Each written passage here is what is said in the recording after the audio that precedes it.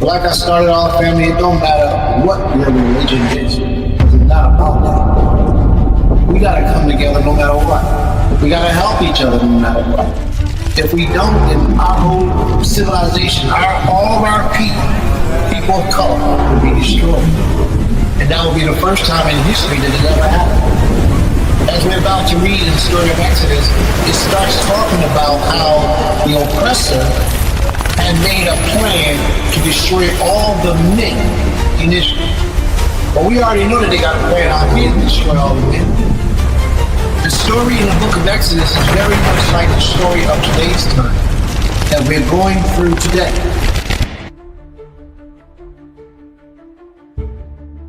This prophet didn't say, well, you got to go get me a certain type of food.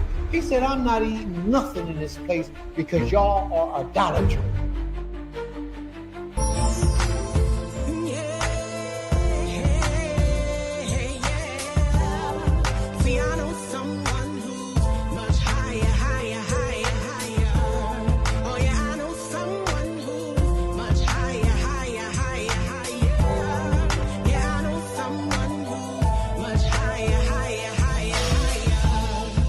When I seen Rome prospering wherever they go, I envied the wicked so much that my feet were gone.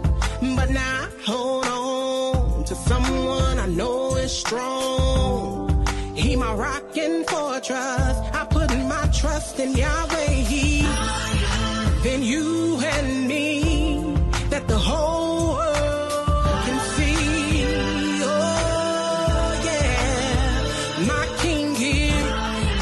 Protect us all, and he heard my call. No, yeah, Yahweh is higher. Is he Yah man to where he gotta lie? Is his ear heavy to where he will not hear? Is his arm shortened to where he cannot save? Cast your burdens down and give them to Yahweh. He much than you and me, that the whole world can see.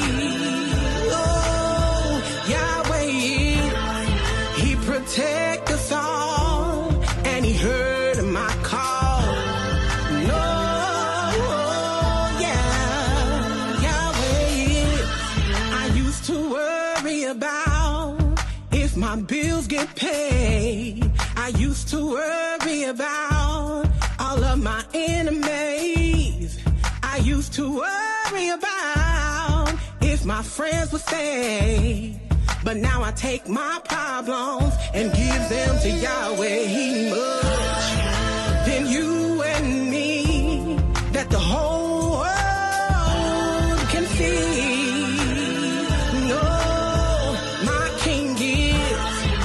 Protects us all, and he heard my call. Yeah, Yahweh is higher.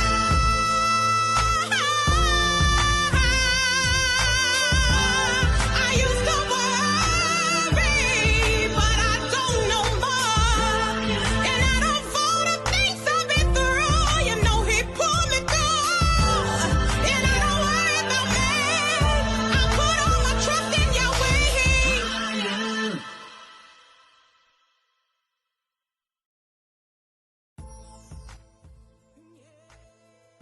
Shabbat Shalom, family. Shabbat Shalom. May the Most High be praised. Toda Rabbah. So what's up, family? What we doing today? Let's talk about that beautiful Holy Week we had. Wow. Let's talk about that beautiful Holy Week we had. What a day, a week of remembrance. Whoa. So much has taken place this week. Let's give a shout out to Brother Free Brew for bringing his family. You know, Brother Free Brew brought the entire squad. Him and I think he had 5 children. Him and his 5 children came down and did their thing, man. Fell in love with them. May the Most High be praised, and may the Most High put blessings upon his life and blessings in the lives of his children. You know, it's a young brother in this way of life, you know, doing the very best he can to survive and take command of manhood. And that's important. Not enough males today have decided that that's the best direction for them to live. Take control of manhood.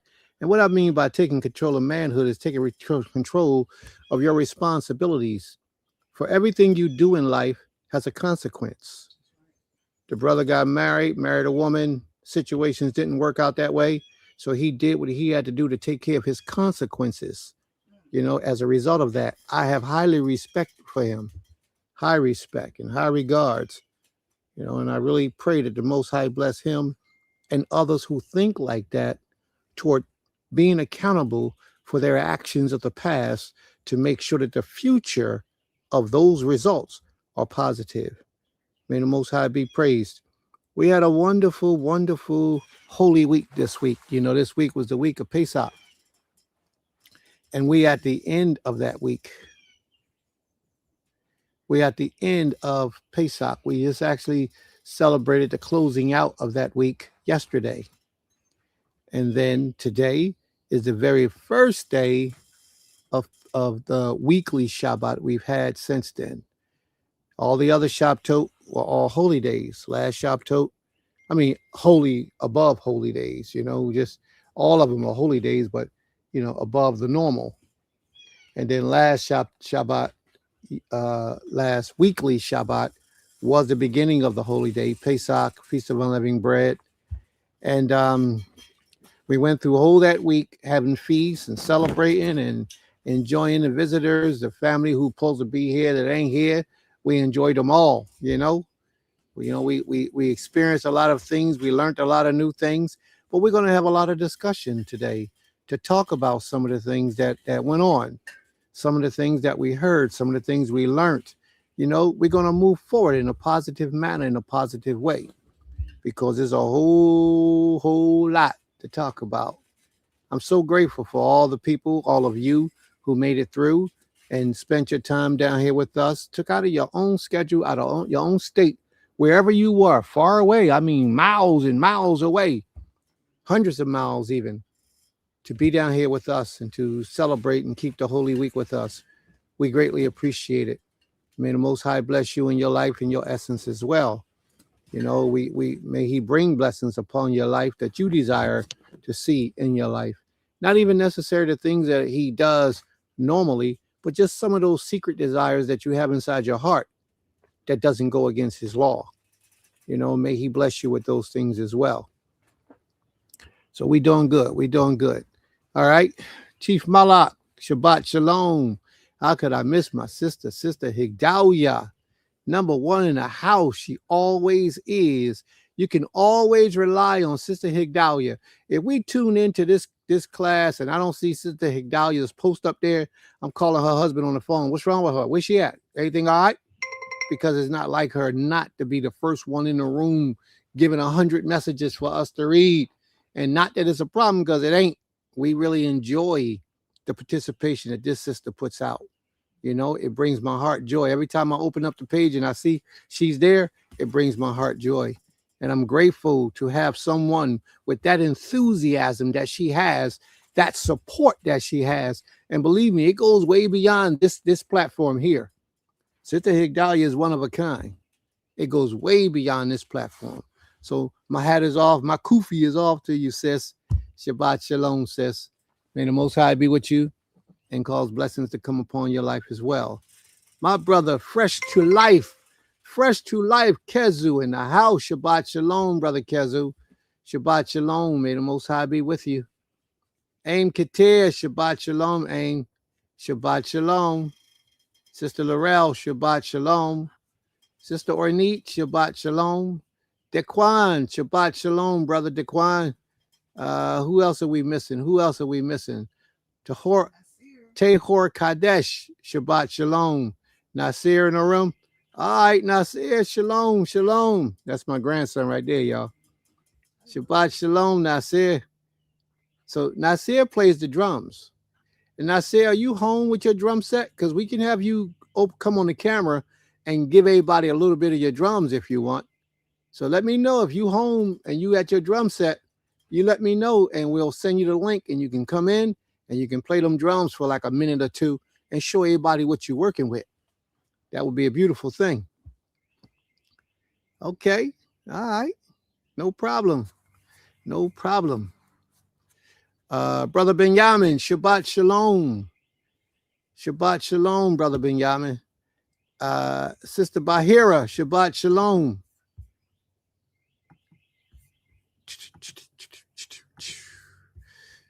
Sister, oh man, oh dag, I forgot. I guess I've been so busy. Sister Hadassah, Shabbat Shalom. May the Most High be with you as well, sis. I'm gonna make it up to my boys. I apologize for not getting through to them like I should have this week, but it's been a very, very busy week. May the Most High be praised.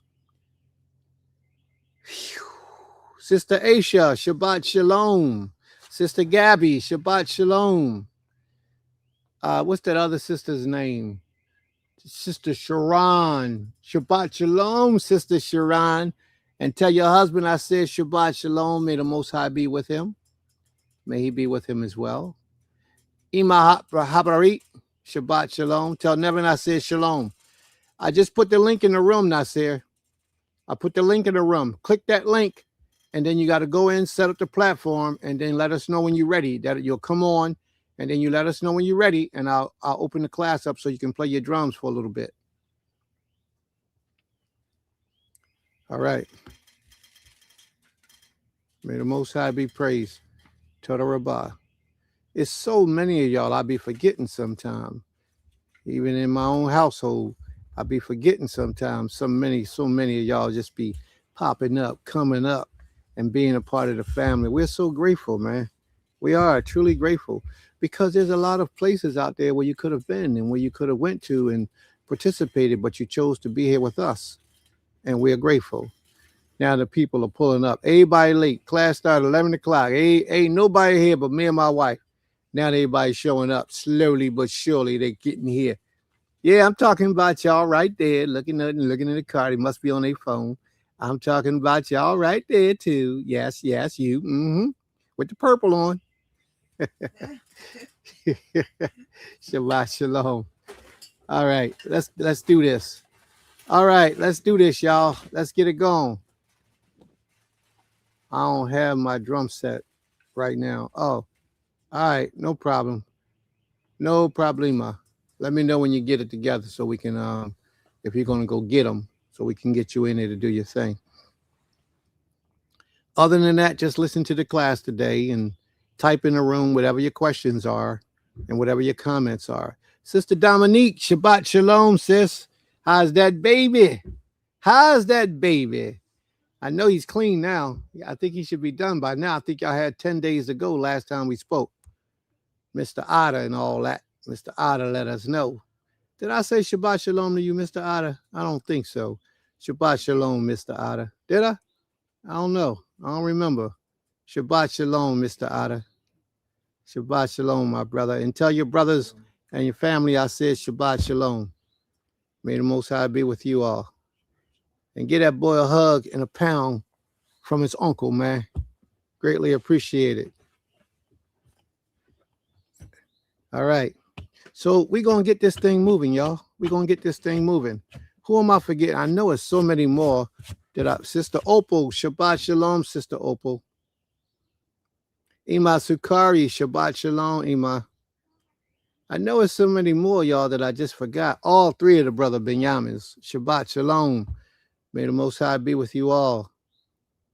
I know it's so many more that I forgot. Prince is always, his mind is be running hard too. But it's all right. We're going to get it together. We're going to slow it down and we're going to move at a nice pace so that everybody is feel comfortable, feel welcome, and feel invited, because it's all about y'all. It ain't about me. It's all about y'all. All of this is about y'all. If it was about me, I'd be living on an island somewhere with a Bugatti, chilling somewhere far, far away. But because it's not only about me and it's about all of us, I got to do what I got to do. Sister Shasha, Shabbat shalom, Sister Sasha. Shabbat shalom. How are you?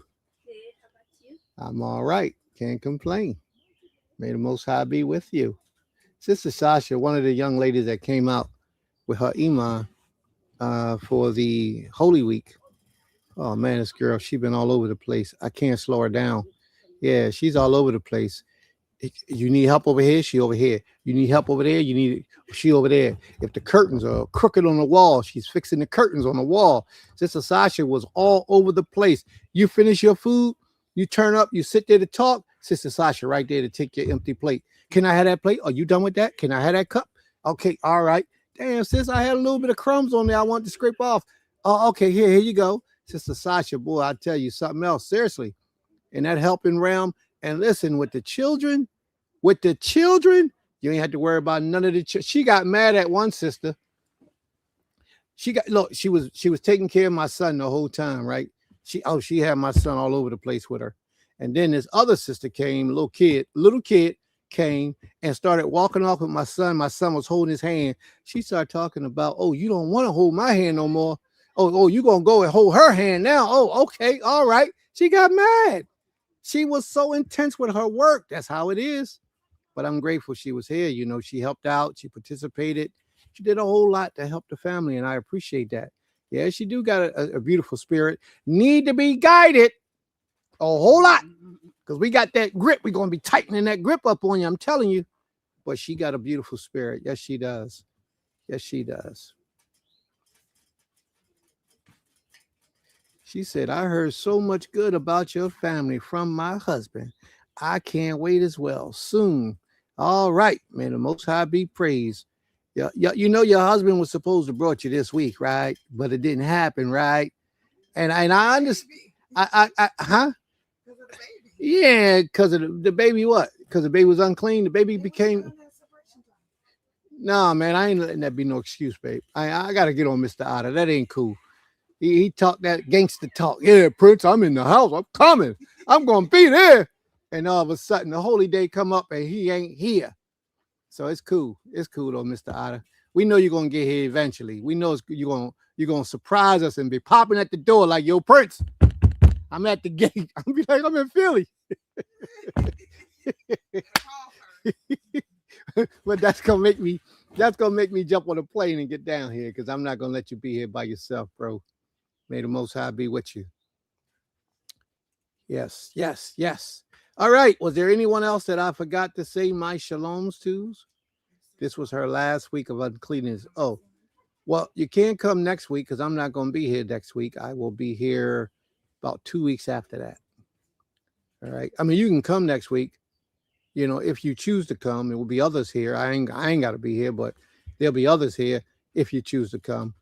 So, you know, as far as me, I like to spend some time with you, bro, but I won't be back for a couple of weeks. So make sure you call me and let me know. I got to go on a mission. I got all these different states I got to go to. Traveling around the world, getting stuff done. Busy man, busy man, busy man. Shabbat shalom, Sister Maxine. Oh, rise, please.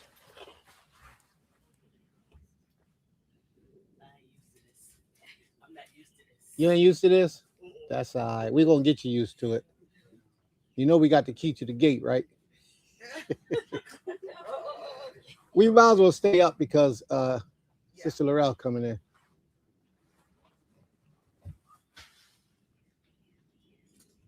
I heard my name. Yes, yes, with the purple on, sitting in the car, pulling up late. Yeah, that was you. Look at these ladies. These ladies look so royal. Ladies look so royal. I wish I could turn the camera around and show y'all these ladies. Oh, wow. All right. Can we sit now? Yes. Toda. All right. May the Most High be praised. Toda Rabbah. I said, Sister Ornette. I got you, man. We're going to make it happen, man. We're going to make it happen. I ain't mad at you. I understand. I ain't mad at you. We're going to fix this in the AM. Yeah. I think your phone broke, though. Mr. Otter, I think your phone broke because You know, I be getting these strange text messages that say, Prince, I'm gonna call you in the morning. The morning come and go, and I don't get no call. And I be like, is something wrong with his phone? His phone keep texting me on his own or something? Because the brother he keeps saying he gonna call me tomorrow, I'm gonna call you in the morning, and then it don't never work. So I figure something must be wrong with his phone. So, you know, Mr. Otto, we might have to get you a new phone, bro. No, Mr. Otter. I think Mr. Otter phone broke. I think something wrong with his phone. But we gonna rock and roll, y'all. But we're so grateful to be alive on this beautiful Shabbat day. So grateful. And what I would like to do before we even begin, well, I guess I can let the people in here speak their own part, but I really want to pay attention to y'all experiences this week during the Shabbat, this holy week, especially those of you, it might be your first time ever. It's your first time ever doing it? Yeah. So we really got to hear from you because she ain't never did it before. You ever did it before, Sister Sasha? Passover. Oh, you did Passover before? Where? We do it every year. At our own house. Oh, yeah, that's different. Oh, with other people. Yeah, I guess you can see that it's different. When you do it home, it's a different flavor, but yeah, okay. So what I would like to do is I would like to get you all out, get you all up and hear what it is that you all felt. Even if it's not your first time, if you would like to share that experience of this week, please feel free to do so. And keep in mind that after class today, after service is over, we're going to have a round table discussion. The boss told me we're going to have a round. Y'all know who the boss is, right? Look at the boss. Everybody look at the boss at the same time. There y'all go. That's the boss. I'm tired. My head hurt on this side. Now, I ain't say nothing about she be abusing me. All I said was my head be hurting.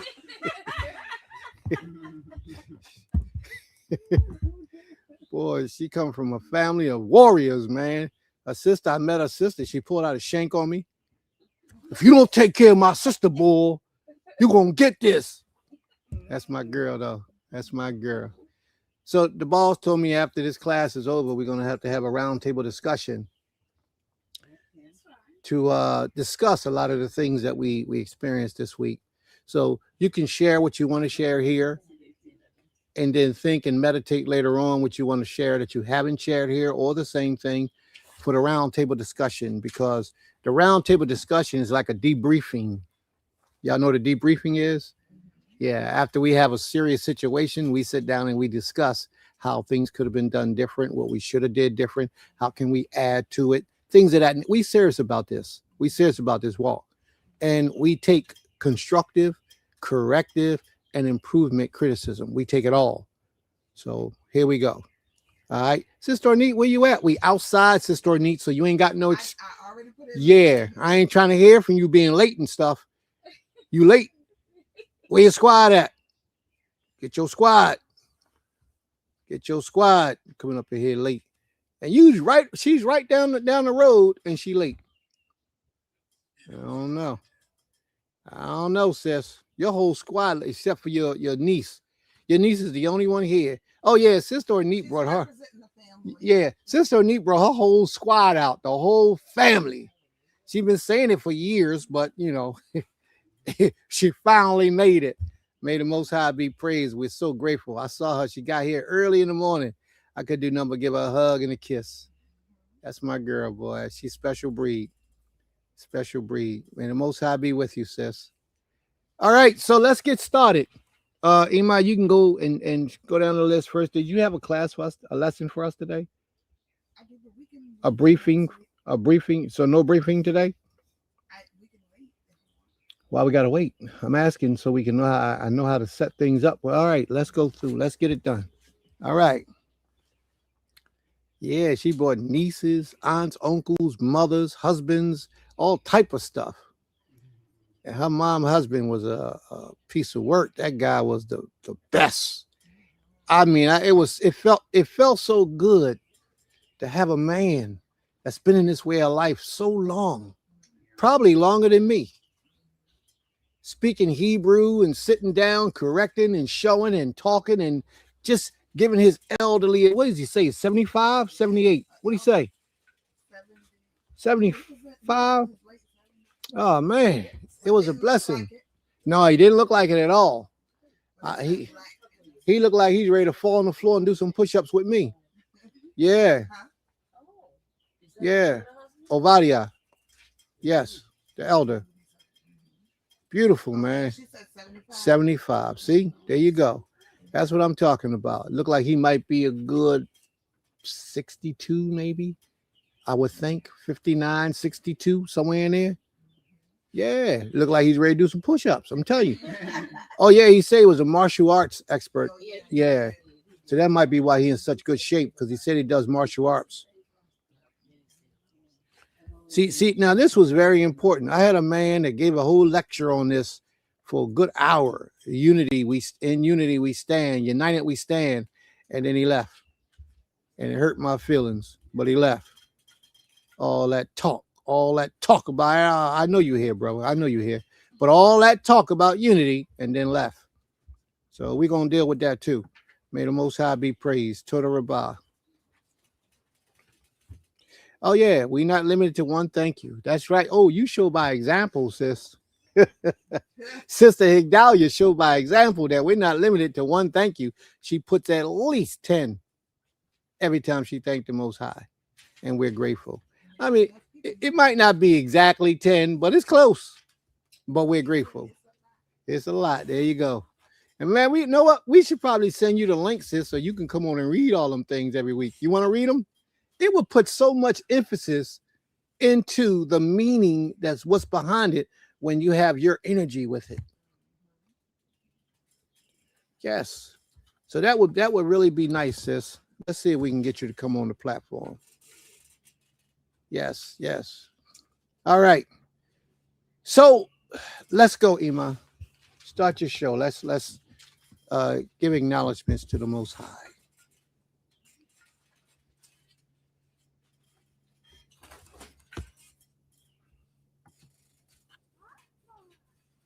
What? Oh, my own son late.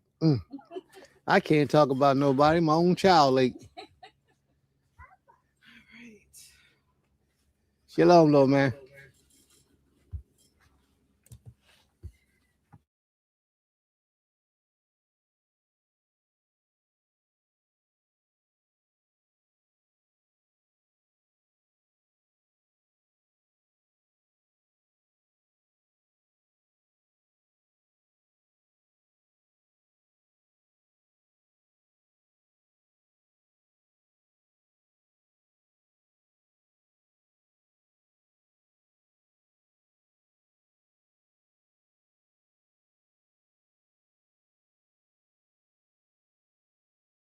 What you mean? What you mean if she says it's okay, if she wants you to, if she prefers, I do. Listen, sis, she does a good job. She does a great job. But to come from the source brings a different energy, a different vibration. So it's cool. That's all I'm saying. And if you don't want to do it, it's cool. But it's all right. We ain't gonna make no big deal out of it. I'm gonna be quiet now, and you and Princess can discuss it. I'm going on mute. Shalom. Shabbat shalom, everyone. All praises to the Creator. I was saying that I don't mind reading your thank yous, Malka Higdalia. You are definitely welcome to come on as well. If you want, we could share the reading. It's up to you. However, I also wanted to, because we have so many people here today, is allow them to give their thanks, and then I would read yours, and those who have posted on the chat. So I would love to start with those who are here, and then we can move forward with the reading of those who posted. So who would like to come up and go first to say their thank yous? And I'm going to turn the camera so you don't have to come. Oh yeah, you got to come closer. Oh, so you don't have to come around. Shabbat shalom, everyone. I would like to thank the Most High for light and life. Oh, it is so beautiful out here today. And It's actually cool. Mhm. And I would like to thank him for just traveling mercies and an opportunity to be here again for another uh, week of feast. It was so delightful. Everything was really planned well. The food was awesome. Mhm. And so I would like to give thanks to the host for everything that was done and prepared for us. Um, I would like to thank him for just another Shabbat day to come together with like-minded people to worship and to praise him for all the things that he has done for us and what he will do for us in the future. I just want to praise him and thank him for everything. I'd like to thank him for also for new friends that we have. New friends and the beautiful faces here, so precious. Um, just, just thanking him and praising him today. Hallelujah. Hallelujah. Hallelujah. Hallelujah. May the Most High be praised.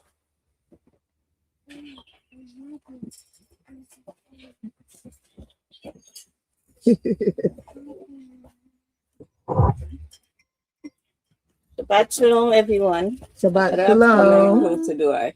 Huh? Yeah, Is this a little close enough? closer. Probably a little bit. I can't really see you from. Let me look. Yeah, that's good. Shabbat shalom, everyone. Shabbat shalom. It is such a beautiful day out here, sunny and nice and breezy. It's just awesome. I'm so thankful to be here on the land of the living, and not only on the land of the living, but here amongst brethren, amongst friends, just being here at the tabernacle. It's a blessing. And I'm already missing it, and I haven't left yet. I'm already missing everyone, and I haven't left yet. Oh my goodness. You know, I'm already missing everyone, and I haven't left yet. Okay, so you know what it's like to be amongst your people. Just instead of being in a house by yourself, Oh, yeah.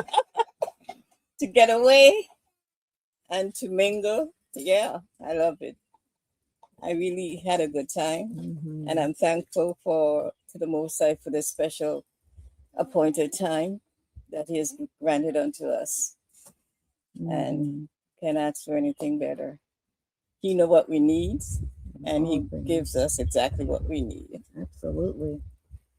Hallelujah. time and space to share love and to just be loved.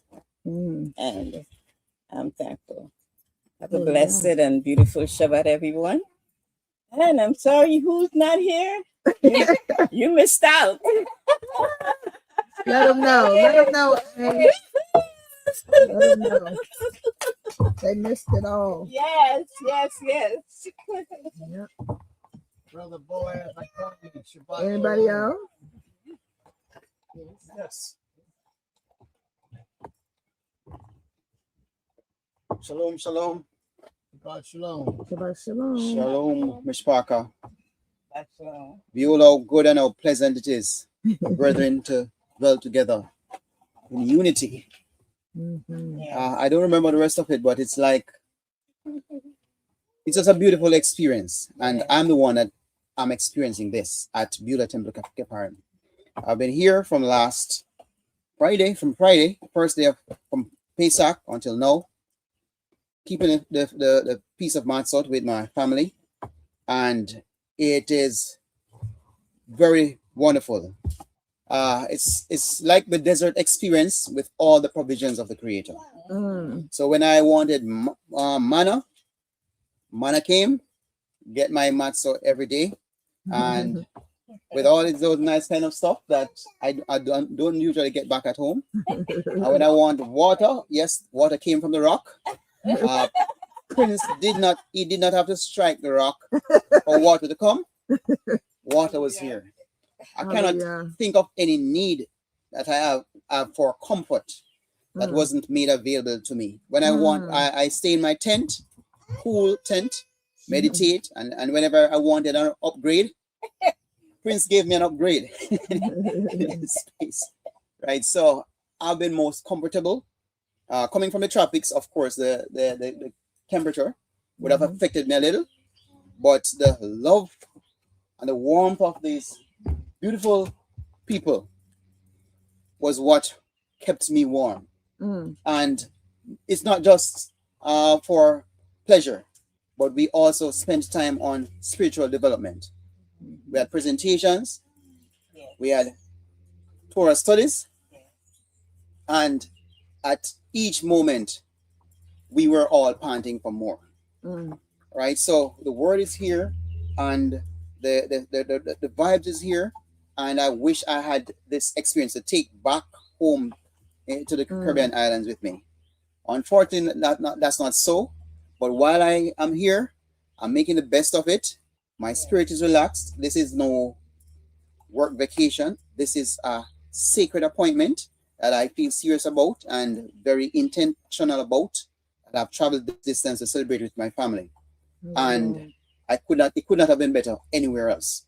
So I am just trusting that we all, those who join online next year, you'll be able to tabernacle with us. As a matter of fact, look out for Sukkot, right? Sukkot. Yeah. Sukkot. Right. So make that plans and make those Shavuot. Oh, Shavuot. That's that. Right. So Shavuot and then Sukkot.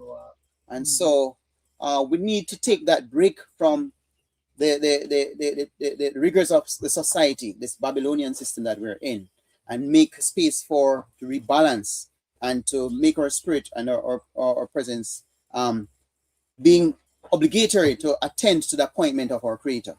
So it's not all about us. It's about a calling that we've gotten, and let us continue to make the effort to do what is right and pursue the righteous path. Shalom, shalom. Enjoy the rest of the yom. Shalom, shalom. Anyone else? Oh. No, I want to share my screen first. Okay. I want to share my screen briefly to the family. Oh, and the elders in the comments, Elder Obadia, Y'all he see? said shalom. This is just some of the things that we experienced. Yeah, we see. Some of the things that we experienced over this week that I thought it would be nice for us to share. Let me see. I think this is a video. Let's see what this video is. This is when we got started. Outside during our event.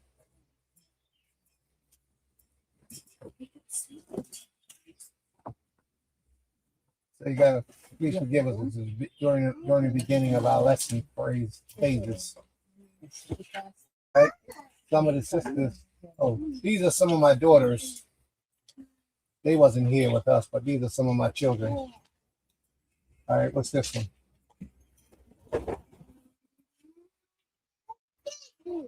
All right, I don't know what that is, so I don't want no surprises.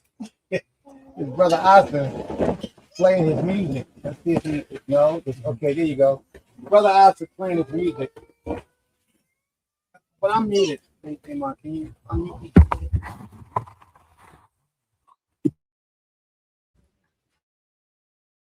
Can y'all hear him?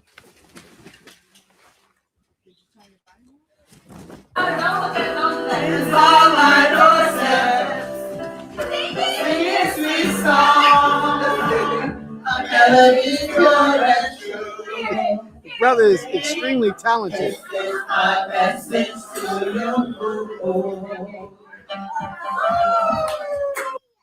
The brother is extremely talented, man. Extremely talented. What's this one here? Oh, there's another song y'all was singing. That didn't go too good. All right.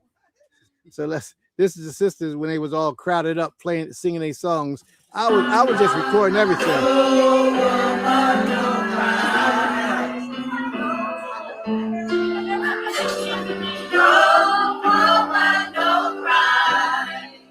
So we was just chilling all week, man, but we got more stuff to show too. More photos, more pictures. Y'all weren't supposed to see that. Okay. Let me see. Anything else there to show for the family? This is another set of the family that was here with us. My brother here, Yehuda, and his family came as well. They spent the Shabbat with us. May the Most High be with them. They had 9 children. How many children they had? 9 children. May the Most High be with them as well. All right. Some of the children outside sleep, chilling, taking it to the head. And that's some of the sisters at the end of the, during the middle of the week that wanted to take some pictures and show off. Look at that lump right there. See that lump right there on their stomach? Wow. May the Most High be praised. These are some of the elders. Aim Katir and Sister Laurel. And of course, y'all know who this lady is. And this sister is Amira. And these are 2 of her children. May the Most High be praised. I didn't know I had all these pictures, but it is what it is. All right, who's that? Oh, Sister Laurel taking the pictures now. And this is the brother, Yehuda, one of the young brothers that was here with us, and very helpful young brother. And he was the other brother, Yehuda's son. So he's up in one of the deer posts that we have on the land, in one of the back parts of the land. He climbed up there and sat up there and was chilling when we was taking our little family hike. Yes. May the Most High be praised. And this is when we went to the school building. Is that a tour? Did we do a tour there? Let's see what we did. Say hi. Hi. We're gonna show everybody, okay? Okay. We gotta show the room. And we gotta show the window. We gotta do all of this. All right? How about that screaming? I done told you about that. So this is what we're building, this right here. Stank. Animal pop up on me, I'm gonna scream. He want me to. Yeah, it needs to know. All right, that's enough of that. So that's the school building that we're building, that we're putting together. And this is a picture of some of us on our hike, or video. It's okay. Some of us on our It's okay. hike. He's gonna come back to me. I think that was the front part. And there's Sister Sasha, all by her lonesome. Sister Sasha. Just so y'all can get a view of Aim Katir in the background. All of these are just some of the experiences. Now, this is one of the houses that we have on the land. But watch this video. Watch these children. Look at them. Look at them. They don't wait for no help. That's right. Get it. And that's how lively Hebrew children are. That's how lively they are. They just get in there and get it out. And Sister Maxine, y'all look at Sister Maxine. Look at Sister Maxine. Say shalom, y'all. Shalom, Sister Maxine. May the Most High be praised. And Sister Maxine, you from North Carolina? South Carolina. She traveled from South Carolina down here to be with us for this holy day. May the Most High be praised for that. And that's Brother Yehuda and his son. What's the Malkut? What is his name? This youngest one? The youngest one? Kingdom? Malkut. No, neither one of those. I can't think of it right now, but it's not those. Okay. But Kano. Kano? Enoch. Okay, Enoch. Enoch. Kanak is Enoch. Okay. Thank you for the correction. Women. So y'all already know them two. They was already y'all. This one already you know, and this one you was introduced to. So there you go, Sister Sasha and Maisha, and that's one of the little young brothers. Help. See, this is how helpful those children are. That's Kingdom. Yehuda again. Okay. May the Most High be praised. And of course, y'all know this lady right here, and this is Sister Laurel right here. What? Amaya. Amira, Sister Amira, and 2 of her children. I'm telling you, we had a ball. Y'all didn't show up. Y'all missed a whole heck of a event, man. We had fun all week long. We had fun. It was nice. When the Most High says it's feast day, it was good for family to come together, especially those who we never met before. This is where we grow our food at right here. These pictures that you're looking at right now. This is the place where we grow all the food at, the farm portion. All right, I think I better hurry up and get back. I wanted to get to the part where we did the lamb, where we slaughtered the lamb and show you all that, but I guess it's not in here. All right, play this clip and we're done.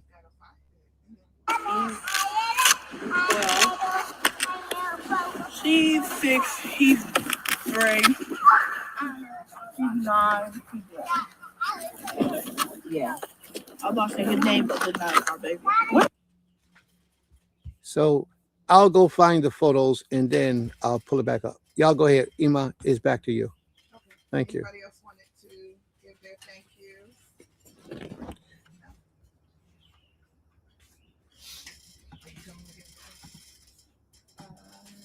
I can. Give me a sec. You want to say any thank you, Sasha? That's see, I wanted to show y'all the goat that we just got as a gift from Sister Shemaya. She came, she brought 3 goats, 2 little tiny ones, and this one big one. And this one big one, they keep teasing the dog, so he laying. See, that's a dog back here in his cage. He laying in front of the dog cage, praying that the dog don't get out because the dog is aggressive. This is them playing games. In the end of the day, I just want to show y'all this. You're supposed to use one hand, you said. Why not? Now watch this. No, one block. Only touch one block. So he gonna Like get you his can't block hold it out. up and push the block out. Brother Antoine giving instructions. Watch what happens.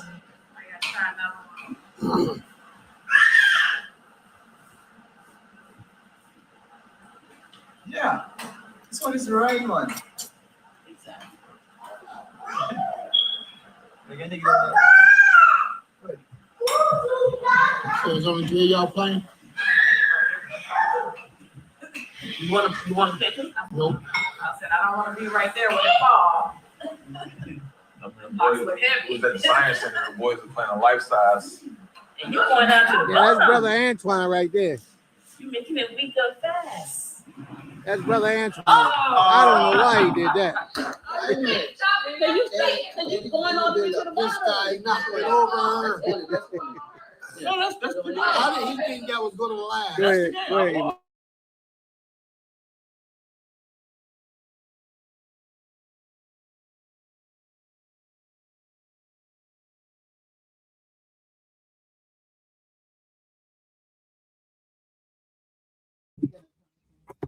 You're on mute.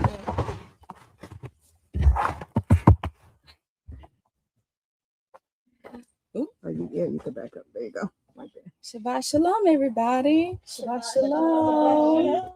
I'll make mine quick. I am extremely grateful for the rest of this week, all week that we have spent together.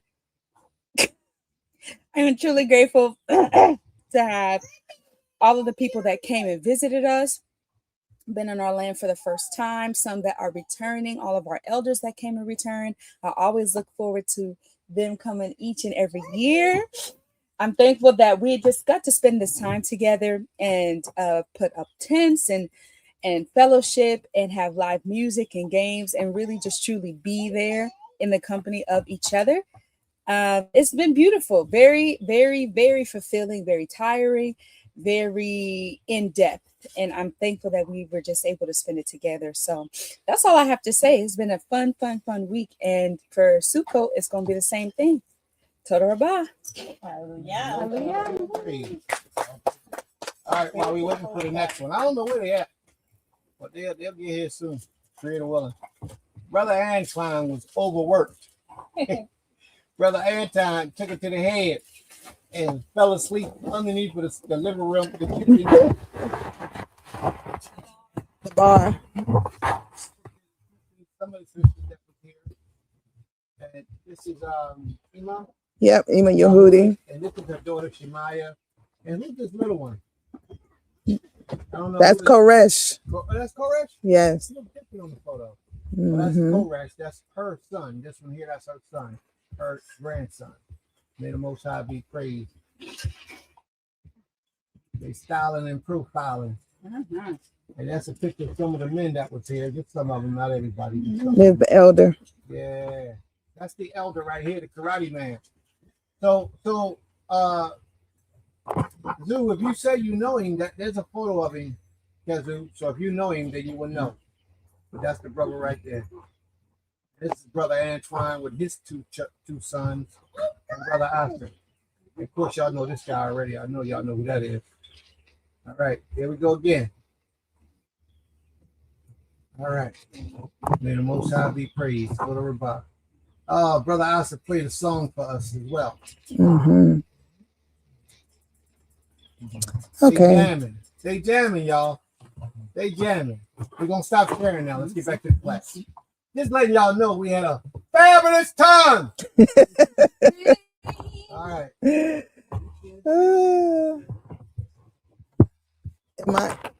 Can I be heard? Yes. Okay. I believe so. All right. Shabbat Shalom again, everyone. We will now, I'll read Malka Higdalia's thanks, and anyone else, if you put it in the comments, please do, so I can read yours as well. Vicky, I videoed that. Okay. All right. So, I'm sorry, Malka Higdalia's thank you. She says, I'm thankful to the Most High for how his perfect law is designed for our ultimate performance all the way around. She says, I took an herbal class wherein the teacher said the best time for a detox is the first full moon in spring. I immediately thought of how the bitter herbs and unleavened bread and fresh food really cleanse us out. He gave us a detox in the form of a celebration. Torah celebrates and preserves life. Hallelujah. Hallelujah. Malka Higdalia also says, I'm thankful to the Most High for the prophecies he left on record for us.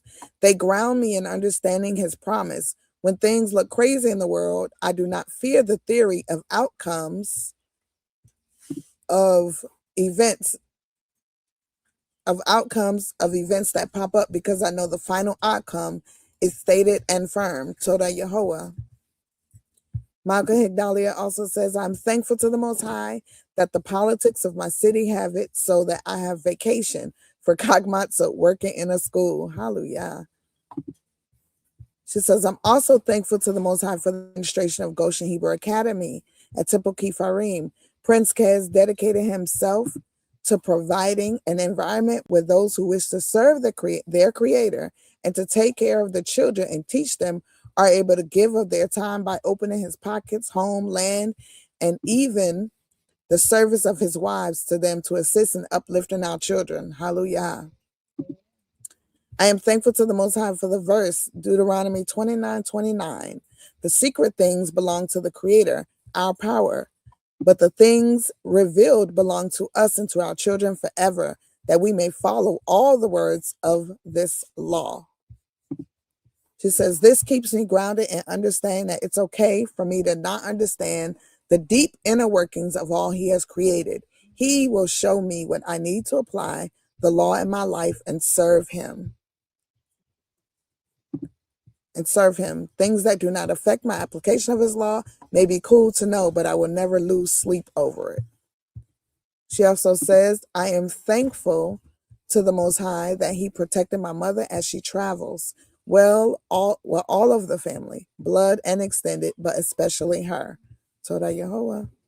She also says, I am thankful to the Most High for the ingenuity he has given us.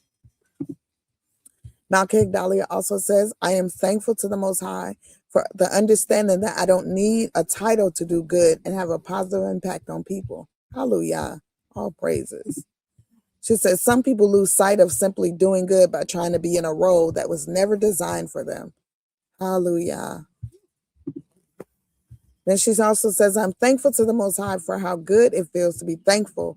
My gratitude fills me up and leads me to wanting to be a better servant every day, because my obedience and praise is all I have to give back to him. Hallelujah. She also says, I'm thankful to the Most High for the knowledge of his faithfulness. This helps me understand that earning blessings are possible every day, no matter where we are. No matter where we are. She also says, I'm thankful to the Most High for his protection when we do little stupid things, not things that break the law, but things that may bring embarrassment or hurt, like eating laying down. She also says, I'm thankful to the Most High that we were placed in a land with freedom of religion, even though that means there would be others. It also means that we are given a right to do our law, most of it. Hallelujah. Most of it. Without that, I fear that many would not even try to grab hold and live in them. Every decision is perfect. Even the scattering was not haphazard. Everything for a reason. She also says, I'm thankful to the Most High that He allowed my cousin and baby cousin to visit and return home safely. Love them so much.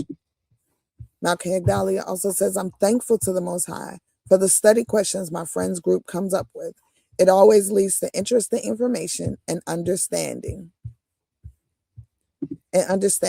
For my law, I have to.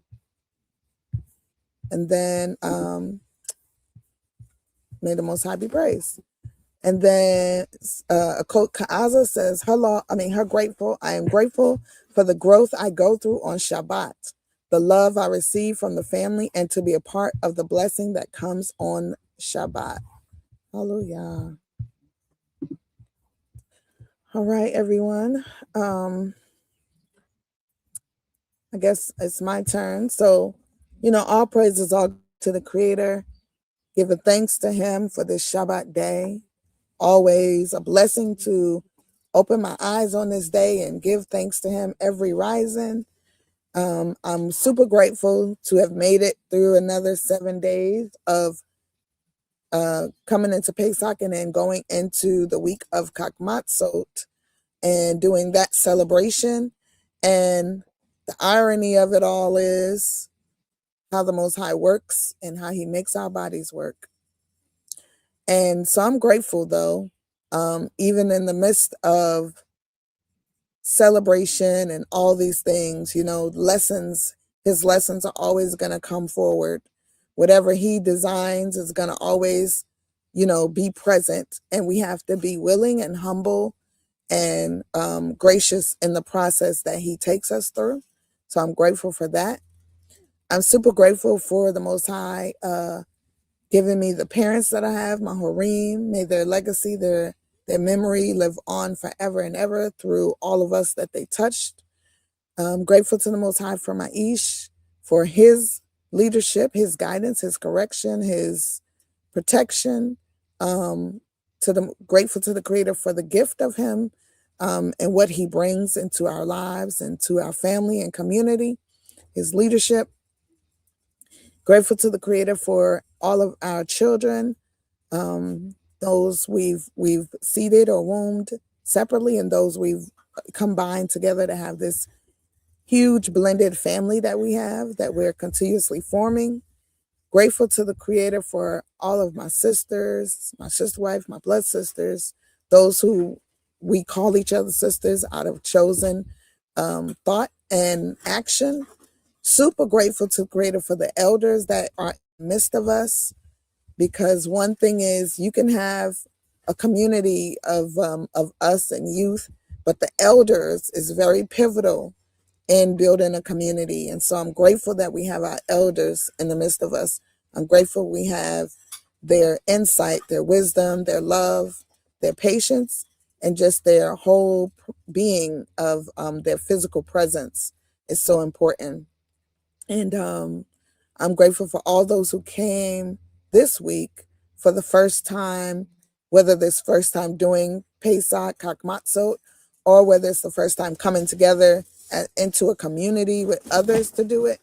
It was a very beautiful and powerful week, a very long week. It felt like, honestly, it feels like we've all been together for about a good month. Day one, it felt like a week already. And it was just because we did so much and we just was so enthralled with being with one another. And so as Aunt Kimya said, they haven't even left yet and everybody's missed already. It's like, when you get to that point when people are about to leave and you drag it on. I think that's where we are. We're dragging these last couple of days on because, it's nothing like having family and adding to your family and building on that and just being amongst one another. It's a beautiful process. So so thankful for the Creator blessing us. Honestly, it's His blessing that we are experiencing to be with one another. And so I'm grateful that the Most High allowed us to experience such a gift, such a blessing. Um, Grateful for all the children that were here, all the hugs that we received, all the love, all that's so important.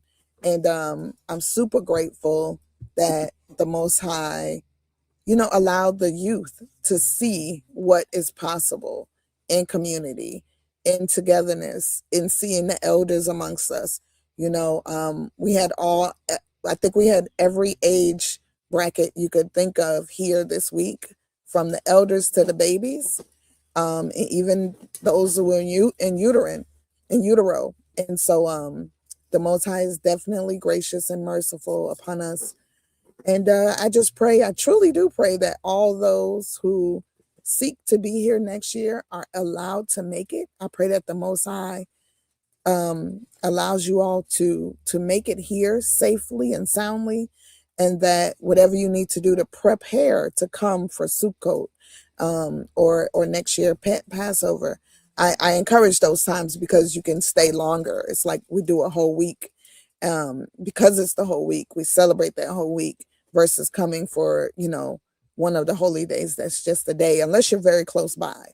But you know, start to prepare now to come for Sukkot.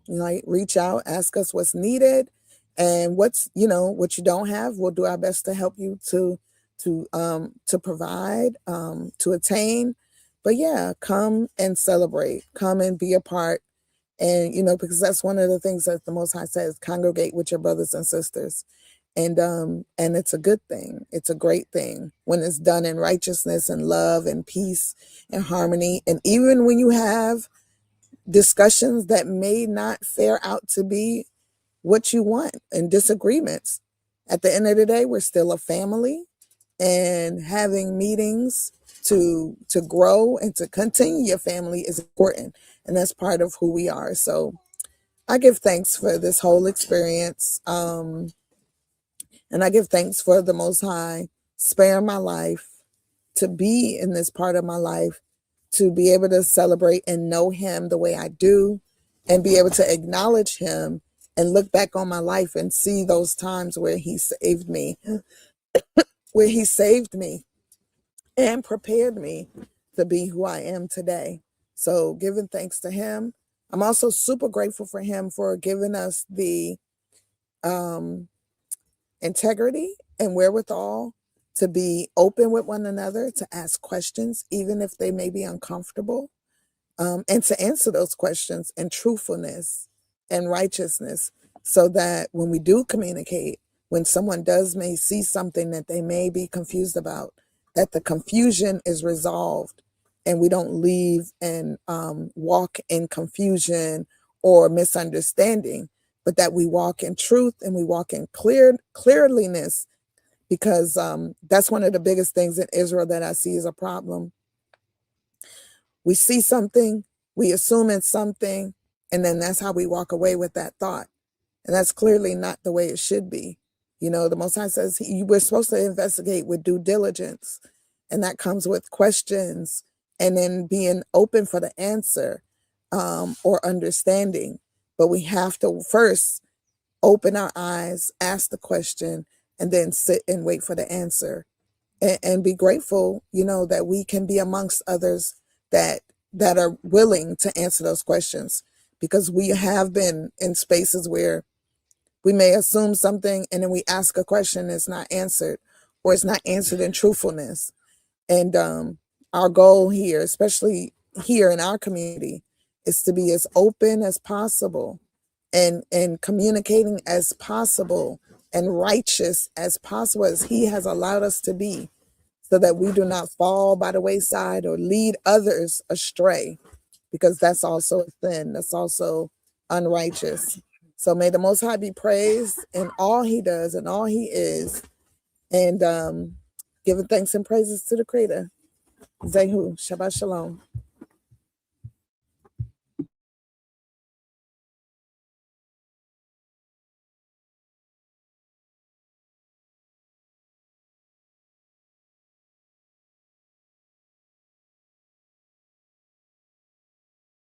Malcolm Dahlia, could you bring that question up again? I don't see the question you're talking about. Oh, okay. I got you. All righty, everyone. I am going to turn over the mic for a minute to Maish.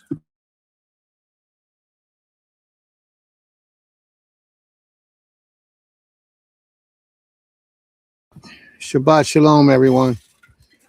Welcome, welcome, welcome. Did you thank the Creator? I don't think you thanked the Creator. I think you was the only one. Did you want to thank the Creator? Go ahead. Go thank the Creator. Huh? Oh, you don't want to? You won't. You don't have to be on camera. Just come up and speak. She don't want to be on camera. Okay, you don't have to be on camera. Just come up. Talk to the Most High.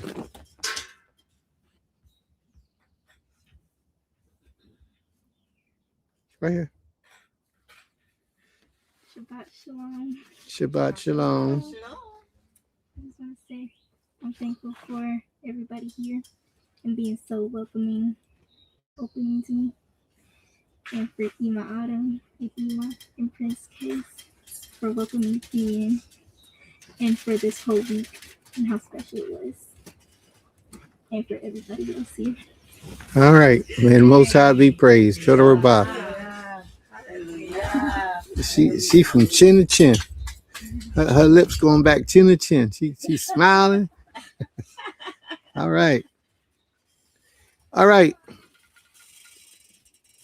Are there any questions before we begin?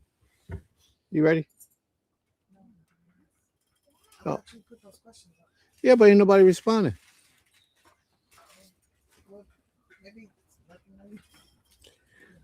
Was anyone going to respond to the questions that we put up? I'll show them again. If there's anyone who wishes to respond to any of these, you could choose number 1, 2, 3, or 4. How have your Holy Week been? How could your Holy Week have been any better? Okay, that's what number 3 is. How could your Holy Week have been any better? How can we improve this class? Describe how wonderful it was for your Holy Week. It was wonderful, or it was fabulous. How was your Shabbat this week? Do you care to share? All right, so I'm going to hide that now, and we're going to get back to the class. If you choose to answer any of those things, may the Most High be with you, and just present your answers. Yes? I text them saying service was at 1, but they're on the way. So thankful to the Most High for this season of cleansing. Right after our holy season of cleansing, to be able to clean our spirits, and then a couple months later, cleanse our bodies.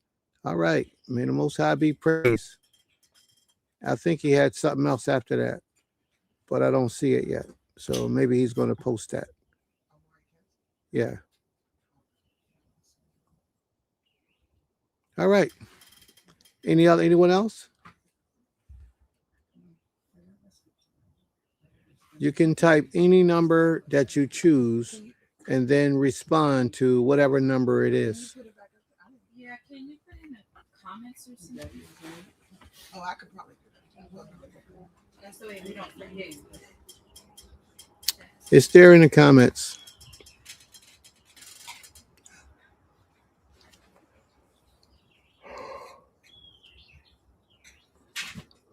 Were you saying number 3 any better? You can, yeah, any better. But you can comment. You can, any one of those or all of those, whichever ones you choose to answer. All right? Let's taking it down. May the Most High be praised. Toda Rabbah.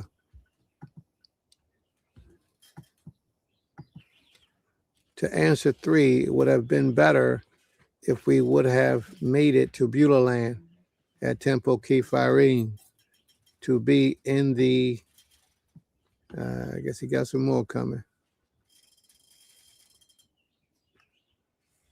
All right, let's keep on going. Let's go ahead with the class, and then we'll come back to those things, and then we'll touch on those. All right. All right. So you do the commandments first. You want to do your portion? No, do your portion if you got it. To be in the presence of the Most High's people during these times, we should be more communal oriented. High. Okay. May the Most High be praised. Toda Rabbah. Are you ready? Yes. All right. There you go.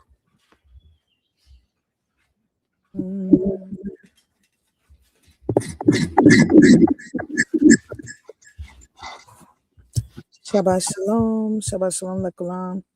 To the Most High once again for this week.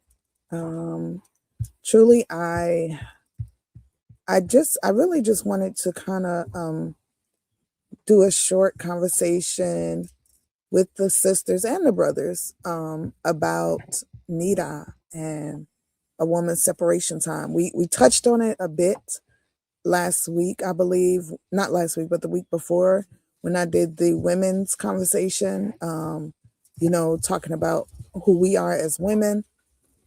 And so I think it's really important that the Nida conversation is continuously discussed, because so many young women and women who are new to this walk of life, when they become of that age, or when they when their Nida is upon them, they're being I'm sorry, I have the wrong banner up.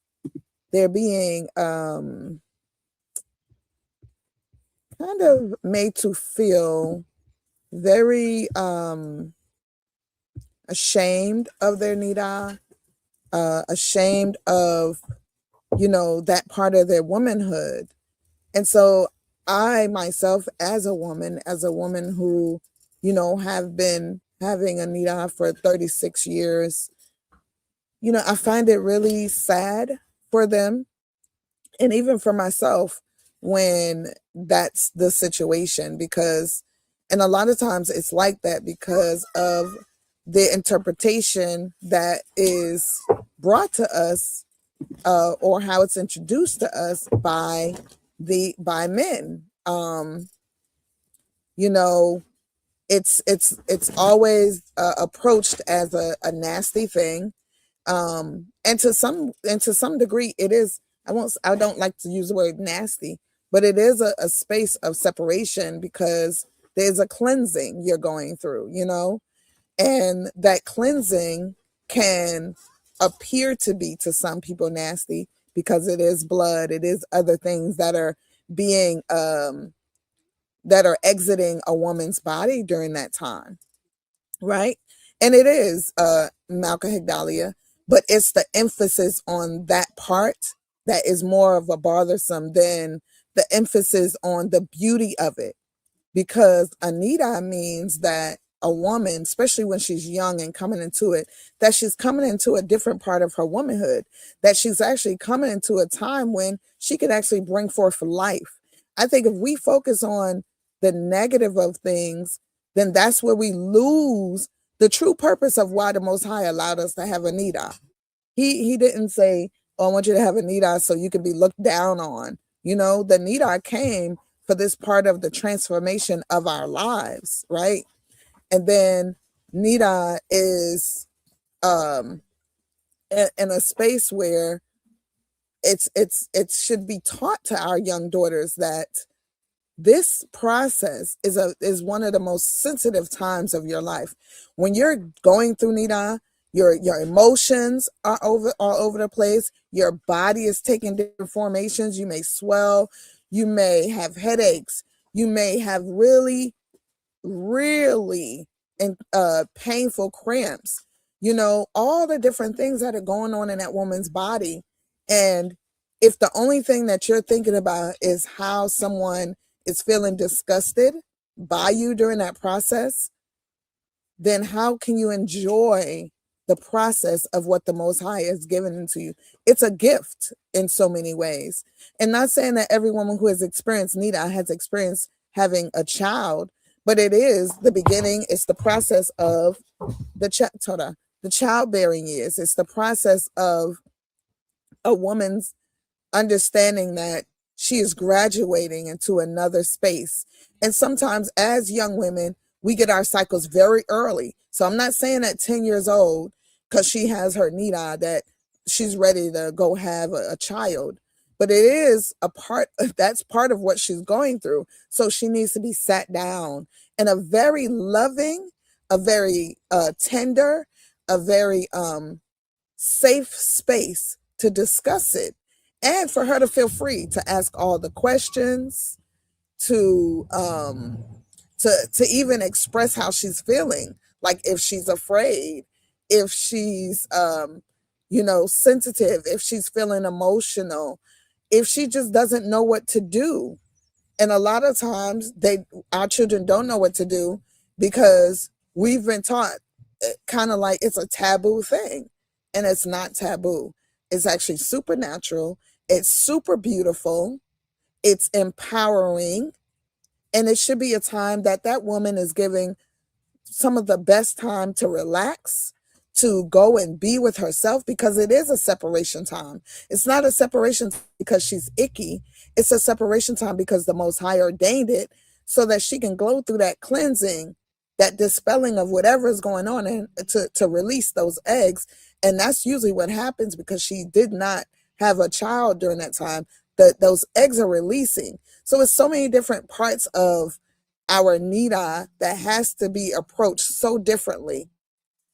And I think another thing that affects women when it happens is when people, be like, oh, let me not touch you. Like it's a plague. It's not a plague. It's not leprosy. It's not something that you should, as a man, should be afraid of.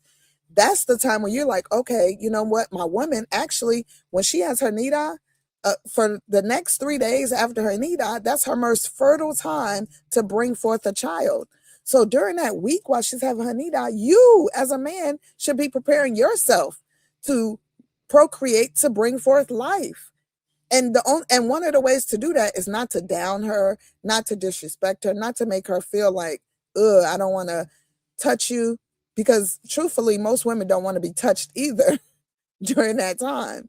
We rather be in a space where we can be separated, where we can have a peace within ourselves, because we're feeling icky ourselves. But we don't need someone to say it to us. We don't need someone to hold it over our head like, you're icky this week. And I'm bringing this out because so many women have, when I did the talk last week, talk to me about that's how they're made to feel. That's how they were made to feel. And so one of the solutions I feel we can do is have sister circles with our daughters, with one another, because some of us, even as grown women, were never taught properly about nida. We were never taught by our mothers or our grandmothers or aunts, because they weren't taught. And then when you're coming into this way of life as a grown woman, if your husband, I'm not speaking against anyone's husbands or leaderships as male figures, but if they're not speaking in a kind manner about nida, then you do need to go find you an elder woman who knows about nida, this process, or other sisters, and ask those questions and be comforted in this process. That's why you see so many groups coming up with the Red Tent Group, because they know the importance of taking women, gathering those women together during that time so that they can understand that it's a beautiful process. It's not an ugly process.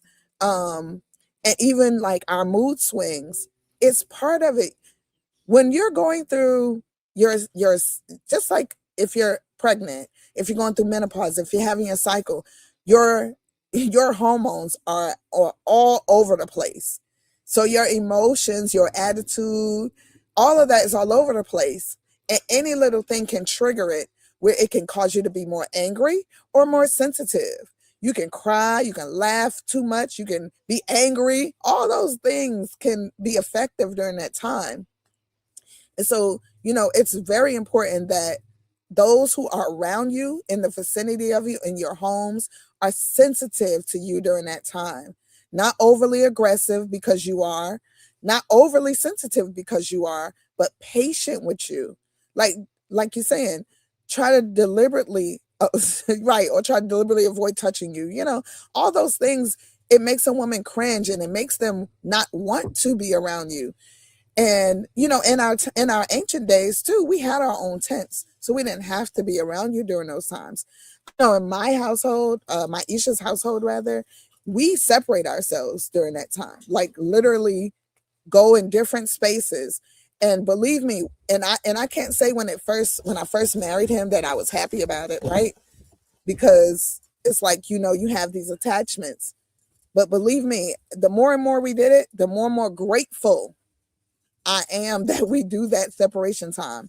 Because truthfully, women, we need a break. That is our break. I call it a vacation. I get an 8-day vacation where I don't have to cook. I don't have to clean up after him, my husband, you know, not because I don't enjoy doing it for him, but we do need a break. And sometimes the only break we get, in all honesty, is our Nida separation time. And so during those times, I'm like, yes, I'm kicking my feet up. I'm being lazy in a way that I can't be on a regular time, you know? And I've realized it's okay. At first I was like, oh, I need to be stilled. But I'm like, no, it's okay because I'm being depleted. So I don't even have the same energy that I would have when I'm not on my cycle. And so these are the things that we have to pay attention to as women as well. Like during your cycle, your iron levels are low because you're losing blood. If you're not drinking things to help, you know, get that energy back, that iron back into your body, then you're going to be losing vitamins and blood and things. Like I look at the fact that there, like if you drink hibiscus tea during your cycle time, that's a very great tea to drink because it helps build up your blood. It helps give you iron. It's very invigorating for you. So, you know, we got to look at all those things as well, the solutions to what we can do to help ourselves during that time. But yes, sisters, I would say, especially if you have an Ish who says, hey, this week you're unclean. I don't want you to do nothing for me. You cannot cook my food. You can't iron my clothes. You can't do my hair. Listen, thank you. Thank him, you know, and say, you know what? Thank you for this break. And thank the creator, you know, for this separation time. We also have the power to take accountability and to control how we feel or are made to feel during that time, you know. And if people around you don't appreciate that time, then you find it in your way to say, you know what, this is my time. I want to go spend it, if I can, a few days away so that I could really go through this process in a peaceful way. Because a lot of times what makes our nidas uncomfortable is if we're not in a comfortable place, if it's no peace, you know, that can also exasperate our cramps. You know, it can also exasperate your bleeding. Like all those things add to how heavy your cycle is, how your moods may be. So, you know, I'm just saying to our sisters, be mindful. And I'm really, really imploring to our husbands or our male leadership to be a little more gentler, a little more kinder with your words, a little more sympathetic, or well, not sympathetic, empathetic in this process of Nida with your daughters, with your wives, with your sisters, with your women in your congregation. Because the biggest thing that we feel from you all is a push against a natural thing that happens to us every month. And some of us happens twice a month. Some happen, you know, every few months. But either way, like, you know, respect the fact that this was a gift that the Creator gave us so that we could bring forth life for you. You know, this is your time too, during that week that we have our separation, for you to gather yourself too, so that when they come back to you, be like, you know what? We can have a baby this week. You're at your top. So let's do, what can we do to make this a celebration? You know, It's not a punishment. What can we do to make this a celebration? The punishment that the Most High said was women will have travail during labor. He did not say that our menses, our separation time was a punishment. So, let's truly look at that. Look how we treat each other.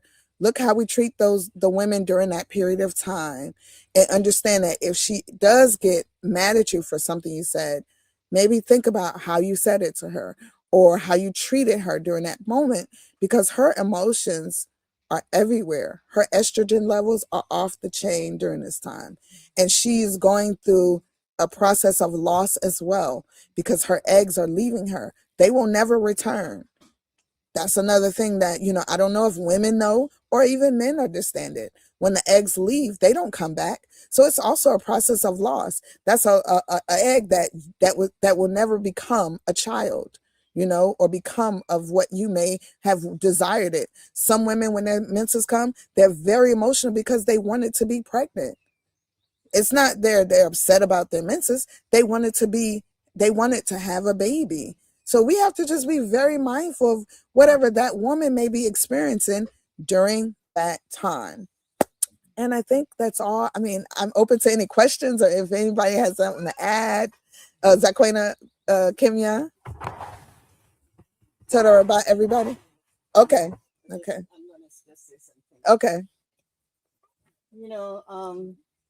When we grew up in Christianity, Mhm. I was in church whether I had a nida or Right. whether I didn't have one. Wow. All Okay. the time, every Sabbath, we were in Right. church all the time, Mm. meetings, wherever. Right. And when I first got into this way of walk, Mm-hmm. and I was told that I was unclean, I could have crawled into a hole. Right. I thought I could have died. It's Right. like, Yeah. it's like you can't be amongst the brethren. You can't, because I'm accustomed to Yeah. Being. worshiping Yeah. with everyone and probably preparing the meals and getting Yeah. everything ready for the Sabbath. The house is ready. The place is set. Right. The food is prepared. Yeah. And here I'm being told now that I'm unclean and I gotta go someplace else. It's like, Right. I mean, I thought I would have died, Yeah. Yeah. And I literally thought that, I could have crawled into a hole. I Right. mean, I felt so insignificant. Right. Yeah. But that's wisdom. Yes. Teaching and explaining, that is wisdom in a nutshell. Toda Rabah, aim. And I actually like the fact that you brought up that unclean word, because my daughter mentioned that to me yesterday. She was like, I think the biggest part is, why do you have to call me unclean?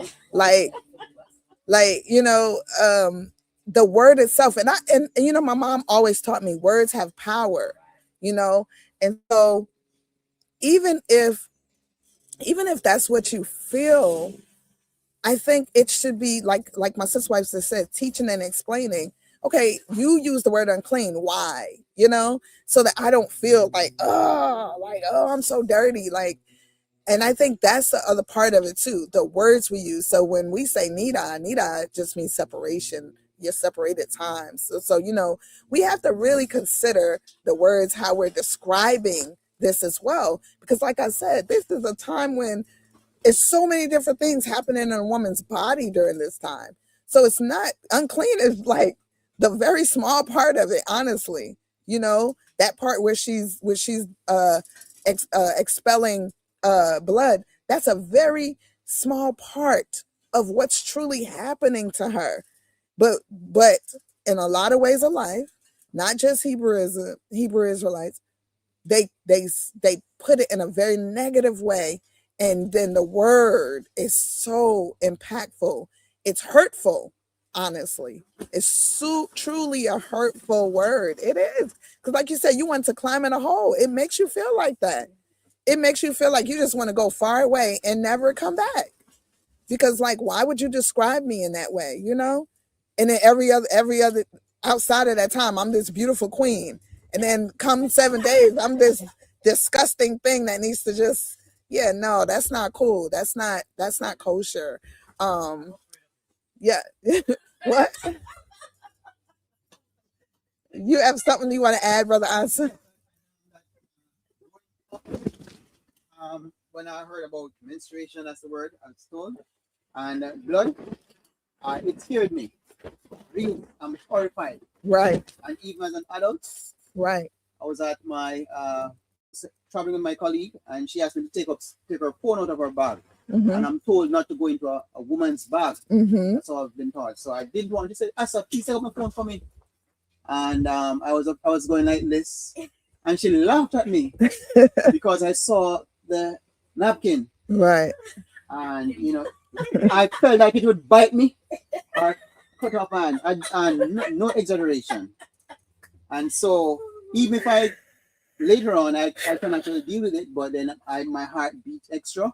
I don't know why, because I realize it's a scary thing and it's a blood thing. And so now I'm understanding that it's normal and it's an act of the Creator, and it's a healthy way for the woman to be actually cleansed. Yeah. Right. So just to say that, is it possible for the woman to say, rather than for us to call her auntie, can she say to us auntie? Like, for example, what? Like I'm going towards her, No. and if she could just let me know, not to Right. embrace her, Yes. and for me to, for it just maybe just. Okay. Well, if there's a little code, I don't want addition, but I just believe that there's some. I think it's with a leper that the person said unclean. Someone like that could be actually applied to a woman on her knee. No, it's not the same. Unclean. No. To warn me. No. So the warning is not good. Not to say unclean. I could say I'm inactive or I'm nida. Like the word unclean. Like, and I hear it. Yeah, my separation time. Just say separation. Yeah, like I hear Higdali says, because you are. It's not the fact. I don't think it's the fact that we women don't understand that we are unclean. It's the fact that how it's said and how it's treated. Like, I think first of all, we know what we are because we're going through it, right? Like this is our thing, but it's how it's approached, and the approach of it is what's hurtful. It's not the act of it, because the act of it we know is natural. But it's men, right? Because yeah, I'm talking to I men. don't think women treat women. Oh no, some women do too, because it's what they were taught. It's not because they're insensitive, but when you're taught something all your life, that's how you carry it. But that's the other part of, we have to reteach each other how to be respectful and just acknowledge certain things, that just because it was done over and over don't mean it's right. It does not. It does not mean because 30 years ago when 500 people decided to be Israelites and studied the Torah, that they said, oh, these women are unclean, that we should continue to call each other unclean and say that it's okay. It means that, okay, that's what y'all discovered. But 30 years, we have transition. We have learned more, right? So as we continue to learn and grow in this walk of life, then we learn, okay, you know what? That's not a sensitive way to speak of this process during a woman's separation time. Let's find a better, and it's not that we are ashamed of it. Like I said, it's how it's being treated, how we are being called. That's what makes a woman feel ashamed of this process. And why should we be ashamed of something that the Most High naturally put upon us? Like I said, it actually should be a celebrated thing because of the whole process of what it is. But I think a lot of times we don't break that down. We just, like, we all, and I'm not saying this in general, it's all of us, but a lot of Israelites come into this way of life and we just go with the flow of whatever it is. And I don't think that's correct. I'm not a person that go with the flow. I was taught, if you don't like something, look, break it down, see what's going on, and then bring something better out of it. Don't just be a follower, because sometimes we're following in ignorance or just to get along. And that's not righteous to me. All right. Thanks for the clarification. But on behalf of the men, we have a responsibility, and our responsibility is to embrace, not to embrace, but to understand the process. And also, if we should be deliberate in setting up spaces in our homes, separate ourselves. Yeah. From, well, no, for the woman to separate herself from the rest of the household. And I believe that there's much benefit, because if the case where the man doesn't help with household chores or anything like that, it's a good time for him to help his wife, you know, with some things that you know, because it's probably a very emotional moment that's going through. And men must take responsibility too, because even for semen, which I hope we'll discuss at another time, it is a form of impurity if after 2 days it doesn't turn into a life. And that's why the Creator had to say at the foot of Mount Sinai, separate yourself for 3 days, because if they had intimate relations, then the semen will have to actually be gone after 3 days. So we have a responsibility. Okay. And I'm thankful for this conversation. Brother Asa. Yes, Aim. Could you come? Because I don't know if they can hear you. Unclean is such a general term. Right. That, it probably requires explanation, because the term is related to emissions from our bodies. Right. Right. That some results of inflammation. You know. Yeah. Which is basically unclean. Right. And that may be contagious. Right. But the NIDA. Right. It's not as a result of inflammation. Right. You know, so I think there should be a separation when we're talking about the NIDA and also natural occurrences in life between men and women. For instance, he was talking about the emissions, which occurs naturally in also. men. But we bulk them all together to say unclean. Everything's unclean. Right. I believe that the issues from our bodies as a result of inflammation, they are unclean because they can be transferred to other people, you know, physically transferred to other people and cause issues with other people. But for us, that the natural occurrence of the body in male or female, I mean, it's not contagious. Right. It's not contagious and should not be under that umbrella of uncleanliness. Right. You know. No, that's what I'm. Yeah. I definitely, it should be called something else. Right. I definitely agree with Aim. I pray everybody heard what she was saying. And I do agree. And there's some comments that I am going to read on the line as well out loud. But I agree with what Aim said, because there are the differences. There is a difference of unclean from leprosy and then unclean from NIDA, right? And so, like she said, and this is very significant in science and medical, unclean truly means like when you have a emission of an infection, that's truly unclean, because like she said, that's a disease, that's something that can be spread like a STD. Like when we say, if you have a what do you call that on your a herpes or something on your face, and you can push it and it emits oozing, that's unclean, because if you touch it, you could transfer that to yourself or to another person. And that element of physical touching, right? Of course, we know that the law says if you touch an unclean woman or what she sat on, you become unclean until the evening. But it's a different type of unclean.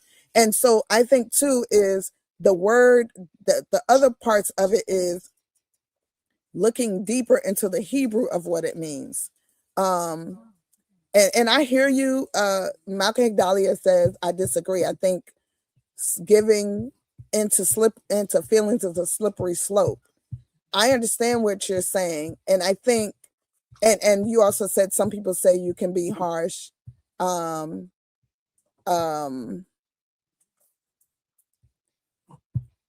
they weren't saying semen is an inflammation. Nobody said that. He was just saying semen is unclean because we know what the law says, right? And we know what it is. However, I do feel like when you have a child who's 10 years old, right? And she gets her NIDA, and we're sitting there being harsh with her about it, using words that she may not even truly understand. She's 10, y'all. Be mindful. This is what I'm saying with the practical of things. And I'm not trying to add to the Creator's law. I'm not trying to take nothing away. But when I look at the Torah, to me, it's a blueprint. Everything is not spelled out. He tells us certain things. We go with it. We break it down. That's why there's teachers who break it down, because there is lack of understanding in some of it. It is lack of sensitivity in some of it. I'm not a teacher of the laws in the Torah, but I live with the application of Torah. And so for me, as a woman, as a mother who have daughters, who have other young daughters who come to me and say, I don't like the way that feels, I think it is imperative that we consider those feelings. I'm not saying that we have to be like, oh, your feelings, let me find a way to not teach you about what this is, but we do have to find a way to teach better. We cannot, let me not say we cannot, because I'm not here to tell anybody what they cannot do. I'm here, honestly, I brought this up because it was brought to my attention by numerous women, not just that hear this class every day, that heard it before, heard us talk about Nida, or just in general conversations with women, that it's not comfortable how we're approached or talked about or treated during that time. I can tell you, and I've read this law, I've been in this way of life for 18 years. No, I wasn't born in it like so many people, but I read this law over and over throughout the year. Nowhere in the Tanakh, nowhere in that law does it say that you are supposed to treat a woman in the disgusting manner that we have been treated. And I'm getting very sensitive at it because that's not in the law. So we're not supposed to give into our feelings, but we have to give into the feelings of somebody being mean to us. That's not right. That's not correct at all. That's not righteous. That's not respectful. That's not honorable. So if we can't, our feelings can't be honored, but we got to honor somebody else's feelings of how they're going to treat us disgustingly. That's low toe to me. And for a woman, as a woman, I feel like it's my duty. It is truly, it's my duty to be like, you know what? How about we find better ways to communicate with one another? How about we find ways that it's not about giving into someone's emotions, but it's just about being respectful with one another. It's about truly honoring someone's understanding and saying, you know what? You're right. I don't have to approach you in such a negative way because you are Nida this week. I can really be like, you know what? It's your separation time, and focus on your separation from me. You don't have to focus on my separation. Focus on yours. And then as a family, we can talk about it and say, you know what? This is how we are going to do as a family during separation time. We have to get out of this mindset that we don't have to honor each other's. I do believe in honoring people's feelings. If I'm angry, and this is me though, I do my best when I'm angry to stay in a certain space because I know that my anger may go into someone else. I'm not, and that to me is not honoring somebody else's feeling. That's just me letting that govern myself and say, I don't care how somebody feels. And I can't say I was always like that. I'm growing into my womanhood, you know? And when you grow into your womanhood, you see things differently. You understand things differently. And because I have daughters truly who were not born into this way of life, and the one that was, when they come to me and tell me, I don't like how that makes me feel. I don't like being amongst men when I'm like this because how they make me feel. Then I feel like it's my job to find a way to help that process, to help all of us become better in the process and be mindful of others. That's all honestly most women want is just the mindfulness of, hey, I'm in a sensitive space. You don't have to remind me of it. You don't have to treat me like I'm a plague. You don't have to treat me like I'm this piece of garbage or something. And I'm saying all this because women have said this is how they are made to feel. And I hear you, Malka Dahlia, that we have to control our feelings. We do. But also, people have to control how they approach you as well. It cannot just be a one-sided process and saying, well, you're unclean, so because you're emotional, that you might just be taking it wrong. No, I'm emotional because my hormones that were naturally given to me by the creator, who knew during this time that they would be like that, are there. And so if a man doesn't know that, we're supposed to educate each other, right? So a lot of men, I won't even say a lot of men know that. Some men don't know that. Some men just treat you that way because they saw another man do it. Honestly, let's just be real clear on this, right? Some people, some women act in a certain way because another woman showed them that. It wasn't because that's what the creator said to do. It's because that's what they were taught to do, and it's okay for us to teach each other to be different, to be more mindful. I see Chief Malak says, yes, we should be mindful of others' feelings, but when it comes to the creator and his laws, feelings don't matter. I agree with you saying that the creator's laws, but I'm not going against the creator's law of Nida. And when it comes to creator's laws, I believe feelings do matter. The Most High made his laws understanding who we are and understanding that we have feelings. We're human. We're not the creator. We are human. We may be of him. We may have elements of him, but he is it's getting bigger. The discussion can go on and on.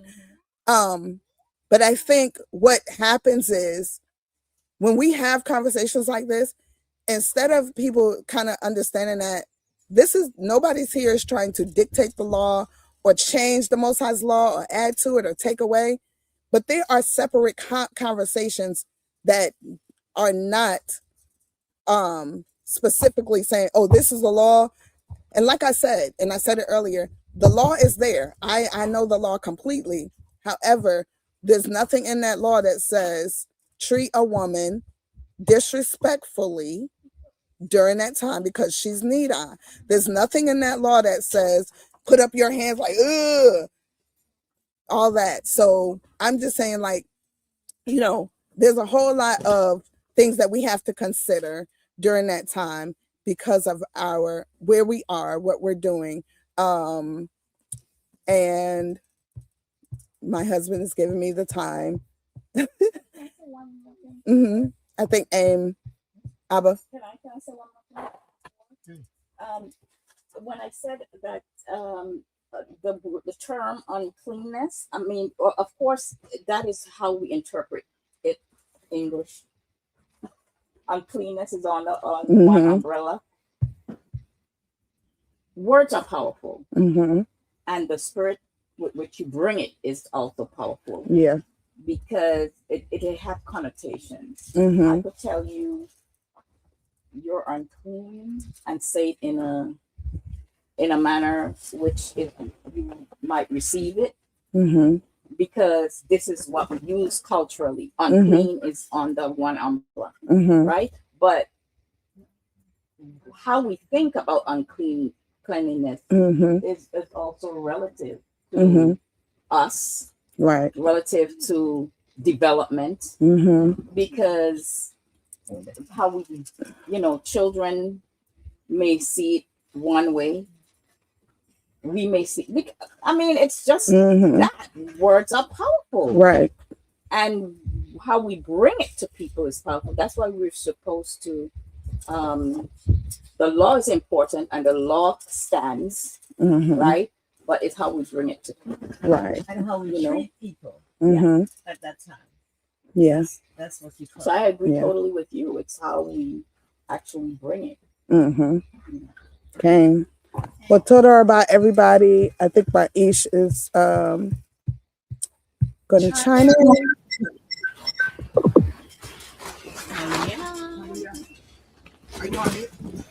No, I'm not on mute. I'm just meditating on the moment. Wow, what a conversation. What a conversation. The problem that I'm hearing over and over and over is I'm hearing Sister Higdalia say overly emotional women, where y'all dealing with just respect from a woman, period. She's dealing with overly emotional women. Well, at least her complaint. And I have to agree that a lot of women, not all women, but a lot of women are overly emotional during that time. And the best thing to do is just, as a woman, know your position and maintain yourself in that position. And if someone chooses to approach you, just let them know, not now. You ain't got to know why. You ain't got to get into no explanation. Just hold, chill, and move on. Let him work in his mind or her in her mind. If they got to figure it out, let them figure it out for themselves. But you as a woman, you don't have to say I'm unclean, or you don't have to say I'm nida. You don't have to say I'm impure. Just go your way. And when somebody try to invade your space, just let them know, not now. All right? Take your chair, move your chair around. If they're living this life, they understand what you're doing. They understand why you're doing what you're doing. It don't even need to be spoken. So nobody needs to be disrespected. Nobody needs to be feeling a certain type of way.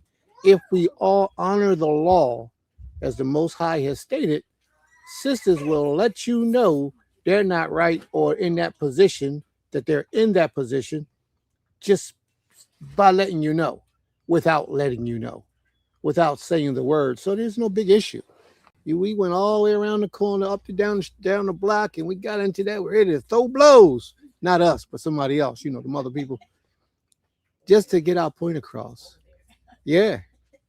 But there are women who are overly aggressive, and when they get in that state, and you got to lock them down.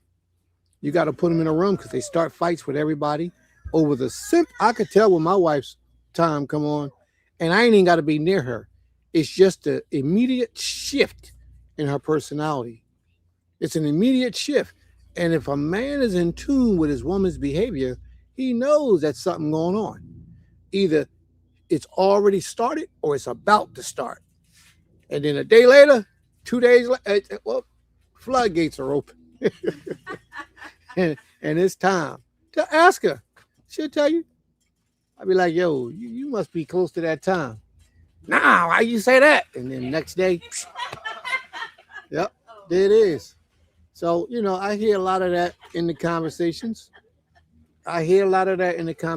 But we do, at the same time, got to be respectful, not to cause people to feel like we're alienating them because of a law that the Most High has given us to abide by.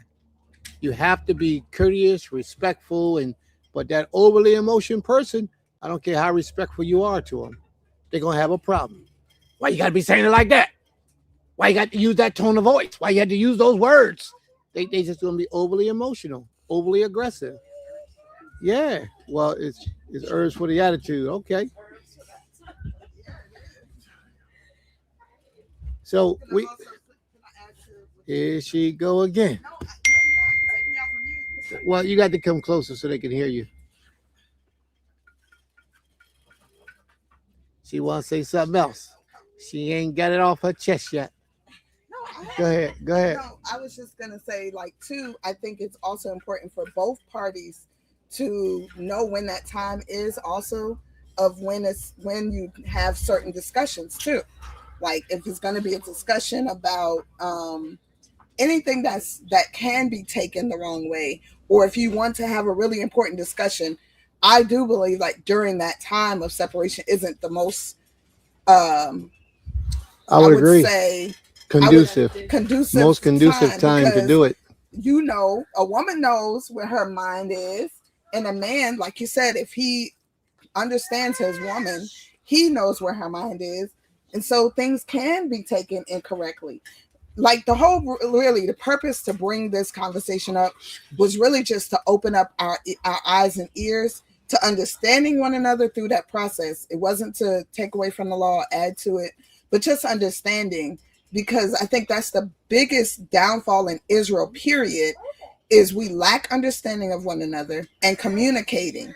And I do agree that there should be some form of understanding of, okay, you're Nida or whatever, how we separate ourselves, or how people will know, because I think it is important to let it be known But I think as we continue to grow, especially in the community that we're building, that as we grow with these open communications.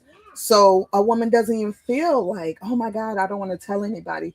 But oh yeah, this is my separation time.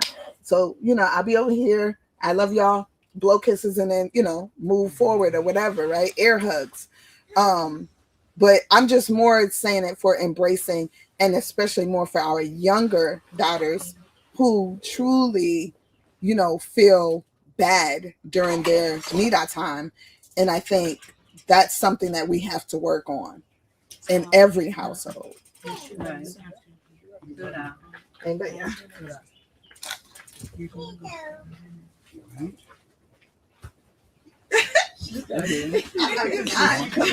One more thing. No, I'm just talking for her. All right, we passed that. Yes. We off outside. I mean, the time is over. Yeah, we can go forward.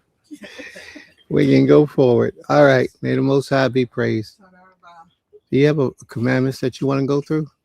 So, family, please post your commandments. If you have commandments, now is the time to post your commandments. Unless the other people that just arrived a little while ago want to thank the Most High for anything special. Do any of you want to thank the Most High? No? Children, any of you want to thank the Creator? No? Okay. Well, if y'all change, just say, yo. Okay?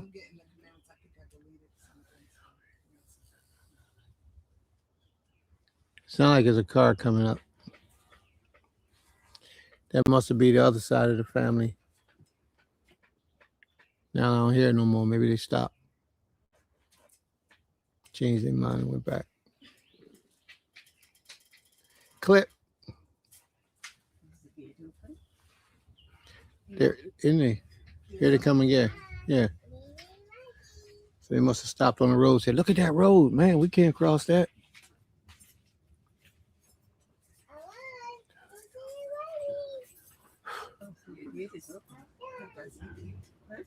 No, the gate's not open.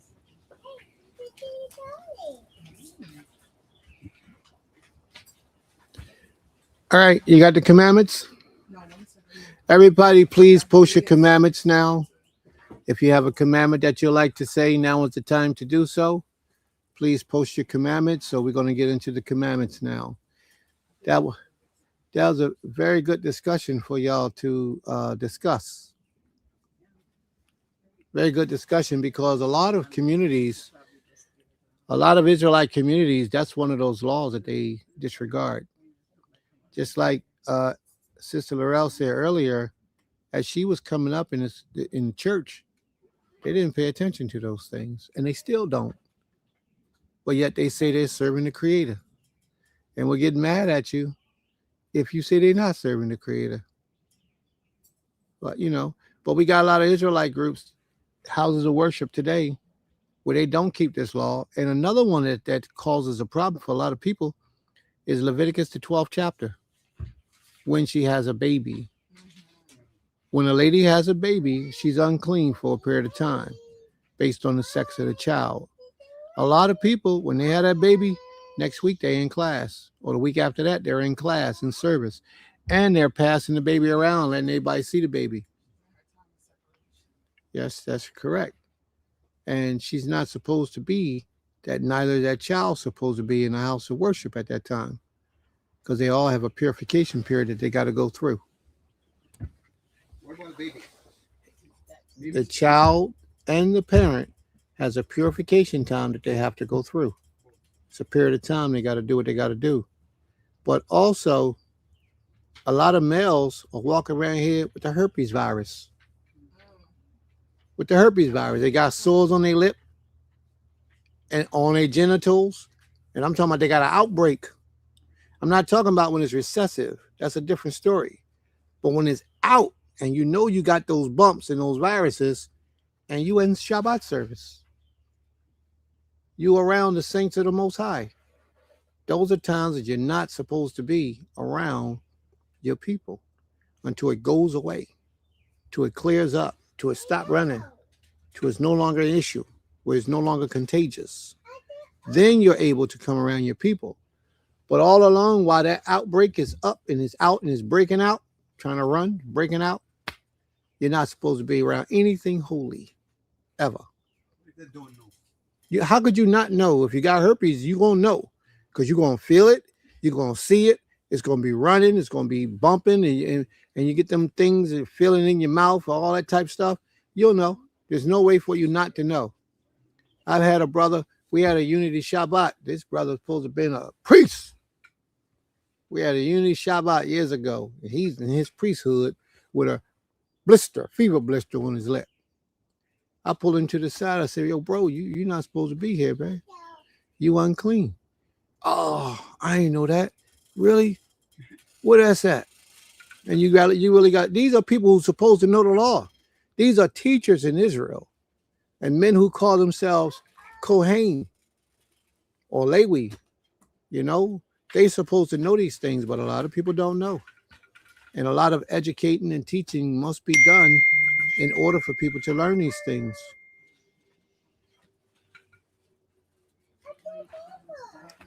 Yes.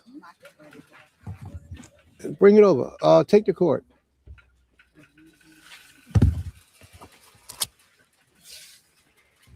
Yes, it's a big thing, family. So we have to remember that it's a big thing. And we have to do the right thing to please the Creator in all that we do.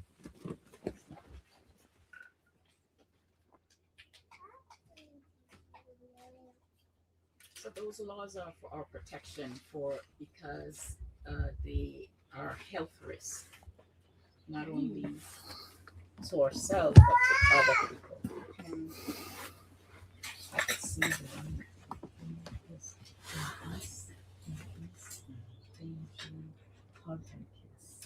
each other too. They do, at least when they're greeting, men to men. So that law is important. Yeah, so it's important. You're touching. All right. Are we ready to do the commandments now? Yeah. All right. We're going to do the commandments now. I'm going on mute. And you got the mic.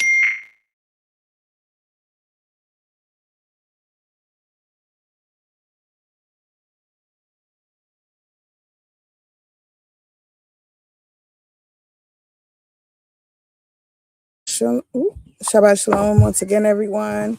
I will be reading the commandments from those who posted. So give me a second. Let me get back to the commandments. Oops.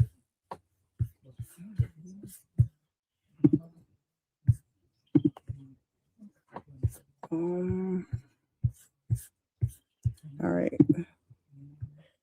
So the first commandment that I have here is Malka Higdalia. She has two laws, two commandments. And the first one can be found in the book of Leviticus, Vayikra, chapter 21, verse 9.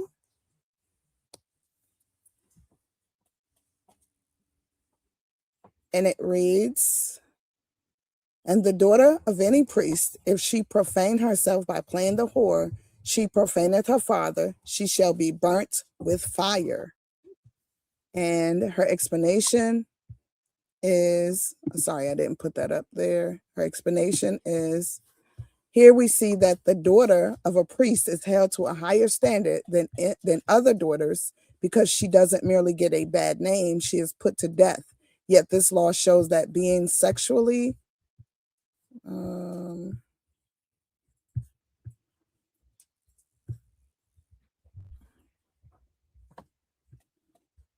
I don't know why it's broken up. Let me see.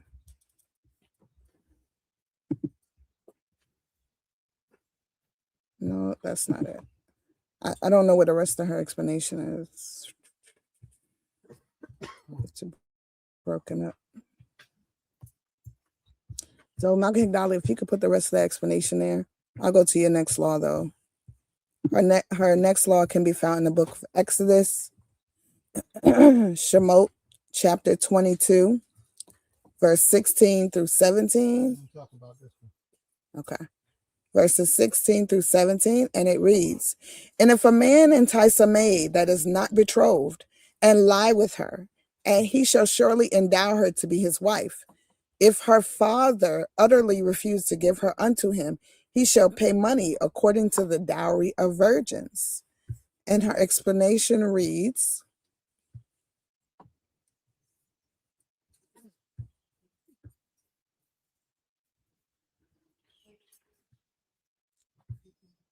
I don't know why this, okay. This law also shows that sex does not equal marriage. It is clear that even though they had sex, she is not his wife without permission from her father or covering. She also said,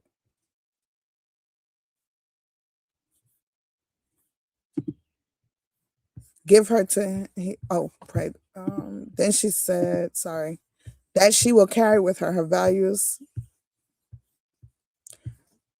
That she will carry with her. Her value is still diminished. The permission required to get married is to protect, is not to hinder us.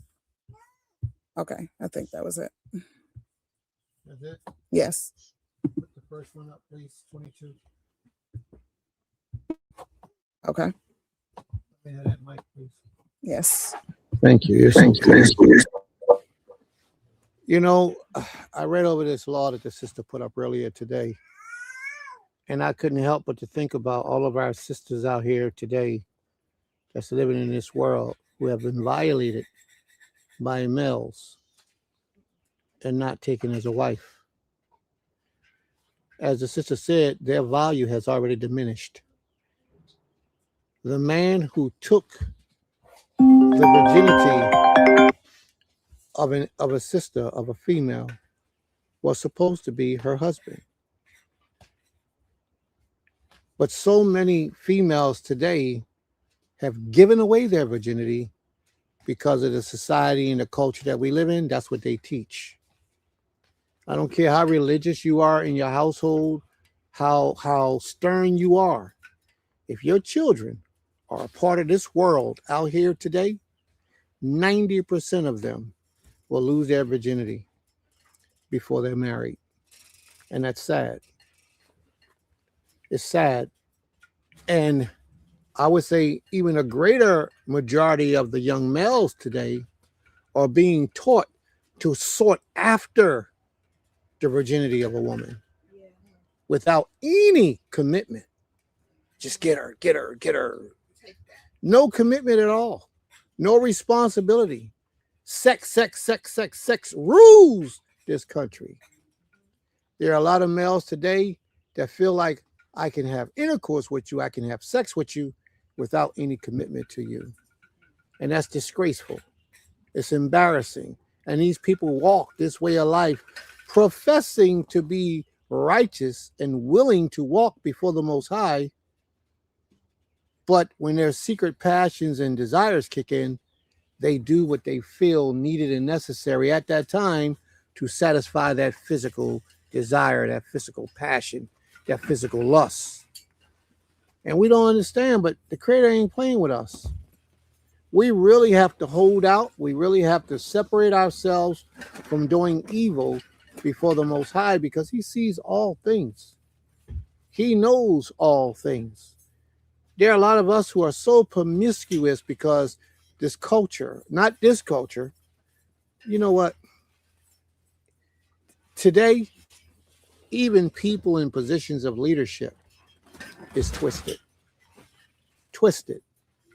Now, I know I have some children in the audience, so what I'm about to say, I have to say in a respectful manner. I had a conversation with a brother just yesterday, and he was telling me about another spiritual leader of a different place, and how this spiritual leader wasn't an Israelite brother. But, you know, I disagree with that because I don't know the man's history. Just because of the color of his skin, or because you believe that, whatever it is, it is. But none the fact whether he's an Israelite by blood, he's teaching and leading the people of the Most High.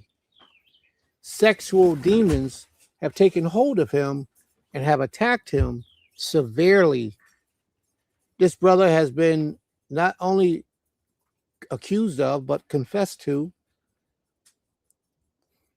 allowing other individuals to have their way with his wife while he sat in the audience and watched. This same brother, and I can say these things because he confessed to them. This same brother think that sodomy is acceptable. What do I mean by sodomy?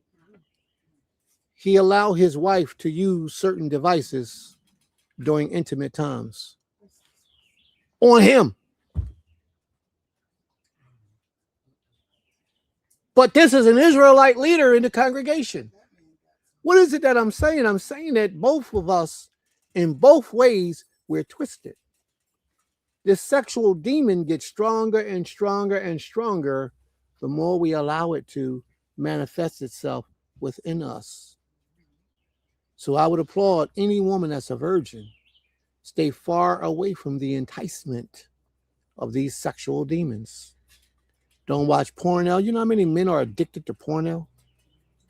Men that you would never even imagine are addicted to watching naked people on television. They will prefer that more than they prefer their wives. Why are they addicted? Because it's a demon. It's a spirit that governs them, that controls them. But a lot of females are addicted to porn as well. Extremely, extremely harsh. It's a horrible spirit that's roaming this earth. And it's a wicked, demonic, evil, wicked spirit. And it's dealing with sex. It's a sexual demon. But a lot of us underplay the power of the spirit realm. Oh, no, I just made my mind up to do that. No, you was possessed. And you didn't understand that it had control over you.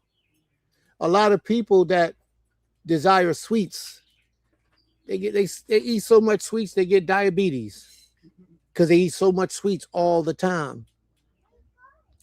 They don't understand that it's a parasite inside their bodies that's really sending signals to their brain to tell them, give me these sugars, give me these foods.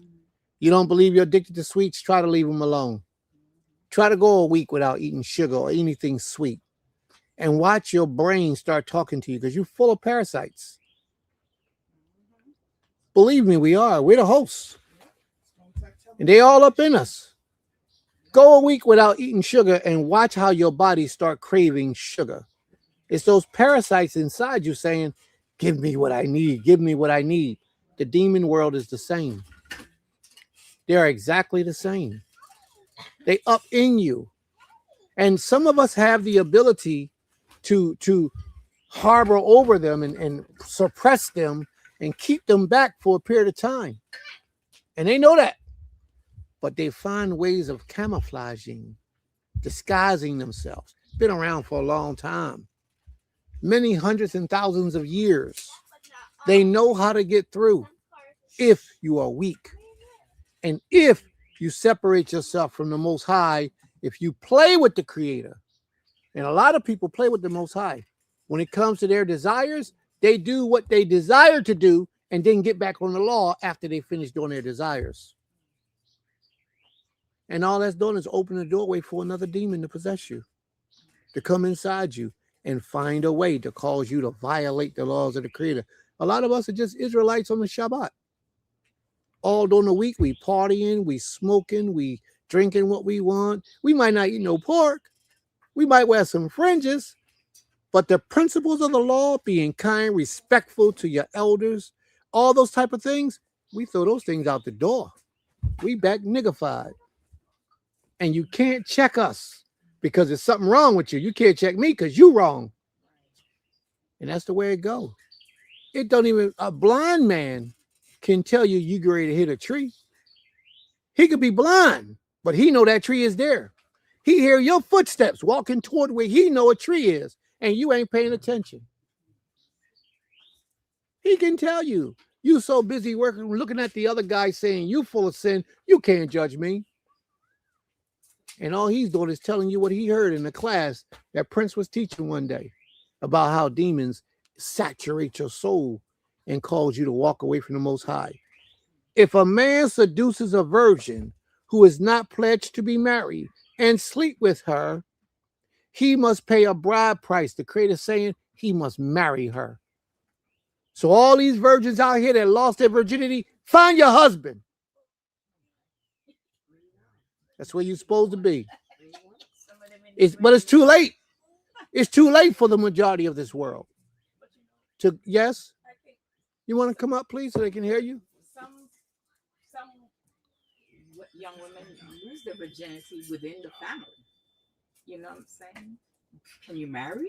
Because of molestation? Yeah. Yeah, that's a horrible thing. And that's a lot. I tell you what, when that happens, you bring the accuser up and you deal with that according to the law.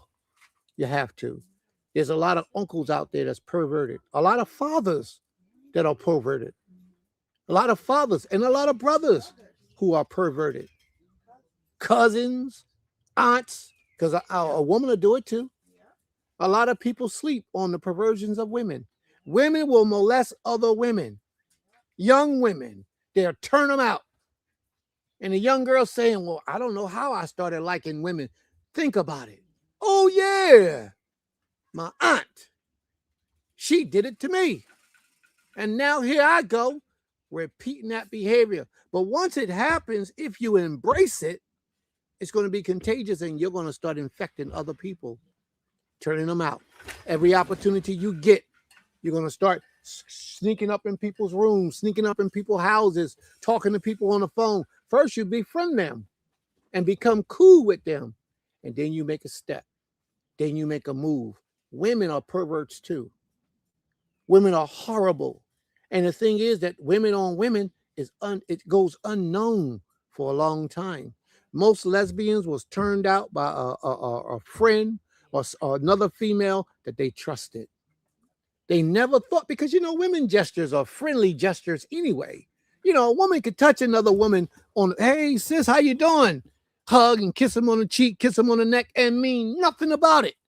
But then you got those perverted ones. They mean something about it. And they'll creep in, they start brushing your hair, helping you do your hair and all that type of stuff. And then the next thing you know, they kiss you on your back and your neck. That spirit already up in you. And what do? You let go and you let them. And it's wickedness and it's sickness. And if they never get that,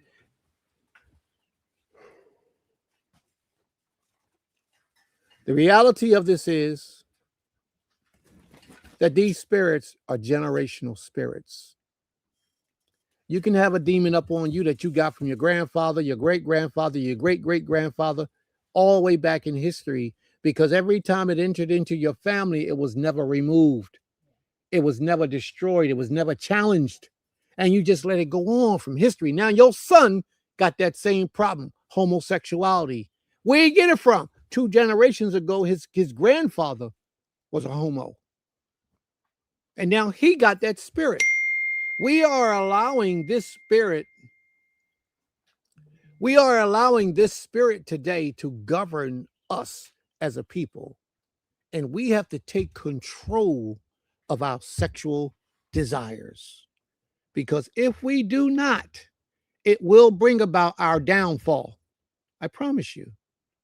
I promise you. If we don't master and control this, we will succumb to it. I don't care what you got going on. I don't care how good you get, how much wealth you got, how big your community get. This sinful demon, this sexual demon that's running rampant in our communities will destroy us. It will. And we just got to be mindful of that. But this scripture that's talking about, that woman was supposed to be married to the man who took her virginity if her father would approve it, meaning that if that man was in position, if he qualified. And if he didn't qualify, hey, why you lay with him? You lay with him because you felt the desire to lay with him. Half the time they couldn't even tell you, oh, I liked him. What is there to like about him? He living in his daddy's house. He's a bum. He don't even hardly go to class. He don't even go to school. He know nothing about the laws of the Most High, but why did you like him? And we don't know the answers to that. You follow me? It was an emotion. My elders used to call it nature. He says, I love you and I trust you, but it's nature that I don't trust.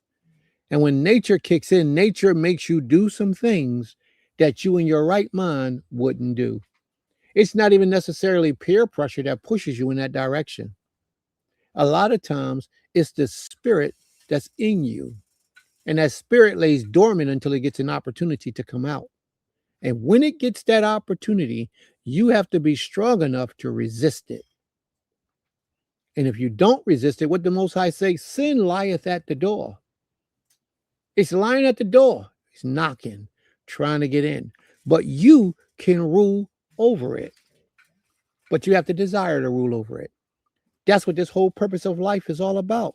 Conquering evil. All of it. So we're going to move on.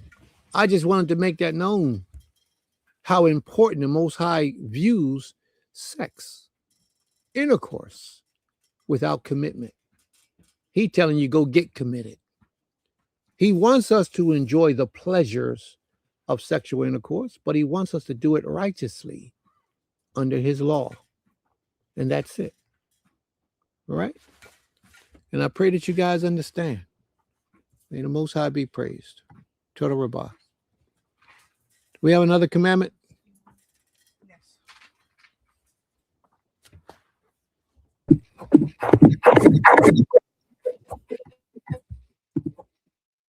Okay, our next commandment, shalom everyone, can be found in the book of Exodus, Shemot, chapter 19, verse 10, from Brother Asa, unless you want to do it yourself or you want me to read it.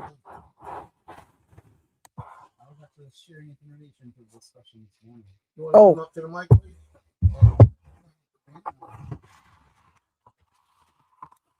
19 and 10. And 10. Oh. And the Creator said to Moshe, go to the people and set them apart today and tomorrow, and they shall wash their garments. They shall be prepared by the third day. For on the third day the Creator shall come down upon Mount Sinai before the eyes of all the people. So this is my commandment. And when the Creator, he is set apart, he is holy. And so we cannot approach him in any ordinary, casual way. Right? And if we are to meet with him, he gives us appointments and he gives us clear instructions what to do. In this case, it was tomorrow, and we are sinful. We have a sinful nature, and so it's natural that there'll be some evidence of uncleanness in us. Mm-hmm. And so anytime we're thinking about approaching the Creator, we should recognize how holy he is, and this also be conscious of the state that we are in. And if we recognize that, be cognizant of it, then we're gonna have to wash ourselves, take steps to be in a better position. The third day, I think Prince said that his favorite number was 3. Was that so, Prince? One of them. Okay, mine is 7. But there's something about the third day. I think in the beginning, creation, I think was it water that was on the third day. But I'm thinking that on the point of cleanliness, there is this intimacy that goes on between a male and a female. And some research has said that the sperm lives for 24 to 48 hours. And so if they have intimacy, within 2 days, they cannot approach the Creator. That's just one way I'm looking at it. And that 3 days would be adequate because the sperm cells or whatever it is called would die by the third day and would not be active. And so that is a way, if they're unclean, then they cannot approach the Creator. So I believe that while it's not outrightly said, I believe that they were restricted from being intimate so as to ensure that before they approach the Creator. So, but all in all, we must prepare ourselves before the Creator. He is holy and righteous, and we are unclean, and we have to make efforts to be clean. That's it, basically. All right, and most high be praised.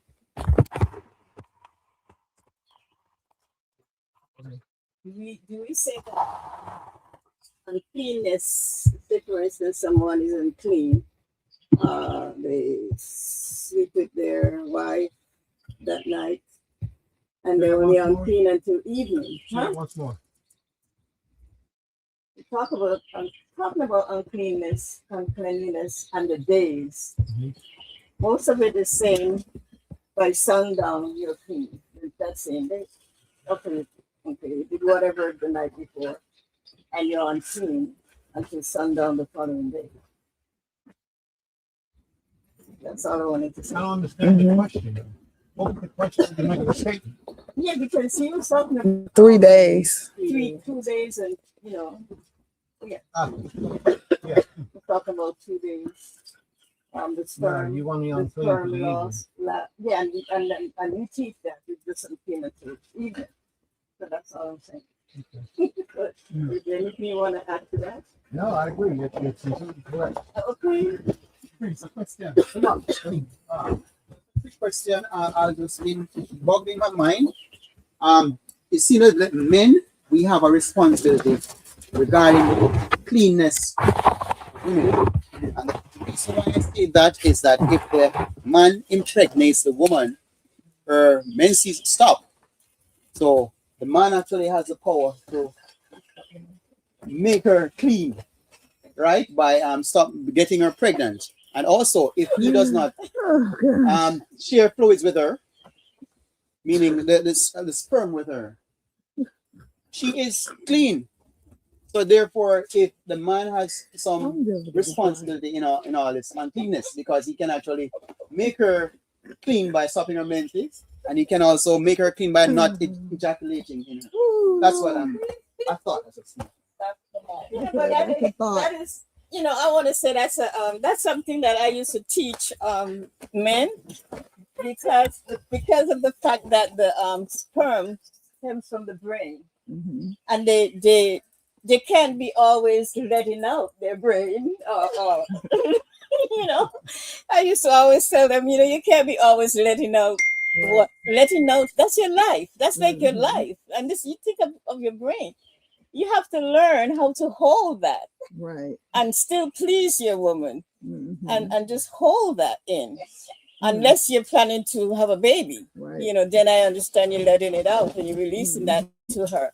Right. And if you're not going to have a baby, you don't need to release that into her. Right. Because we have been. No, I don't agree. You need to release it. Well, you can, but not all the time. Not all the time, then. You have to hold it back sometimes, not all the time. Some people are sexual, have sex like maybe 3 or more times a week, maybe some even 7 days or 6 days. Right. I mean, you're going to be releasing all that time every time? No, you got to hold back some of it sometimes to keep for your own self, or for your own health. That's what I'm talking about. For your own self and your own, because some people are very sexual. They may have sex even on the Shabbat, because they can't hold themselves back. They can't hold back. They're just so, that's like you said, a sexual demon has taken over. So it's like they're addicted to sex. Right. So they have it like every day, every night or whatever. And they're just releasing because these women are so into them that all they know is to let the man come. Right. And let the man come, and that's their joy, to let him come. But then you're killing him. You're taking everything from him. Right. So you got to be able to understand that there's a difference, and be able to preserve his life as well as your own. Preserve his life, because If you keep draining him, next thing you know, he can't even think. He can't even, operate because he's draining himself every day, every night with you. And you gotta be careful and take care. Take care of your man. You know, you can't just bring him down to the ground. And you can't really give that back. And you can't. Yeah. Once he release it into you, you can't put it back into him. I mean, you may try to nourish him with food, but that's gone, you know. So it's just a matter of controlling yourself, satisfying your woman, and still keeping whatever. I mean, you have to release it sometimes. So I will stand that, yes, but not 6 days a week. You know, hold back. You should have rest on the 7th day.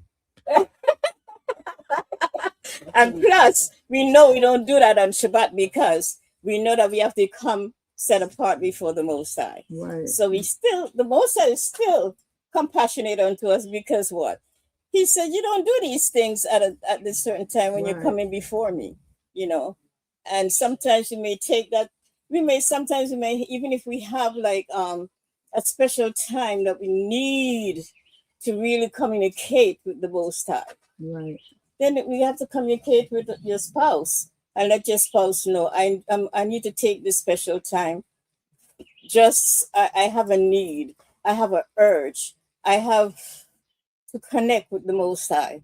So could you just, once you communicate with your spouse and let your spouse know what's going on and where you are, everything will be well. Right. You know. Let me know if y'all finished. Yeah, I'm done. Right. It's a conversation.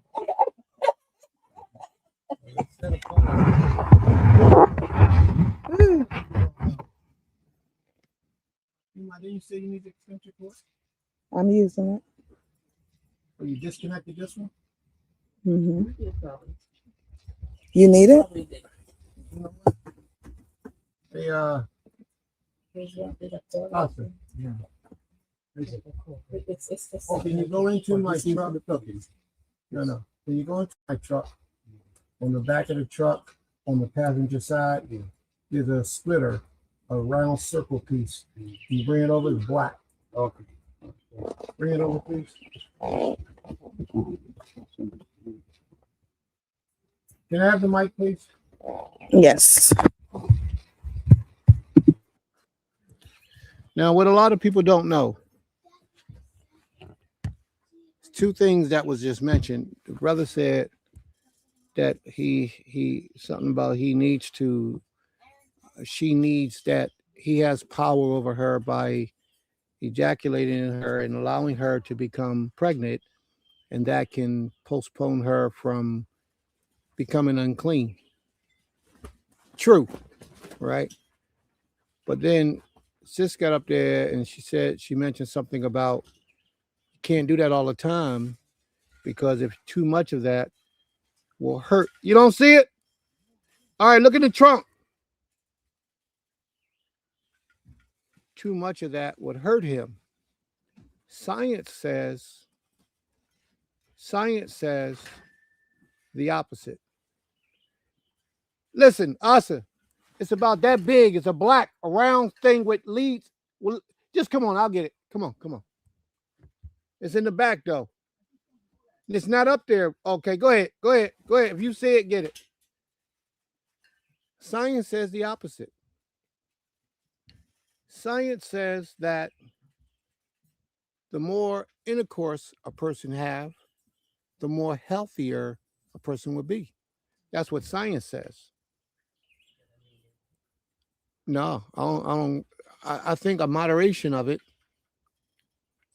is healthy, because as a man, a lot of people don't know, both as a man and a woman,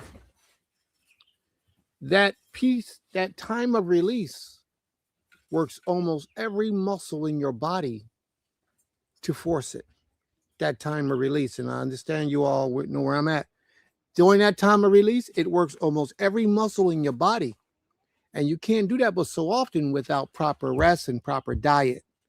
So if we're healthy and we're eating right and we're resting right, that's one thing.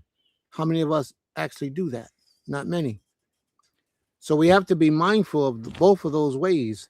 And also another thing we speak about slowing down and not doing so, as I explained several weeks ago in class, a woman's body need that semen for nutrients.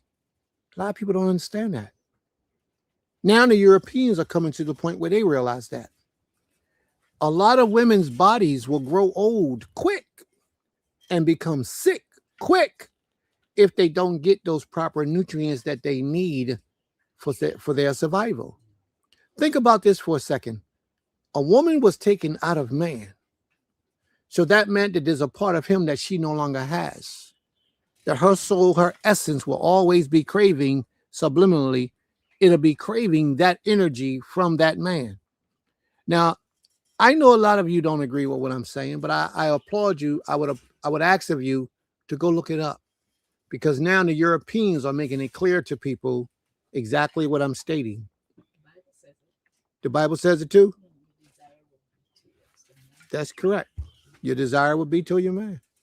But a lot of people arguing that fact, you know, because they get emotional, and Prince don't know what he's talking about, you know, but it's a fact.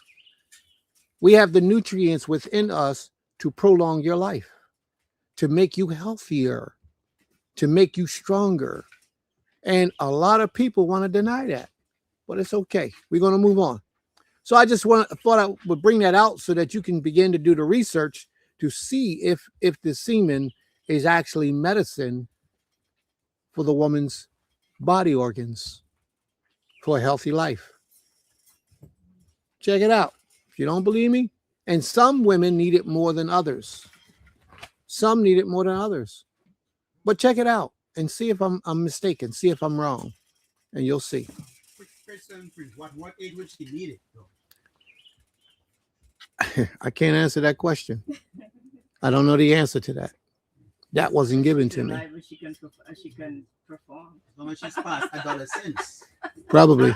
Maybe as long as she's past adolescence. Probably. Correct developmental. Huh? Correct development. That's why I try to use the words that I use, to try to word it in a way that would be respectful and mindful of the children. All right.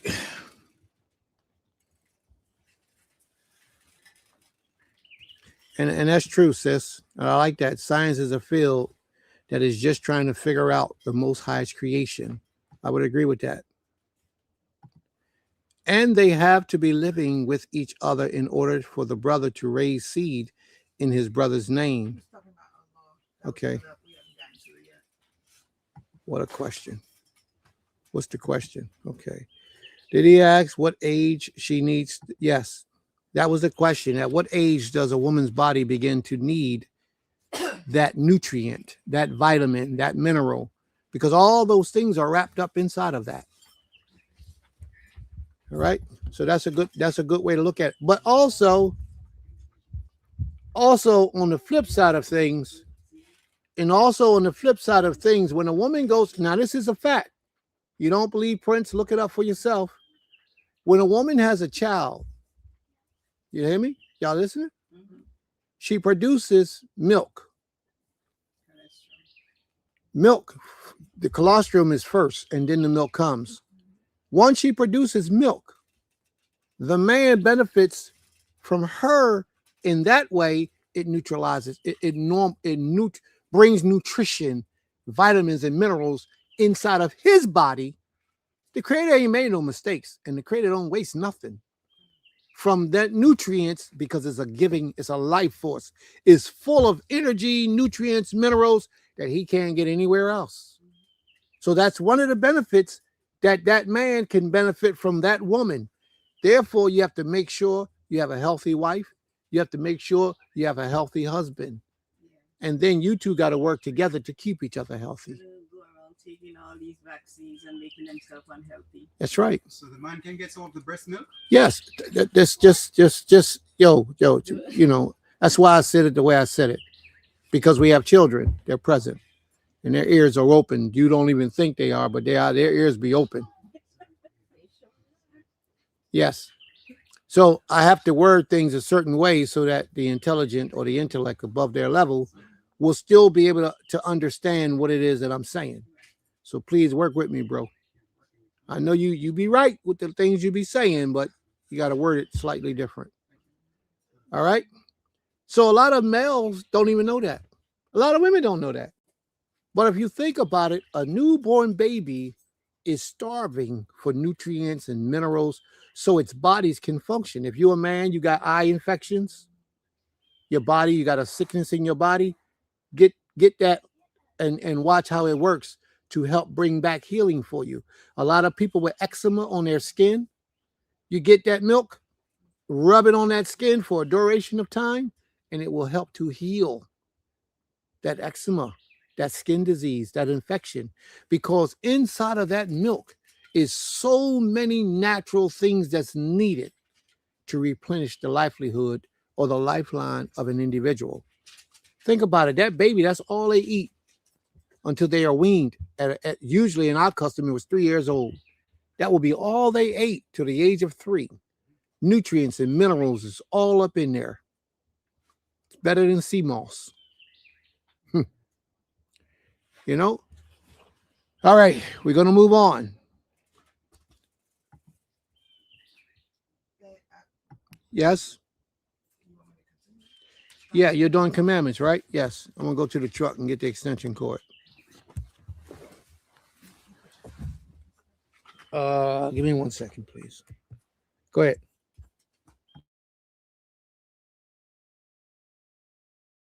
All right, Shabbat Shalom, everyone. Prayerfully I can be heard. The next law that we are going to go over is presented to us from Mori Kezu, and it reads, it's in the book of Deuteronomy, Salakli, Devarim, chapter 4, verse 2, and it reads, ye shall not add unto the word which I command you, neither shall ye diminish out aught from it, that ye may keep the commandments of the Most High your power, which I command you. And his explanation is, sorry, I'm looking for it. So luckily, explanation is the Most High gave us his perfect law, a means to govern ourselves and keep his presence in our midst. Observing the law causes us to be holy, which is another command. All praises. The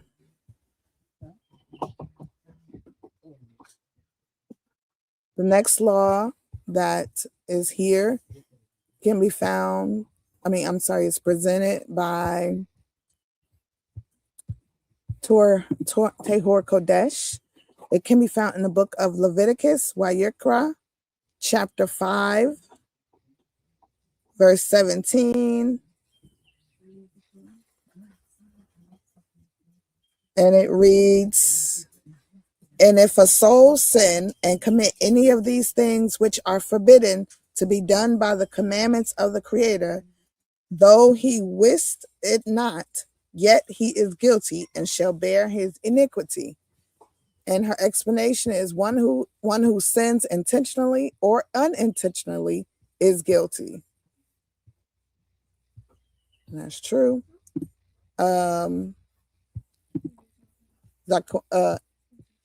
Sukari's law can be found in the book of Deuteronomy, Devarim, chapter 28, verse 2. Deuteronomy 28, verse 2.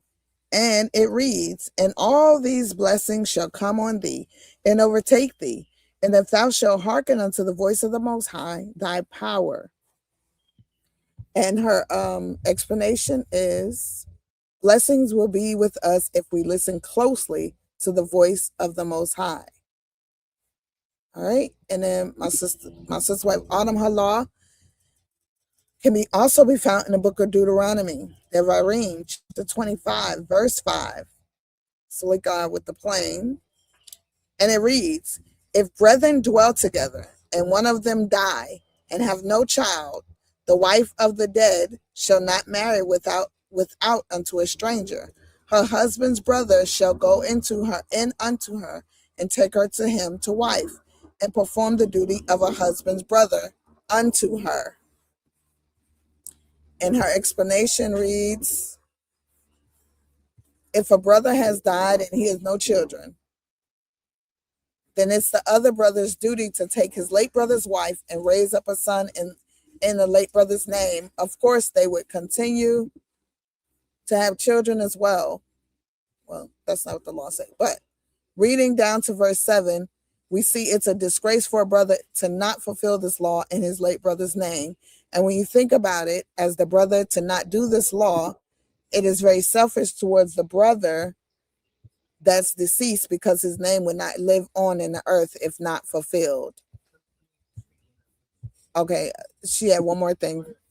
I would like to point out in my law that the scripture says if the man or wife bears no children before he dies, not just a son. So if he dies and he only has one daughter, then this law wouldn't apply.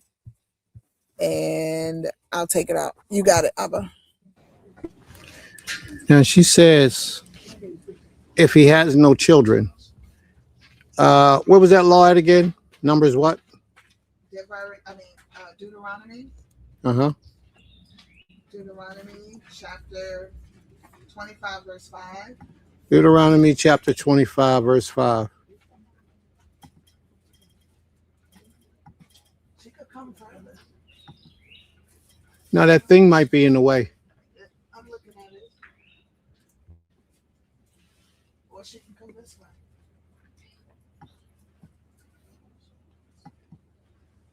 Go ahead, Abba.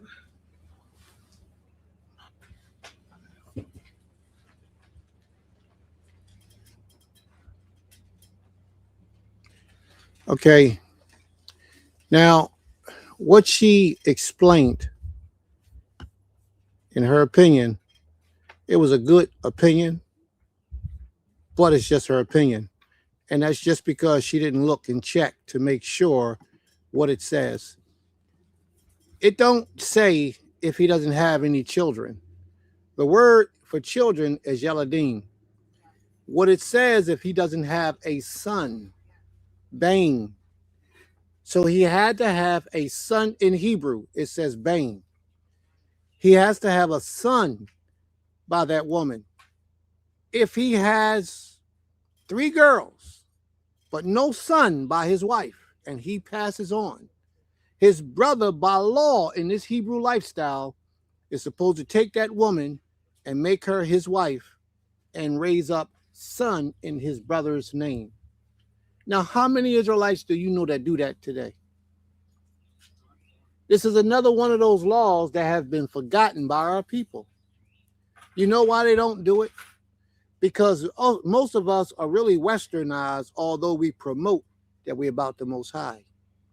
And the Most High's laws we put behind our back because our emotions and how we feel about a situation.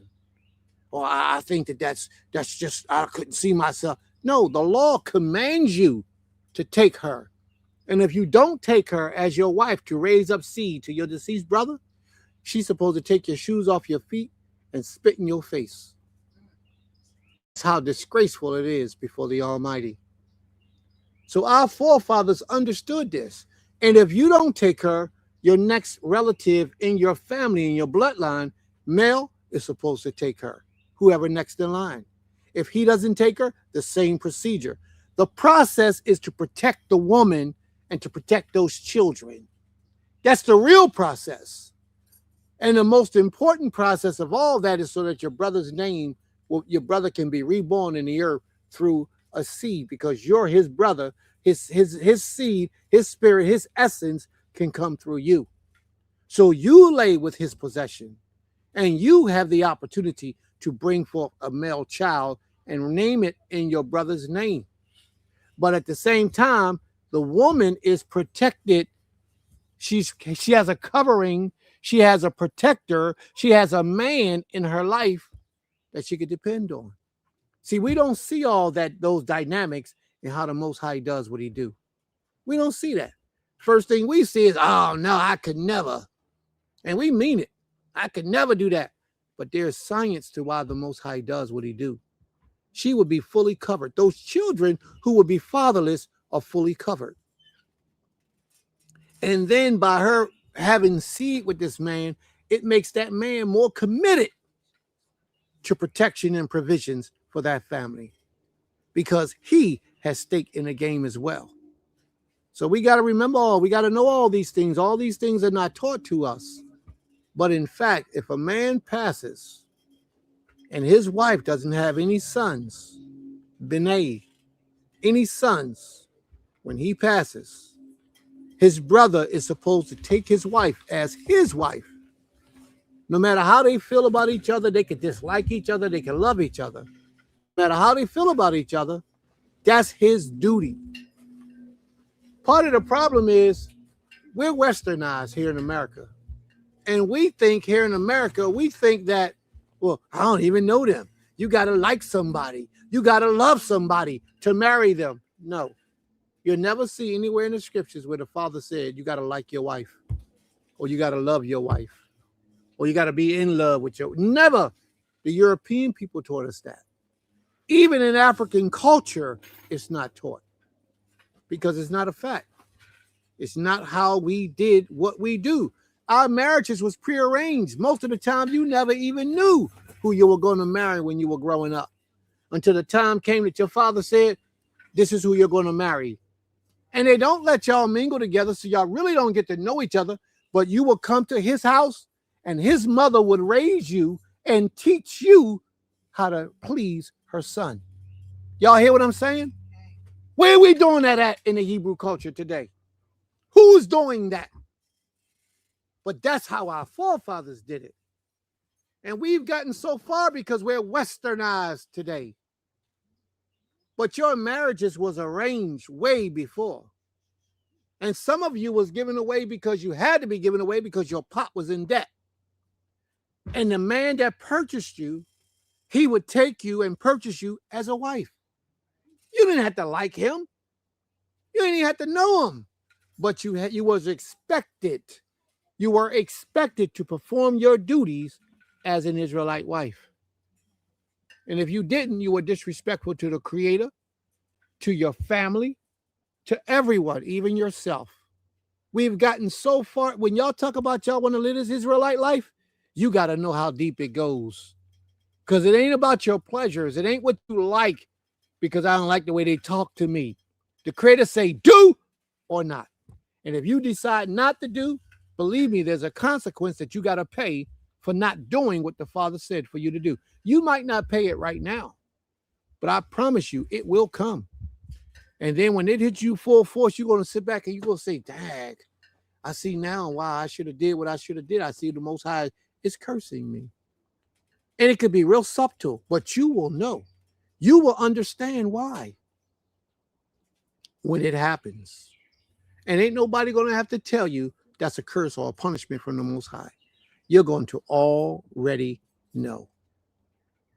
So you might think you're getting away with something because nobody don't see you, because nobody don't know, just me and whoever I did it with. The Creator knows. And the Creator will punish the guilty. He will. And he had a funny way of letting us know. Funny way, you know? So let's trust in the Most High for our salvation. But Iman, you want to go on with that? Yes, it says that she has to have a son. If she doesn't have a son. Now, a lot of authors will get away with that and say B'nai means children of Israel, but it really means the sons of Israel, if that's what it really means. But a lot of translators will translate it as sons, as children, but it's not. It really, B'nai, Bing means son. B'nai is the plural of sons. There's a word for children if the Most High meant children, and that word is Yeladim. Yeladim, both boys or girls. But that's not how the Father put it down. So let's go to the next commandment, please.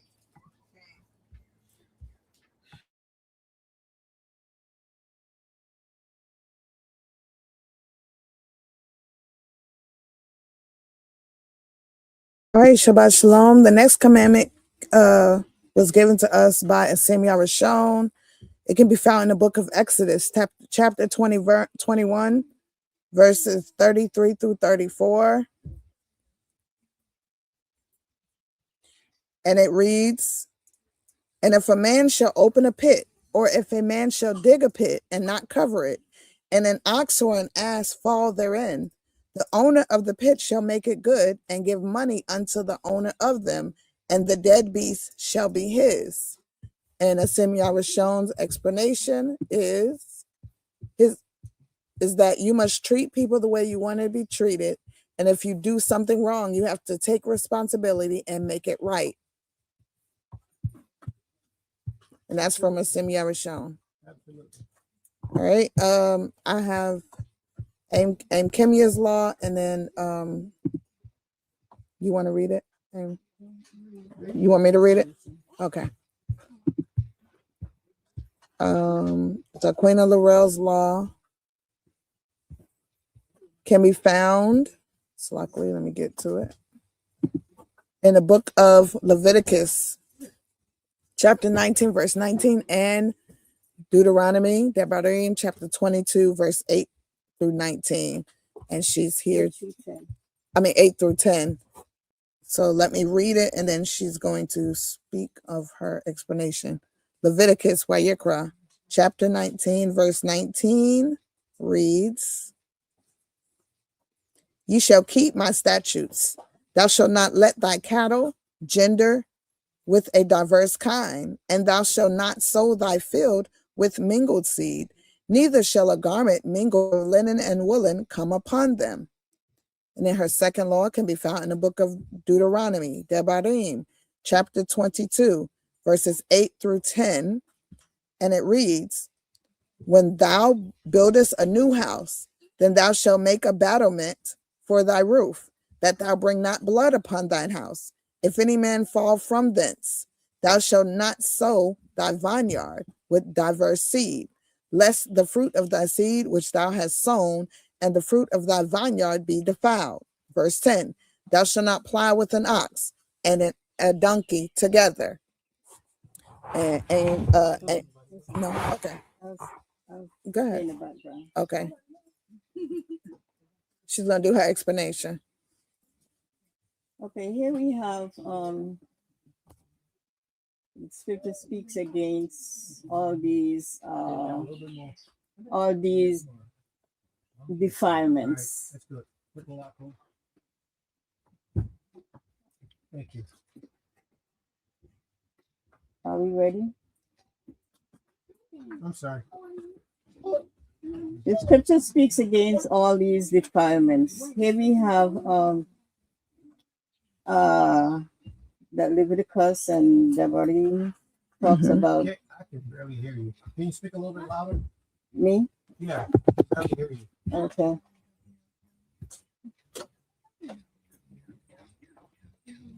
Just stand up then. Okay. The scripture speaks about all these defilements that is taking place today, mingling the seeds in a vineyard and all of that. We just read that. Mm-hmm. Okay, here we have the mixing of fabric, material, fibers. We have the mixing of races. We have the mixing of unbelievers. We just mix all over. We have something. Turn the computer around for? She doesn't want it. Okay. It brings to mind right now the a product, an ingredient in foods today. Mm-hmm. That's it's called bioengineering. Mm-hmm. And this bioengineering is like food containing detectable genetic materials, which has been modified in a laboratory rather than the regular conventional breeding that we talks about in the scripture, even with animals. Mm-hmm. They're messing with the plants, the animals, mixing seeds with the animals and the plants and all of that. All that is going on through bioengineering. Mm-hmm. And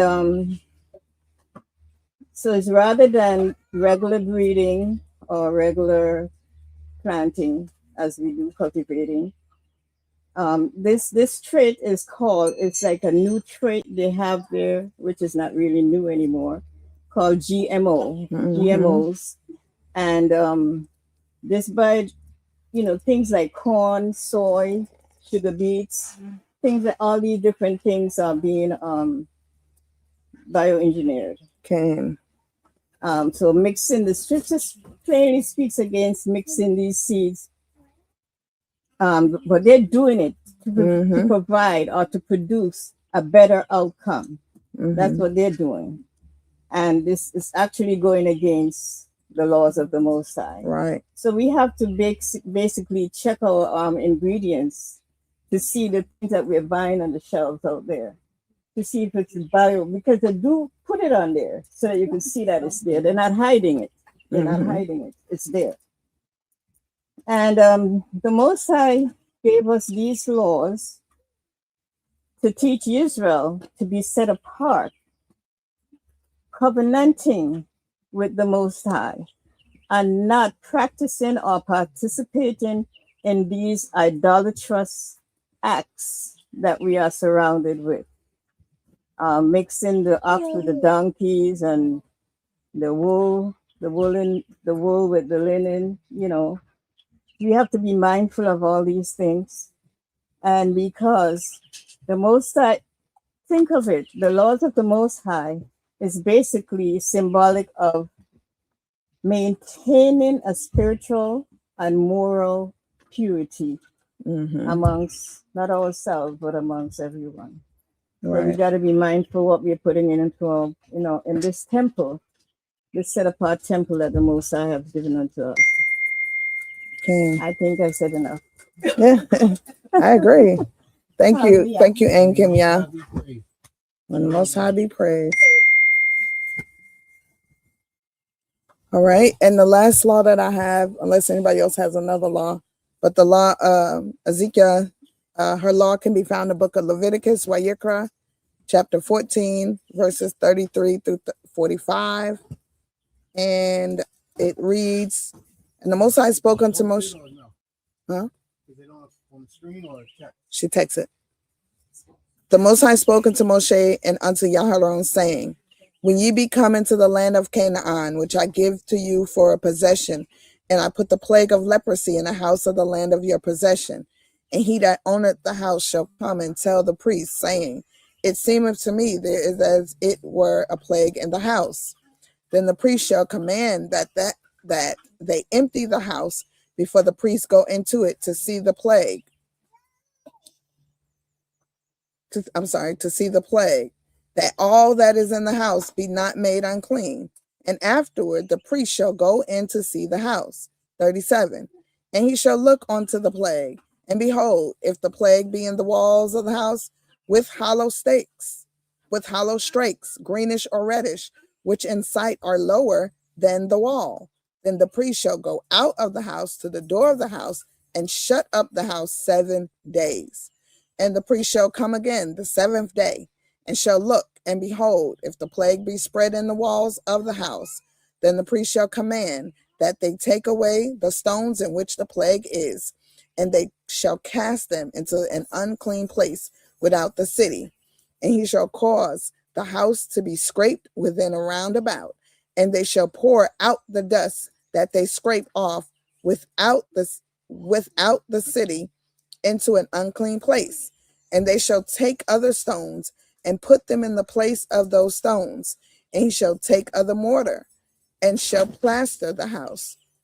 And if the plague come again, and the breakout in the house after that he have taken away the stones and after he have scraped the house, and after it is plastered, then the priest shall come and look, and behold, if the plague be spread in the house, it is a threatening leprosy in the house.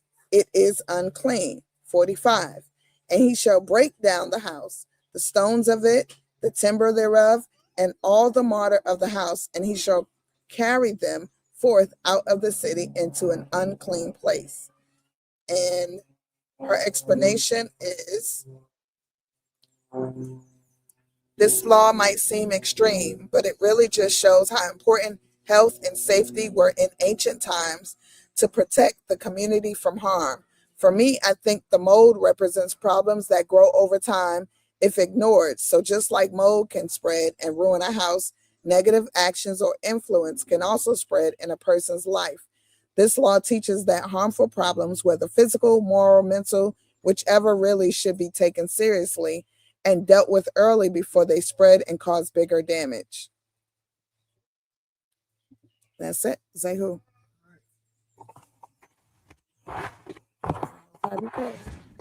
May the Most High be. All right, family. Shalom. So what's next, family? Any other questions or comments before we get started?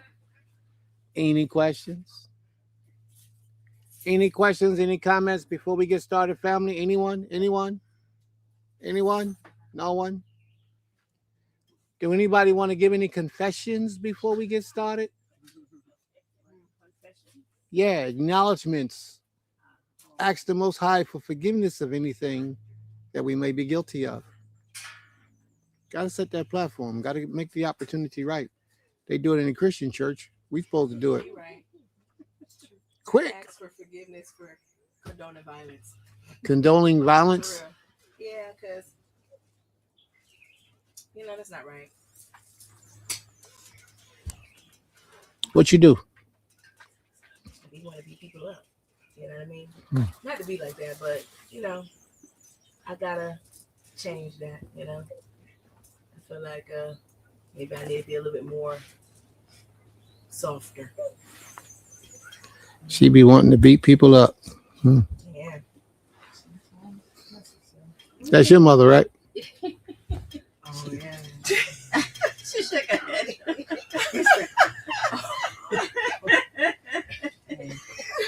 So that's her mom. Okay. Yeah. Be a little bit more forgiving. Just a little more patient. That's her mom. Tehor Kodesh says, one who sins, break laws intentionally or unintentionally is guilty. Varika. Oh, you did? Why she just repost it? Okay. Total Rabad, Sister Tehor. May the Most High be praised. All right. Anybody want to say any acknowledgments? Not in service. Anybody want to give any acknowledgments to the Most High for anything? Oh, so that y'all can wake me up. You want to stand up so everybody can hear you? Hi. Y'all know me. I'm Shimmy. So that y'all for waking me up, and also, so that y'all for the safe journey. Me and Ornette, we rode out. We rode out. We didn't want to disturb y'all, so we rested in Kroger's parking lot.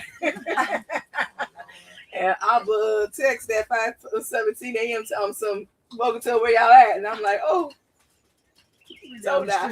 we down the street. So I definitely, tell y'all for the patience and for the extra covering he's giving all of us. You know what I mean? Because he's covering us here. So for our husband. All right. For our Abba husband. There we go. Not like that, but you know what I mean? Yeah. I mean, but that's husbandry, it doesn't have to mean. Oh, I understand fully. You know what I mean? Husbandry. This is husbandry. It's protection. It's those other people that might have a problem. Yes. Those other people. This was supposed to be. Yes. So, anyone else? Anyone else? Anyone else?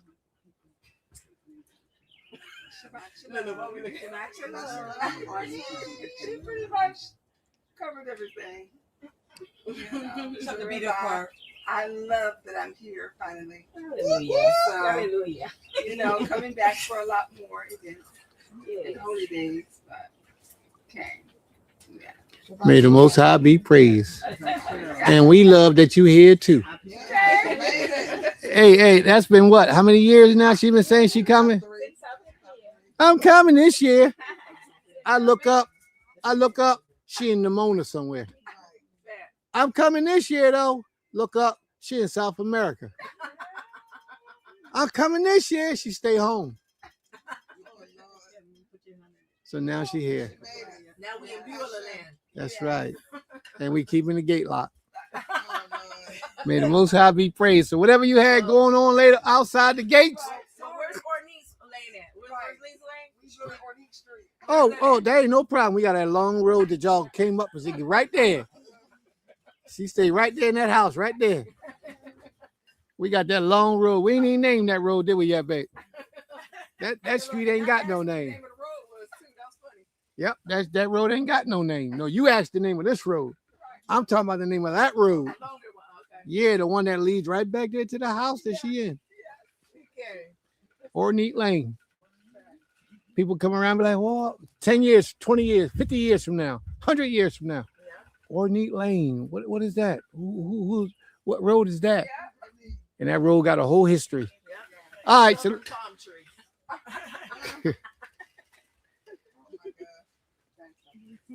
so family, we left off yesterday.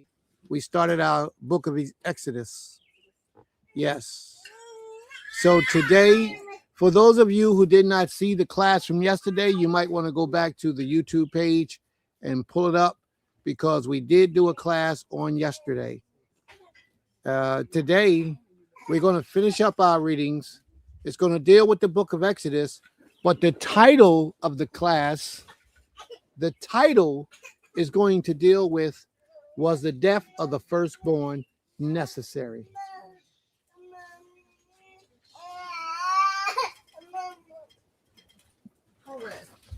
Okay. A lot of people have no idea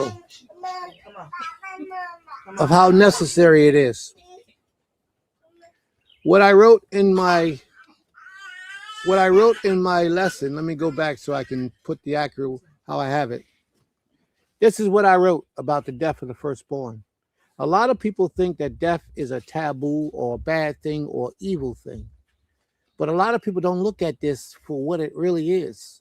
And I'm going to drop a little bit of jewels, and I'm going to give you a little bit of consciousness about what death really is. I put up a parable, and I would like someone to see if they got the insight to explain this parable. And I know a lot of you do. It says, now the name of the lesson was Death of the Firstborn Necessary. Okay. Was the death of the firstborn necessary? And the parable that I put up on my Facebook page says, as a tree is burnt in the forest, so is the life of man for the future. Let not the death/life be in vain. Can I do it again? As a tree is burnt in the forest, so is the life of man for the future. Let not your life/death be in vain. May the Most High guide my mind, my spirit, my body, my language, and my speech as I approach unto you, his people. May the Most High be praised. Does anyone have any answers for that? Any explanations for what we just read? Anyone think they understand what that parable could mean? Come up, come up. Oh, you wanted to say something, right? Your lips was moving. Oh, I thought you was talking. I thought you was ready to break it down for us. I was just making eye contact. Okay, peace. Anybody else? Repeat it one more time. Let me go get it. The name of the lesson was the death of the firstborn necessary. My parable was, as a tree is burnt in the forest, so is the life of man for the future. Let not your death/life be in vain. So where do you think the author is coming from? What does that parable mean to some of you, to all of you? What does that parable mean? How does it apply to our everyday life? You know, sometimes we hear some people say that they did not fulfill certain things, or they wish they could have done such and such, but they didn't get it done. And next thing you know, they never got it done, and they're gone. But they mention it, that they wish they did this, they wish they did that. It's not fulfilling our purpose or something of that nature. So in other words, their life was in vain? So somewhat, because we didn't fulfill the purpose we came here for. Okay, very good. Anyone else? And the answer to this is very simple. I told you had something to say. Come closer so they can hear you, please. You think they can hear you all the way back there? Come up to the computer so the computer can hear you. I like when the youth speak up. You said your question was the death of the newborns necessary? Yes. I feel like it was necessary because they had basically been living freely all their life, and they haven't like. So basically, they, as you said before, they were living their life in vain, and they were living freely, and they hadn't got that payback that they should have. Even though it was their firstborns, and I understand the grief of it, it still was a lesson overall. Yes, it was. May the Most High be praised. So, in other words, you're saying it wasn't in vain, right? May the Most High be praised. Anyone else? I think of the tree being burned in the forest or woods is like something that was done silently. Nobody knew it was happening. You know, don't let your life just, you know, make a move. You know, handle your business. You know, shine. You know, don't go in quiet. You know, do more. Step up.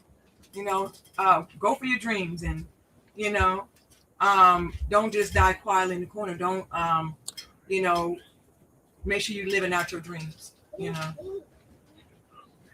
Your dreams. Your dreams are relative to your purpose. sometimes they are. Yeah. You know, most times we talk to us in our dreams. Yes. Whether it's an angel or not. Yes. You wise. I see you remember stuff. I see she remembers stuff. She's a wise student. Aim? Was that your hand, Aim? Or am I just picking on you? Oh, if you were just stretching, if you wasn't ready to speak, it's cool. No, I was thinking of what you said about was the death of the first one necessary. The firstborn usually carries on, right? What? Carries on what? Carries on the legacy, lineage, or the lineage of the parent, right? The father, Right. and the death was necessary because the death of the firstborn in that, and if you're alluding to Mitzrayim and the pharaohs, right, was necessary. It shows the Creator is saying, I am the one that decides who lives and who dies, right? Whether and this stops here, right? My firstborn, if the lineage of the Creator is going to be what's there, it is in the forefront of everything, right? So the death of the firstborn of the, well, I don't know, death of paganism, death of whatever they were doing there has to stop, so that my purpose would be carried on with Israel, right? You got to see it. That's just what I see from that. You have never confused me more. You have never confused me more. Well, please take another crack at it and go from a different angle. Cause me to understand. I'm trying to follow you. I'm saying that the death of the firstborn of Mitzrayim had to happen, right? Yes. Because the Creator was bringing to our understanding that his firstborn, who is Israel, right? Right. Has to live to carry out his purpose. That's what I thought you were saying, but I wasn't sure. Oh yeah. So it stopped. The box stops here, as I'm saying. So let me just say this in confirmation of what she's saying. When the Most High killed the Egyptians' firstborn, he took to himself the children of Israel's firstborn, and we began to dedicate our firstborn to the Most High. That firstborn that we dedicated to the Most High were the first priests that we had. They served as priests. And then you get to Numbers, the 8th chapter, I believe it's verse 11, where the Most High says, No more will I take your firstborn as a priest to me. I will allow Lewi to be joined to me to service as the priesthood. And that's how that thing happened. Ain't that something? Go ahead, Ames. That's right. Okay, very good. Our understanding is that firstborn is a most treasured possession. First, most treasured So, possession. It was a battle of who was in control. And anyone, any real man or any person would want to defend his firstborn to the last. And that's the ultimate prize and possession. How would that apply to the tree that was in the forest that was burnt? When I think about a tree that's not burnt, it gives fruit, it gives shade, it gives, light. It continues to grow, it's rooted, it's strong. So a burnt tree would be nothing. Like it wouldn't. And that's what so many people think. But it's not true.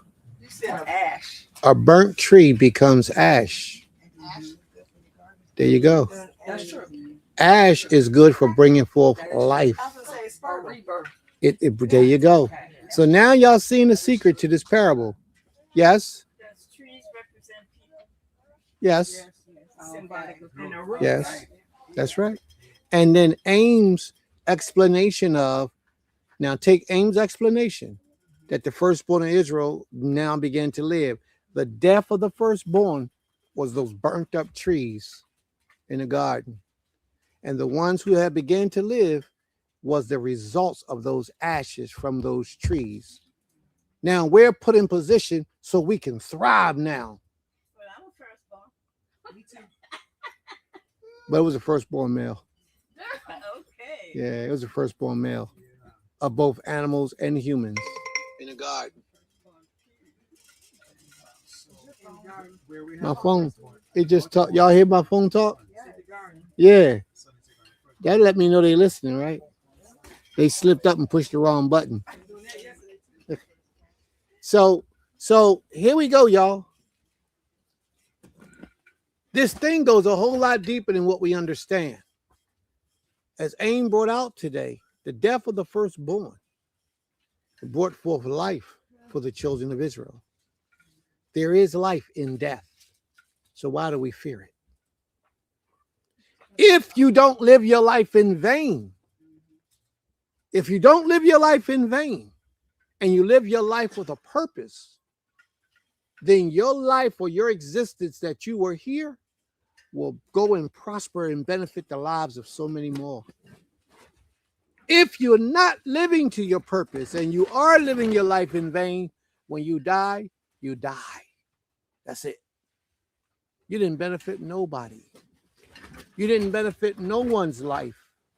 And we should not want to live and not have a legacy left behind where others can benefit from the life that we live. Because through them benefiting from your life lives on. See, that tree that turned to ashes, those ashes came from that tree. So that tree actually lived in the next form of life that grew from it, just in a different form. We don't have no understanding of those things because those type of thoughts don't come into our minds. That's why we need leaders and teachers to spark a fire of curiosity within us to make us look deeper into a subject. Is there anybody here within the sound of my voice who still do not understand what we just spoke on? Is there anybody that's still confused?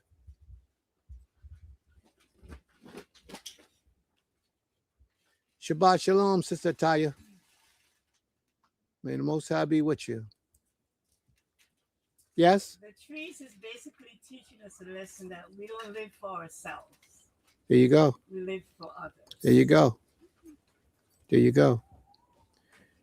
And if you live for self in this life, then your life is in vain. In vain. Exactly. That's not how we're supposed to live.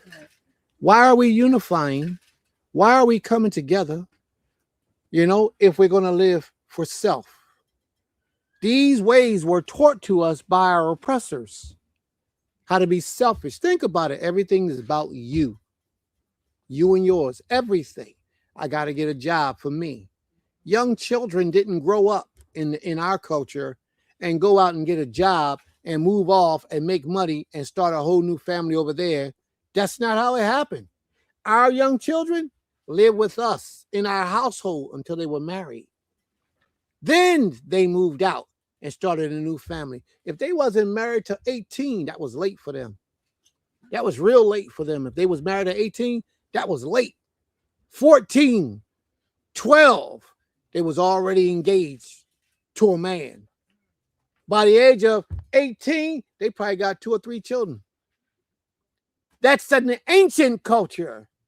We have gotten so far away from the ancient culture that the average 18-year-old person doesn't hold a candle to a 14-year-old from the ancient world. We got adults 30, 40 years old that don't hold a candle to an 18-year-old in the ancient world.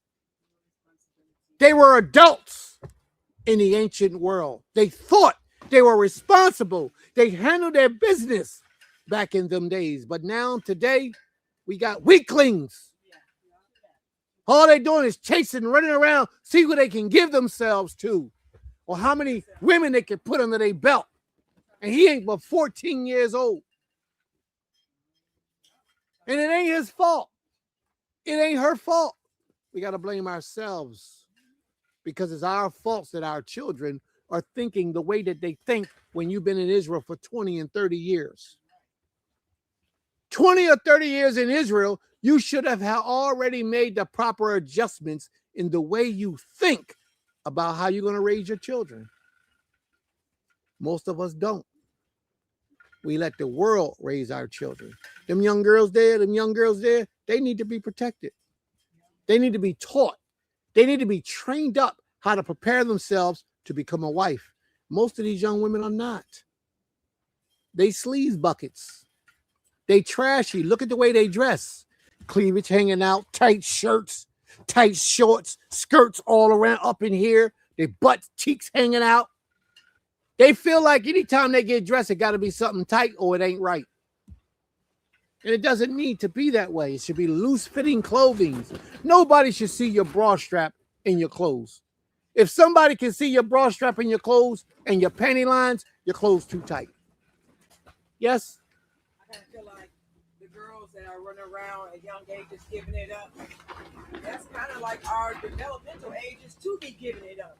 They're supposed to have husbands, but That's they right. need to give it up too. Why do you think they feel the way they feel? Because nature kicks in at them young ages. That's the ages when they were getting married.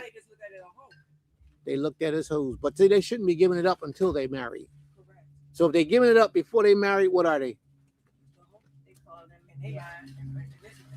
They are unrighteous. They're unrighteous. They're not living for the Most High. Because if you're living for the Most High, no matter how nature kicks in, you're going to fight and resist that temptation. But like I said before, I can't blame the children because the parents are not doing their job. We are failing our youth. We're failing them. I know I felt mine tremendously. So now I get to look back and I get to say, wow, how can I fix this problem? You can't tell them what to do because they're grown now. They don't want to hear what you got to say because they're grown now. Believe me, when your life is over, you get to look back. Did I live my life in vain? It's not really a question that you can answer. The products that came from your life will let you know if you lived in vain. They will let you know. And we have to have a reality check because we don't like pointing the finger at ourselves. We fail in a lot of the things that we do. Now that we know, from this day forward, we got to do better. We got to do better. We got to hold ourselves accountable. And now the youth that we still have, we have to mold and shape and prepare them properly the way that it should be done to give them a better outlook on life. Teach them to respect their elders, to respect their bodies as a sacred temple that is not given to anybody except your husband. And your husband got gotta come to you through the way of your father or a covering. You just don't meet a boy on the street and you say, hey, I like him. I like her for boys. I like her for girls. I like him. I want to be his boyfriend, his girlfriend. It don't go like that. We don't have boyfriend and girlfriends in Israel. You either courting or you not. And you can't get a courtship unless your father or your covering approves of it. Y'all hear me? So we got to stop this foolishness that we're doing, destroying the future of our generations. We have to stop this. Now, I know that there are other major problems that we're dealing with at this time that are a whole lot pressing on our lives and our survival. I know it. But this is one of the things that we have to deal with. Because if you can't mold and shape the mind so that they think differently than you think, come on now, you look at your life. Let's be real. Let's look at ourselves and judge ourselves, right? You 30 years old. How many different opportunities did you have to make a child? And you understand what I'm saying. How many different opportunities did you have to make a child? And were you married? So you still got that same mindset today, a lot of us. But these are the things people don't want to talk about. They don't want to hear these type of things. We're not going to fix this problem till we fix ourselves. Yes, sis? And I know we got a lot of things pressing on us, but this is pressing on us too, because this is our future that we're talking about. That's right. My daughter marrying the proper brother is my future. You know, I'm not gonna end up in the old folks' home. I'm not gonna be, you know. That's right. That's my future. You know. That's right. You're absolutely right. And we have to raise our children in environments that are conducive to a positive future. And if we don't, we're failing them again. We're failing them again. If we don't, we have to begin to focus on what we're doing and pay attention to what we're doing. And if you don't have children that's that young anymore, then adopt some. And I'm not saying you got to go to the courts and get some children from the courts. What I'm saying is you find a child in Israel that needs some guidance. You get their number. You relate to them. You become their mother or their father or their grandfather. Brother told me the other day, just yesterday, I believe it was, or the day before, that when he grew up, his mother died when he was 10 years old. And his biological family rejected him. If he was in this way of life, he had to go to foster homes to live for his survival. Should have never happened if he was in this way of life. But a lot of us who walk this way right now, we would let that happen to our brothers and sisters. That's not my child. I ain't taking on that responsibility. You're not really serving the Creator. When I try to tell people about being righteous, that's one of the most righteous things you can do, to preserve the life of a child. What does the Most High say? He said he will punish you if you hurt the fatherless, the poor, the widows, or the elderly. He'll get you for that. And if that child is without a father, he can even have a single parent mother. It's your job and your responsibility to latch hold of them and say, you know what? Let me do what I can do with your son. Even if it's from a distance. Let me do what I can do with your son. Not enough Hebrew men have that understanding because they don't care. Because there's really not a lot of righteousness in the earth right now with our people. All we look for is pleasure. We go to Shabbat service and somebody repeat the same thing over and over every year to us, and we get some kind of enthusement. We want to hear the music, and we want to feel that impulse. We want to feel that vibration.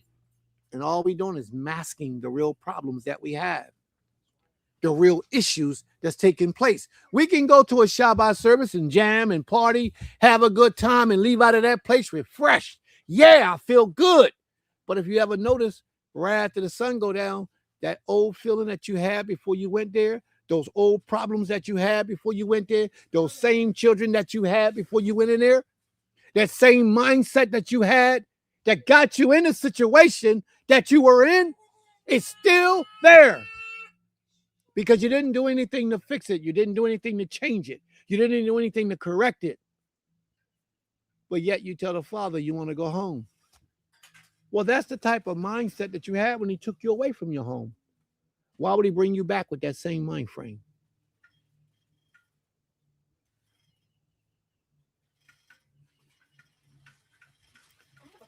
Yes, Aim. What if you're 30, say 30, 33, and your father never approved for any of your suit? Never approved of any of your suit. Then let your father go get one that he approve of. But I wouldn't wait till I was 30, 33. No, I'm just telling you, like they were 25. No. Let your father go find you somebody that he approves of. Aim. Let your father go find you somebody he approves of and keep your mouth shut. Because a lot of 33 and 35-year-old girls, they go to their father, because I did it. Their fathers pick somebody out for them. They don't want that. I don't like that. I don't feel good with that. No, because we have that Western mindset where we think that relationship is about likes. How you look. That's what I mean by likes. Or how much money he got. If your father say you get down with him, that he got enough money to sustain you, because your father got enough sense to say this is the one for you.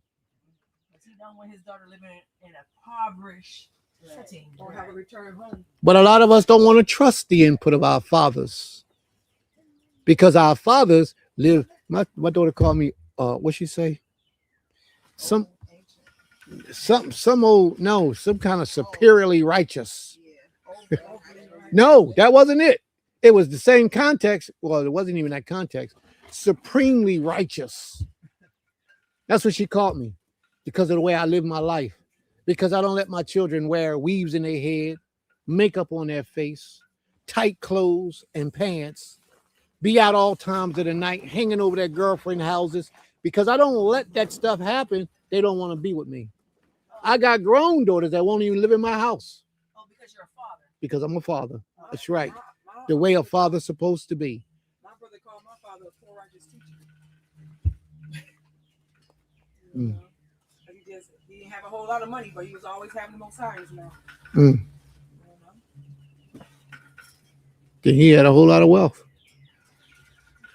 Just a shame that a lot of his sons, I don't know, but what normally happens, a lot of our children don't take advantage of that wealth. They think it always got to come through the green wealth. Richness of the mind is the first richness and wealth that we can obtain. And it don't cost anything to get, just some reading, some studying, and opening up your ears and listening. And sacrificing when those passions and desires hit you. Was the death of the firstborn necessary? You know, a lot of times the death of the firstborn is necessary. The Creator take the death out. We get emotional over it. Oh, why did I lose my baby? Maybe he was going to grow up like you. I want y'all to think deep. Because we here today, we were the ones that the Creator allowed to pass through the canal. He spared us, but what are we doing with our lives? How are we becoming the ash to cause future generations to benefit from our lives to move further? What are we doing? How are we benefiting? How are we helping? Because most of us just talking. Not enough of us are doing. Now, I can say that about Sister Ornette. You help a whole lot. She helps every week, every 2 weeks, every month, whatever it is. She helps in her own way, and she and I know what we're talking about. She helps. You understand what I'm saying? But not a lot of people do. And they're more in position to help than she. But she does. And may the Most High bless you for that. Because we greatly appreciate it. Because we be needing it. You understand what I'm saying? So she's not only letting her life after her passing help to benefit the lives of others, but she actually doing it while she's still alive. Are you? Are you? And I'm asking you in the listening audience, I know you all can hear me. I'm asking you, how are you going to be that tree that take and get burnt up and become ashes and people get the benefit from the history and the legacy of your life. Most of the time when the guys pass away, he leaves the woman in a worse condition than she was when she was with him. More bills, more trouble, 4 or 5 children, nobody to take care of her. What's she going to do? She don't know. She's in a bad position. And a lot of times what she do is she resorts to the streets for her salvation. She runs to the government so she can get a check, thinking at least that'll help some of the way. I could get medical benefits. I can get a check. It will help in some type of way.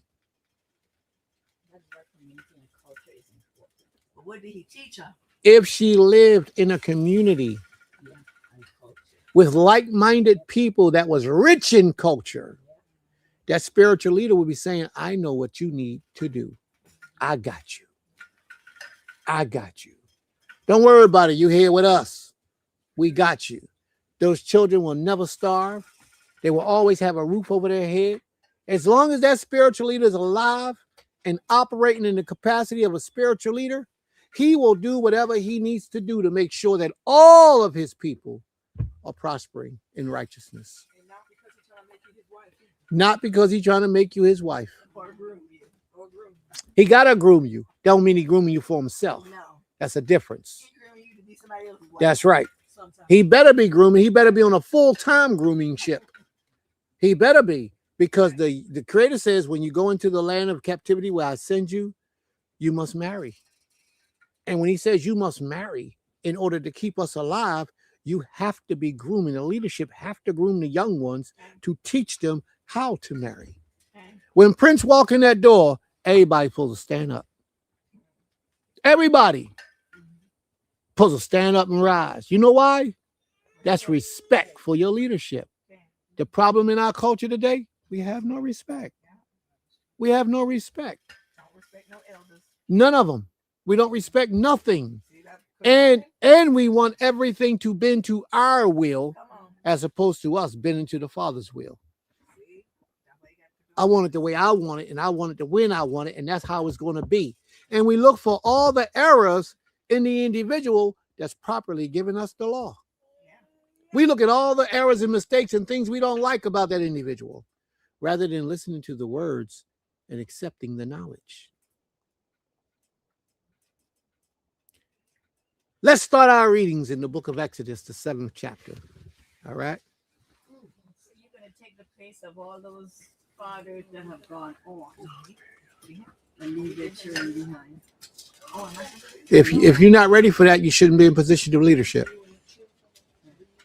If you're not ready for that, you shouldn't be in position of leadership, because that's what leaders do.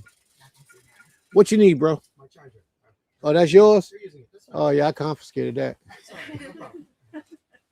It sat there for 2 days. I said, oh, somebody don't need that. But you probably took my wife's charger, did you? No. What kind of phone you got? iPhone. The new ones, the 16. No, 14. Somebody got the CC charger piece on both sides. That piece you confiscated that have a black head on it hanging out the wall. Okay, because she can't find hers now. Somebody didn't. In the house on the floor. Yeah, it was, but somebody confiscated it. I also lost my charger head. Oh, this ain't your head? No, the head, that's a borrowed one. Plug-in charger's gone. What does it look like? Just white. I did see a head in the house though. Yeah. I've been looking for it all week. All right, we'll figure all that out at the end of the day. Yeah. All right, let's get to the lesson, y'all. As if we didn't already have one. Put your stuff. Put your legs. As if we didn't already have a lesson. Y'all ready? Let's rock and roll. Huhana, Shabbat Shalom, sis. May the Most High be with you. Peace and blessings to your life. Toda Rabbah. Shalom, shalom. All right, let's get rocking, y'all. Exodus chapter 7, verse 1. Anybody who missed that devastating piece earlier, go back and watch the lesson.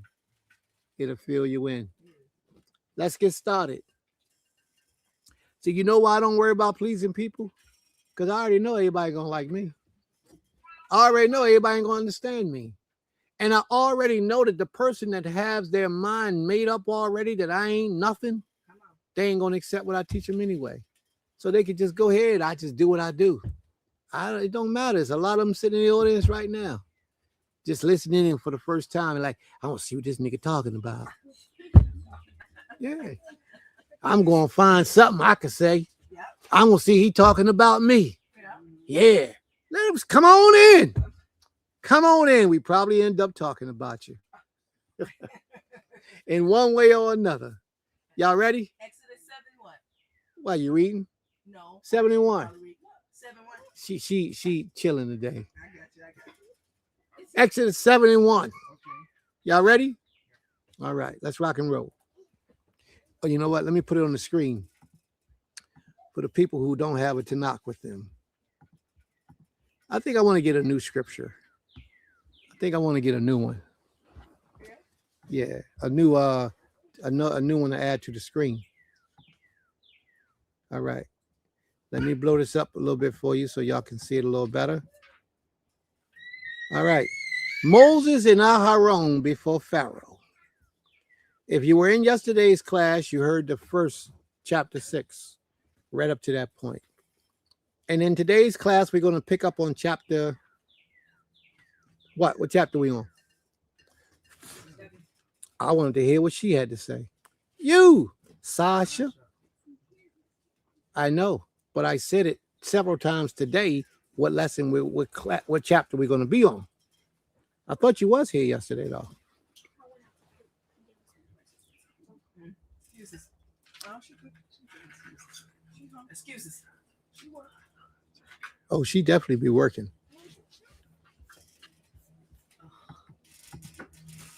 So the question is, can you establish a high moral standard in a capitalist society? Yes, we absolutely can. As a community, we can do that. We can conquer that. We can achieve that. And Shabbat Shalom to you, my brother. May the Most High be with you. Y'all ready? Let's rock and roll. That's right. I didn't say that 2-3 times, didn't I? All right. And the Most High said unto Moshe, see, I have made you like God, like Elohim to Pharaoh. And your brother Aharon shall be your prophet. You shall speak all that I command you, and your brother Aharon shall tell Pharaoh to let the people go. Let the people go out of his land. But I will harden Pharaoh's heart. And though I multiply my signs and wonders in the land of Egypt, Pharaoh will not listen to you. So Pharaoh really didn't have a choice in the matter. Pharaoh really, it wasn't nothing Pharaoh can do that will cause him to fall in proper alignment and do righteously. Why? Because the Most High had put him under a deep spell. There's a lot of us right now who are under deep spells because we chose when a servant of the Most High came to you and said, get out of that Christianity, you chose to willingly give yourself over to Christianity. So when you do that, the Most High allowed that. Anything you put before the Creator, he gives you over to that. And no matter what you do, you can't get past it. Just like Pharaoh. He couldn't because the Most High put a spell on him that kept him. Now, when I say spell, I mean a condition, a spirit, an energy that made him move in a position of ignorance where he could not do what he wanted to do. His mind just couldn't conceive it. Just like a lot of us can't conceive living a righteous life. The reason why is because we haven't went to the Most High asking for forgiveness and truly changed our ways. We wanted to be part-time Israelites. So you know what the Most High did? He gave you over to that part-time Israelite life, that part-time Israelite spirit. And unless you make up your mind and really dedicate yourself to the Creator to get out of the condition that you're in, the Most High going to let you stay there. A lot of us only want to serve the Most High when it's pleasing to us or benefiting to us or only on the Shabbat days or holy days. The Most High is requesting so much more from you than that. So much more. But will you give the Father what he's asking of? And then a lot of you don't want to serve the Most High with your money as well. No, man. What? I get $1,500 a month. I couldn't possibly get the Most High $100 of that. You get $1,500 a month and you couldn't give the Most High 100. Let me say this, because it wouldn't be right if I left it like that. You ain't giving nothing to the Most High. The Most High has everything. But you have to find some kind of cause to give back to the Most High. How do you do that? Find one of those children that their parents don't have. The parents don't have much. It's hard. They're struggling. Find one of those children, and as I said earlier, adopt one of them and help and begin to help out in that child's life a lot more than what you're doing. I didn't say help your own child and look at it as a blessing. Your own child is your duty and responsibility. You're supposed to do that. But help somebody else's family, somebody else's children, somebody else's that they're suffering, and help lift their burden. Because that's what the law teaches. Help lift their burden. Just by $50 could help. $20 could help. You getting $1,500, $10 ain't a problem for you to give to somebody else to just help lift a little bit of their burden. You'll be surprised. That person that didn't have any money, that was living on the streets, looking for something, praying to the Creator for something to eat. Now I know I'll be going off sometime, but I got to go off on this one. Do you know how many women have a child and living in a car? How many might not have a child and they living in a car? And a lot of times it ain't even their car. It's an abandoned car. It's an abandoned house. But they go to school every day. They show up at work every day. They be at the temple every Shabbat. And nobody knows that this young lady is homeless. You know why they don't know? Because they don't have a community. Because if we had a community, we would know who was homeless. We would know who was in need. We would know when the parents died and we need to kick in and step in and take care of that responsibility. There are a lot of homeless people who are suffering every day and try to maintain life, that go to fast food chain stores to take a bath, to wash up in the zinc. Some of them wash up in the toilet stall, out of the toilet, just so nobody will know that they're doing that when they come into the bathroom. There's a lot of us who have been reduced to that. But they have a pure spirit. They have a pure heart. They're more righteous than you. Because as soon as they get their $5, they get their whole $50 on their check for that week for all the work that they've done. They'll take $5 of that and help feed somebody. They'll donate $10 of that to somebody that they feel can utilize their help. How many times you've seen those videos where a homeless person found some money and took it back to the homeless community and shared with the other homeless people? They have a more righteous heart than you. People will say that there's a reason why they're in that situation. And maybe they did wrong in their life and they didn't being punished.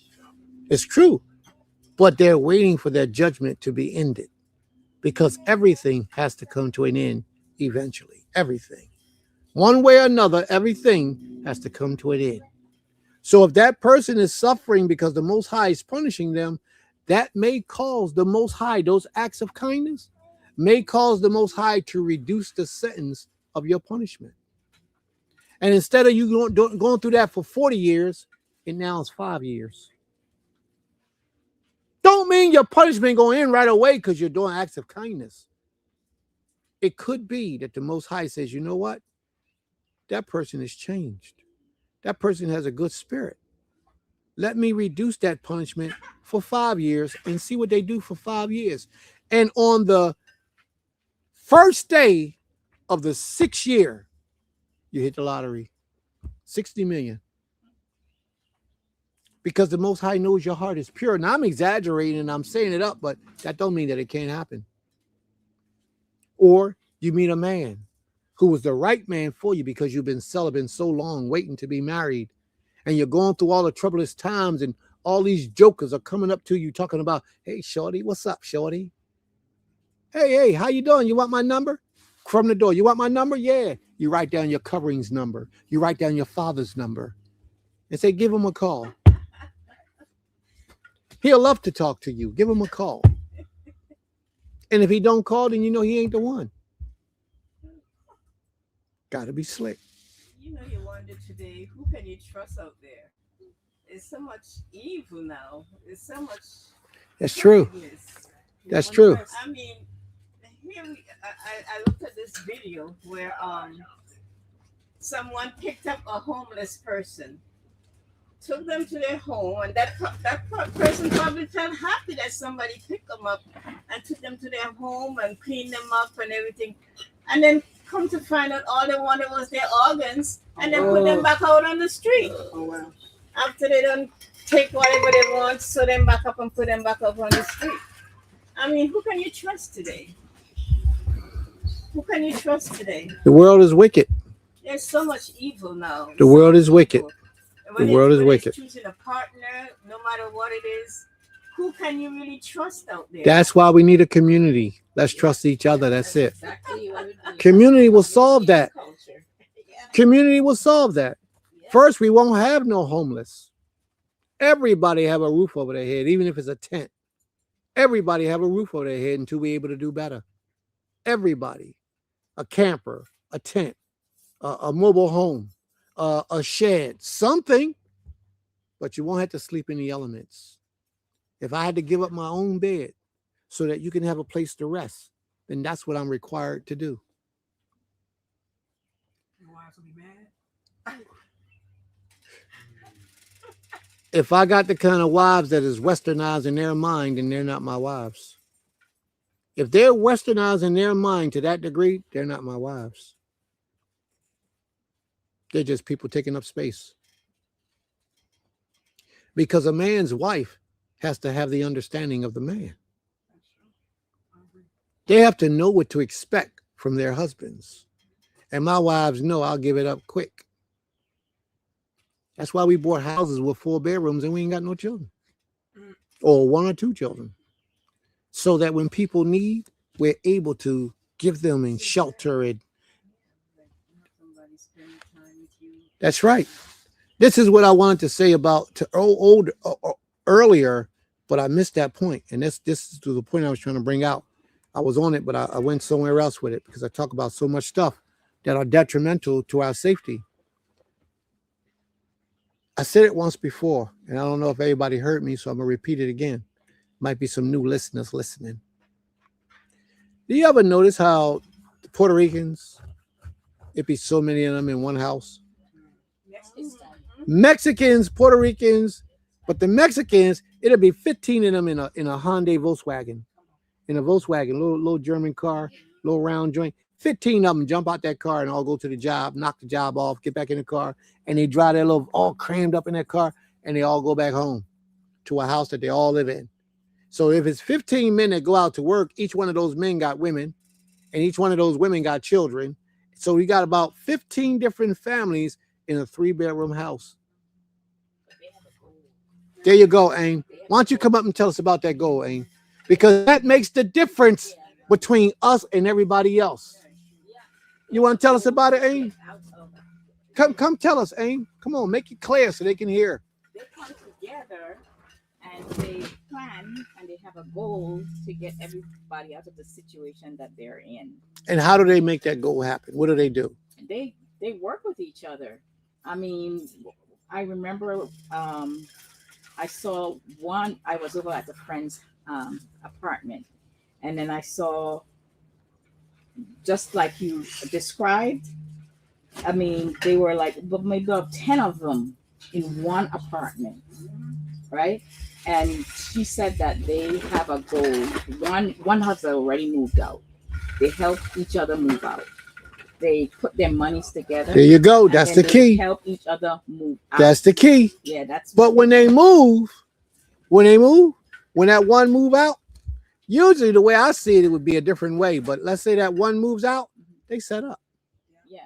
They set up. Millionaires when they move out. Right. They got all they need. Yeah. Now I'm gonna take this one and then I'm gonna tell y'all what I know of. Thank you, Aim. Total Rabah, can you come up to the mic, please? I I've seen them where they all buy each other, the next one a house. There They you all go. Come together, buy the next There you one a go. house. That's They all it. Come together, they buy the next one a house. That's it. Where all of them have their own individual houses, and 9 times out of 10, they buy up the whole neighborhood. That's right. Everything in the cuddle sack. I've seen Jamaicans do it too.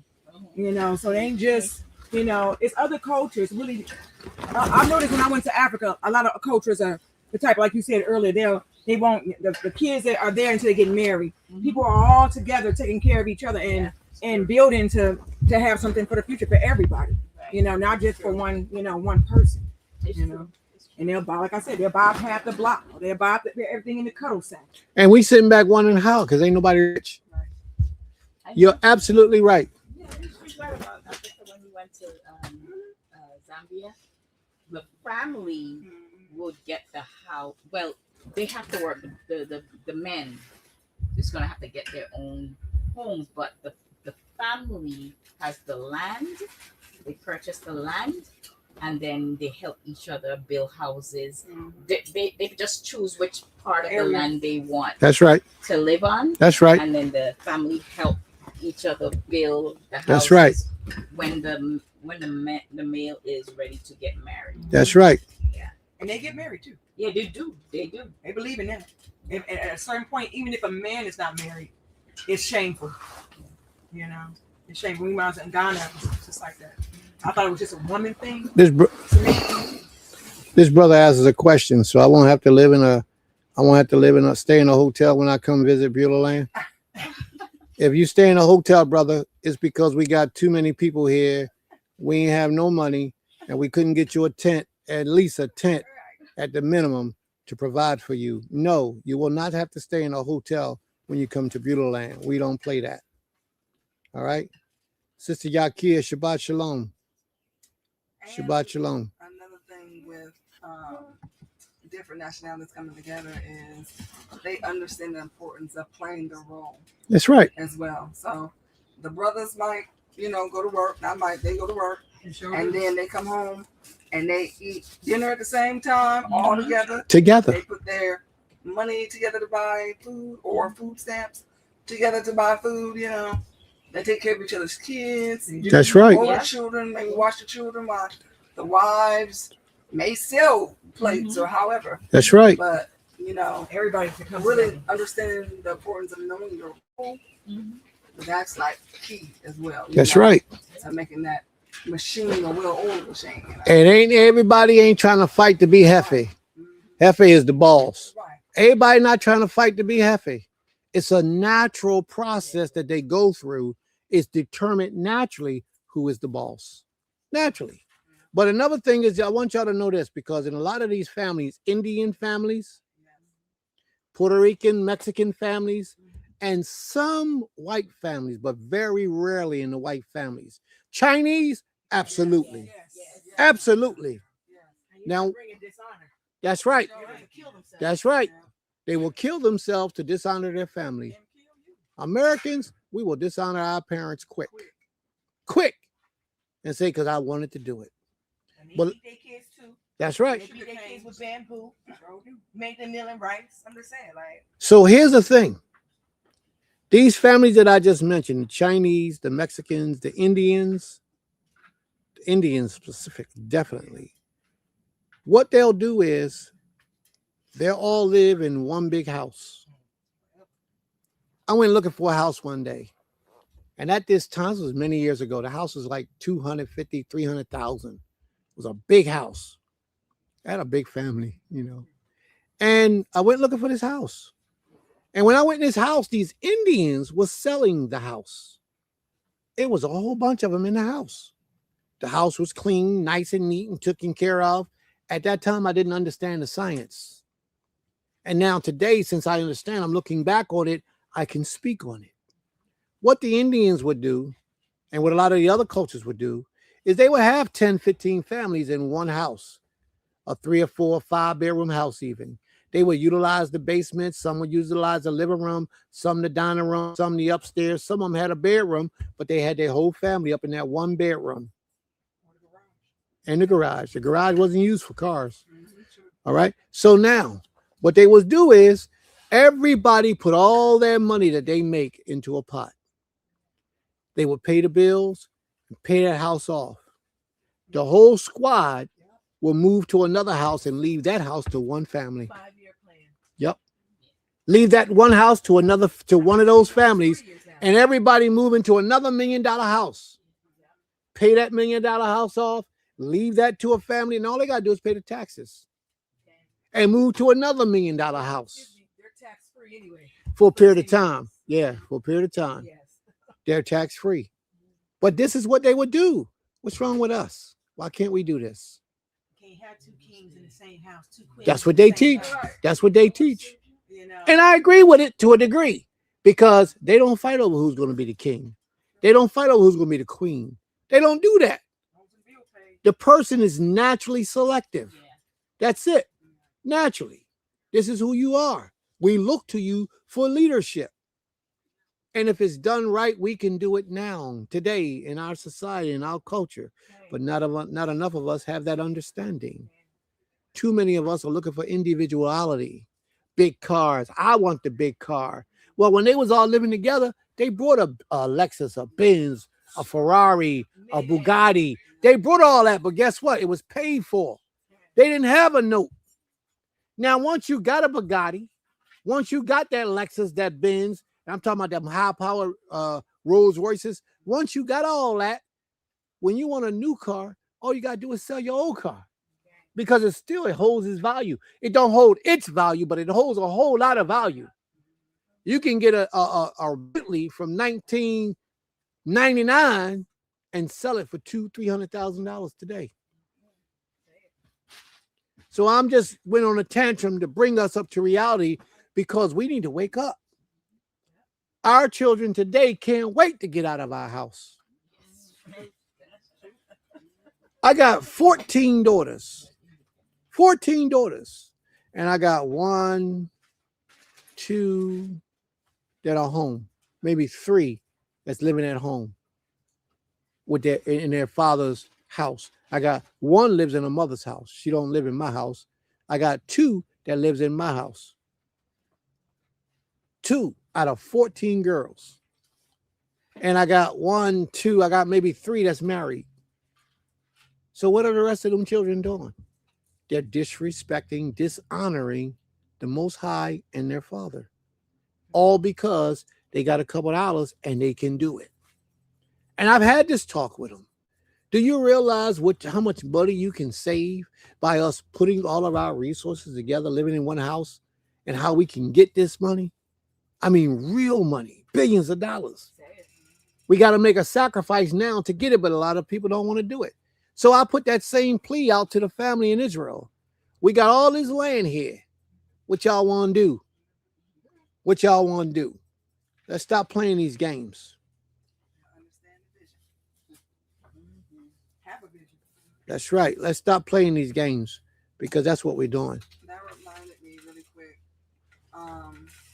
There was some land in Cape Coast, Ghana, once upon a time, that was owned by a Hebrew group, right?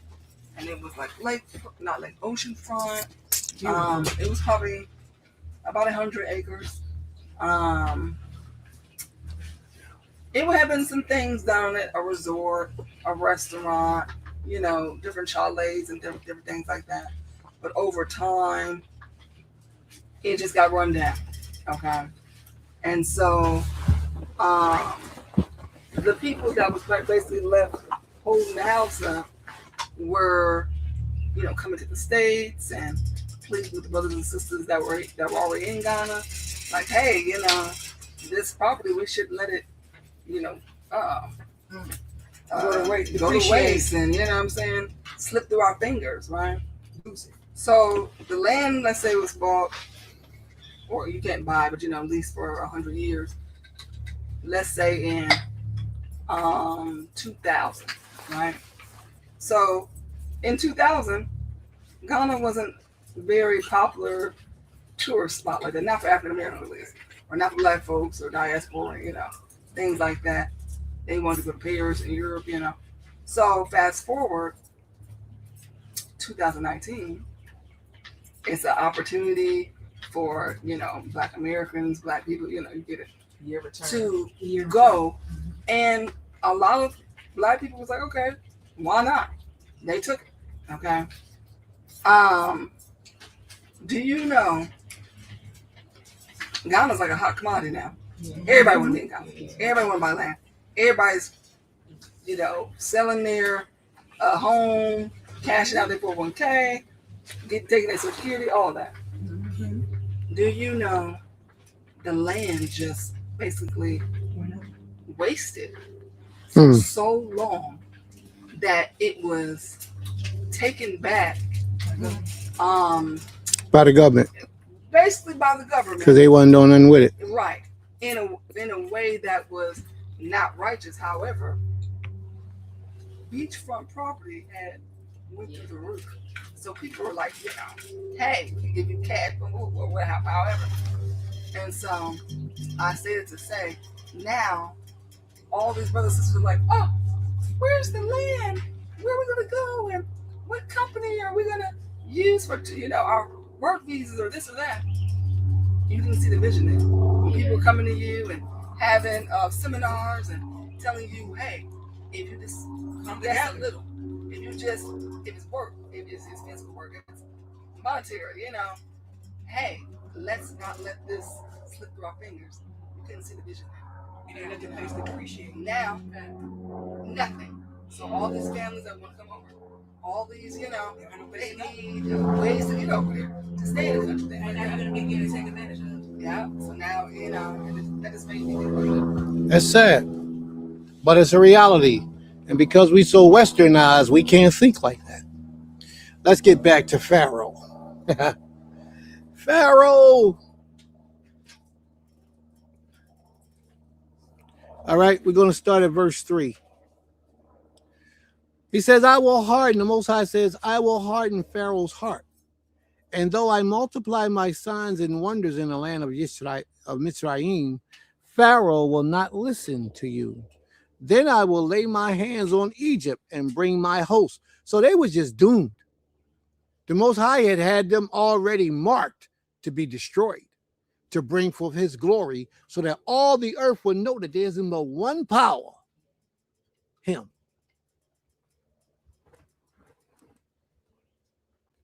Pharaoh will not listen to you. Then I will lay my hands on Egypt and bring my host, my people, the children of Israel, out of the land of Egypt by a great acts of judgment.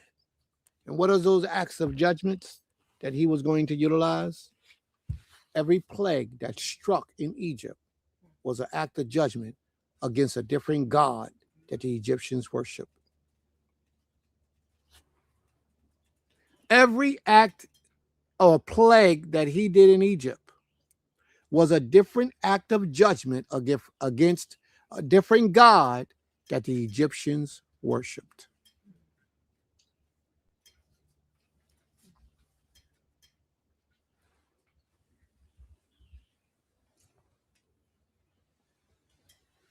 I showed some of your children today, Sister Yakir. I showed some of your children today that was with my daughters at the Shabbat service. They were on the pictures as well. The Egyptians shall know that I am the Most High when I stretch out my hand against Egypt and bring out the people of Israel from among them. Moshe and Aaron did so. They did just as the Most High had commanded them. Now Moshe was 80 years old. And Aaron was 83 years old when they spoke to Pharaoh. Do y'all understand that? He was 80 years old when he spoke to Pharaoh. 80. He had lived on this earth for 80 years before he spoke to Pharaoh. He ran 40 years in the wilderness before he passed. So how old was he? 120 years. He was 80 years old doing the job of leadership that somebody today will look at you and say, you too old to do. You haven't been able to do it in all these years. What makes you think when you get 80, you're going to be able to do it? You're going to be in worse shape when you're 80 than you are now. But with the Most High's blessing on you, when the Most High put that anointing on you, nobody can stop you from doing what the Most High has ordained you to do, but you. And they will get destroyed. That's right. If they get in your path. When people see you, and I'm going to be just straight with you, you know how many people knew Moshe that envied Moshe? That try to put up obstacles to make Moshe fail? Every time you read through the scriptures when it says, and the people murmured, there was somebody in the scripture starting that process. The people didn't just all get together at one time. Somebody was going against Moshe. Somebody was bringing all these false accusations against Moshe to try to prevent Moshe from rising, from doing the job that the Most High had ordained. What did they say? Let us go back to Egypt so we could die by the flesh pots. We don't want to stay here no longer. Why? Because Moshe got the glory and not them. That's right. That's right. They didn't want that to happen. So I'm telling you, brothers, right now in this life where we living in today, they will do the same thing. When you standing strong on the Most High, they're going to try to find everything they can to try to tear you down, to bring you out of the purpose that the Most High has given to you. My advice to you is just ignore them. Don't even respond. You ain't got nothing to say. Just keep it moving. See, my mistake was thinking I got to defend my position to prove something to somebody. Now I know. Because when a person got their mind made up, ain't no proof in the evidence in the world going to prove them that they're wrong. Let them go. Let them go. If you want to leave, you're free to leave. I can't make you stay. Well, I want to have a meeting and talk about this and talk about that. Nope, you already got your mind made up. What are we going to meet for? What's the purpose of that? Just so you can say what you want to say and get it off your chest? No. I said what I said. I did what I did. Now live with the rest of it.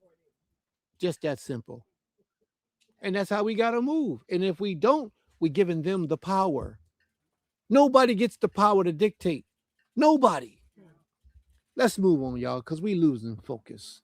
Lost but found.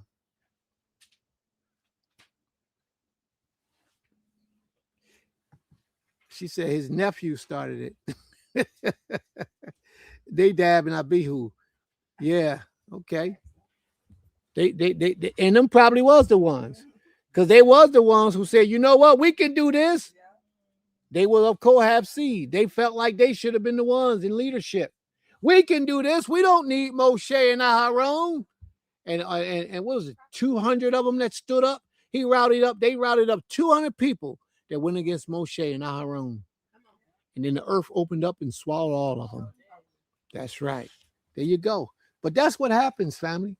You get people in the background, and I'm going to tell you something, and it's going to hurt. Sometimes those same people will be of your household.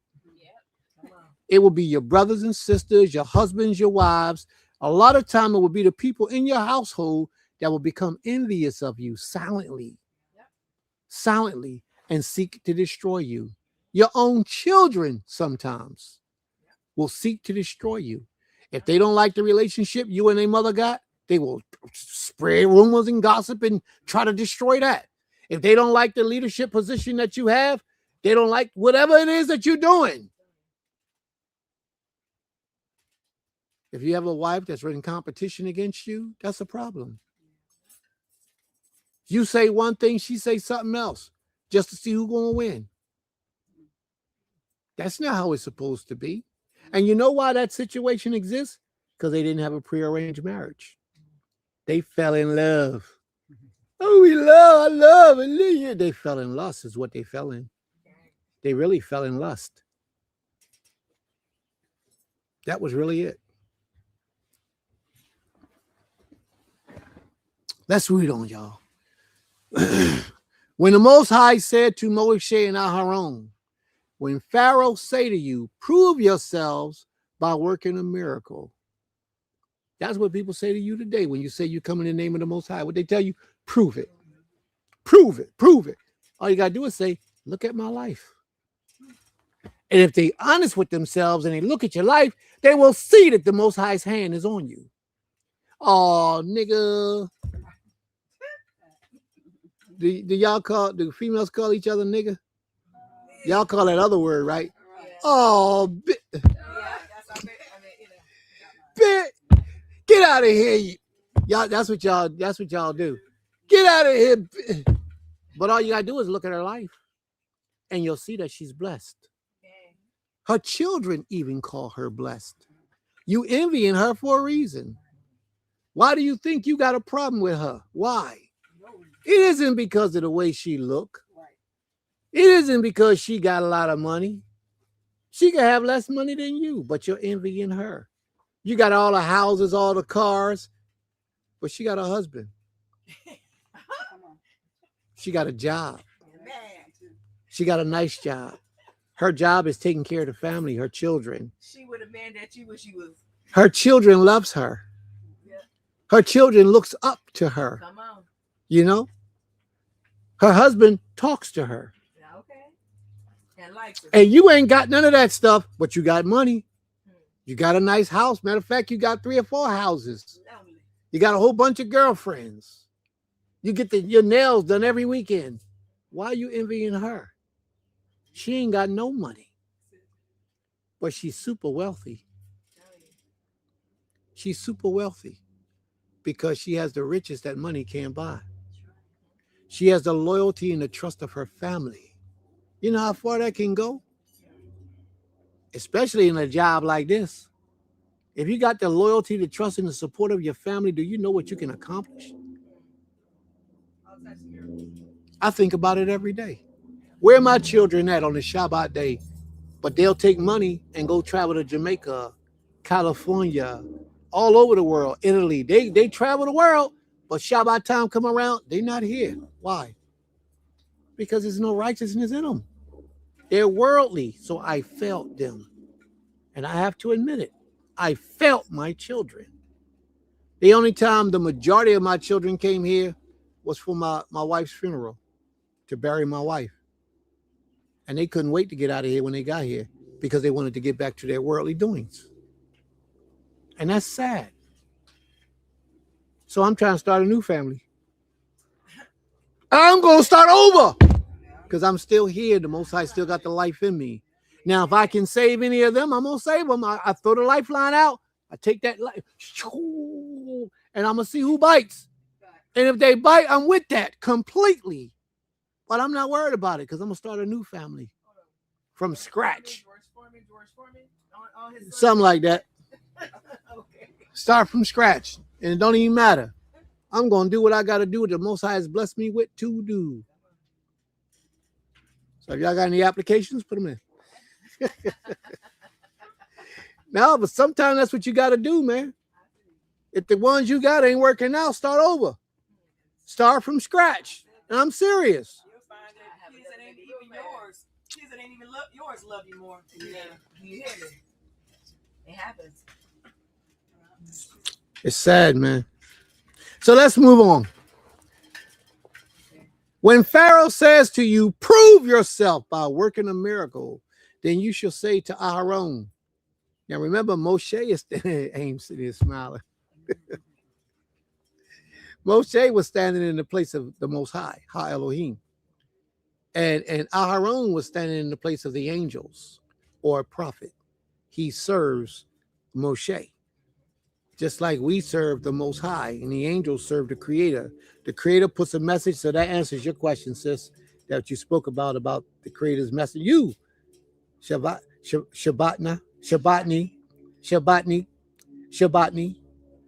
What that mean? Shabbatni. To have rest or peace? Shabbatni. Who told you that? Okay, I ain't gonna argue with you. Shabbatni means my peace and my rest. Shabbatni, the Shabbat, the rest of me. But it does mean to have peace and rest. So they're not wrong. They're not off. It's good. But now you know. Now you know. But that is a beautiful name. It really is. A Shabbatni, that's a beautiful name. That means I struggled all my life, and when I had Shabbatni, I got peace. Yeah. And I struggled all my life and didn't even know my name for real, what it meant. Wow. Didn't have to. And now you got peace. I got peace. Right. Prince, you always starting your stuff. All right, let's get back to the lesson. We're going to make sure you get the peace you deserve, sis. Yes.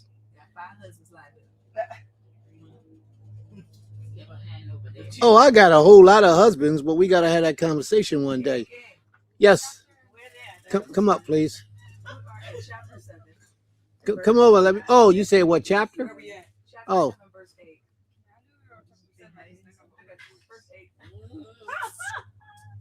And the big brother was assisting the little brother.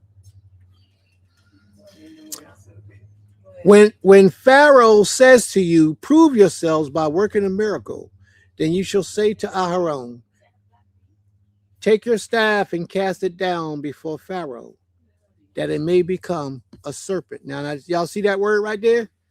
Tananim or Tanim? Tanim actually means serpent. That's a word for serpent or dragon or crocodile. That's what it says. So Moshe went to Pharaoh and did as the Most High commanded. Shabbatni, are you really looking for a husband? I am. All right, Shabbatni, we're going to put you on the list. But now here's my question to you, Shabbatni. Are you willing to marry a man that has multiple wives? At this point, I am. At this point, she is. All y'all brothers, y'all here? All right, we're going to get this. We're going to build this family tight. If there's any applicants, please put it in the room. And it became a serpent. Then Pharaoh summoned the wise men and the sorcerers and the magicians of Egypt also did the same with their secret arts. Now, I want you to understand this. Moshe and Aharon called a staff to become a serpent or a crocodile. They threw it on the ground. Pharaoh brought in people who did not worship the Almighty, who had access to the back door. Remember that back door y'all learned about? They had access to that back door, and they were able to imitate what Moshe, the servant of the Most High, actually did. There will be a lot of imposters out there. But how do you know who the real imposters are? Because they won't lead you to the Most High. They'll lead you to a deity.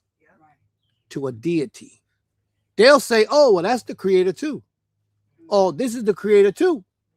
If he wasn't the power of Abraham, Yitzchak, and Yisrael, then we got a problem. If he wasn't the creator of all creation, then we got a problem. And that man who died on the stick, that's the first one they're going to try to give you.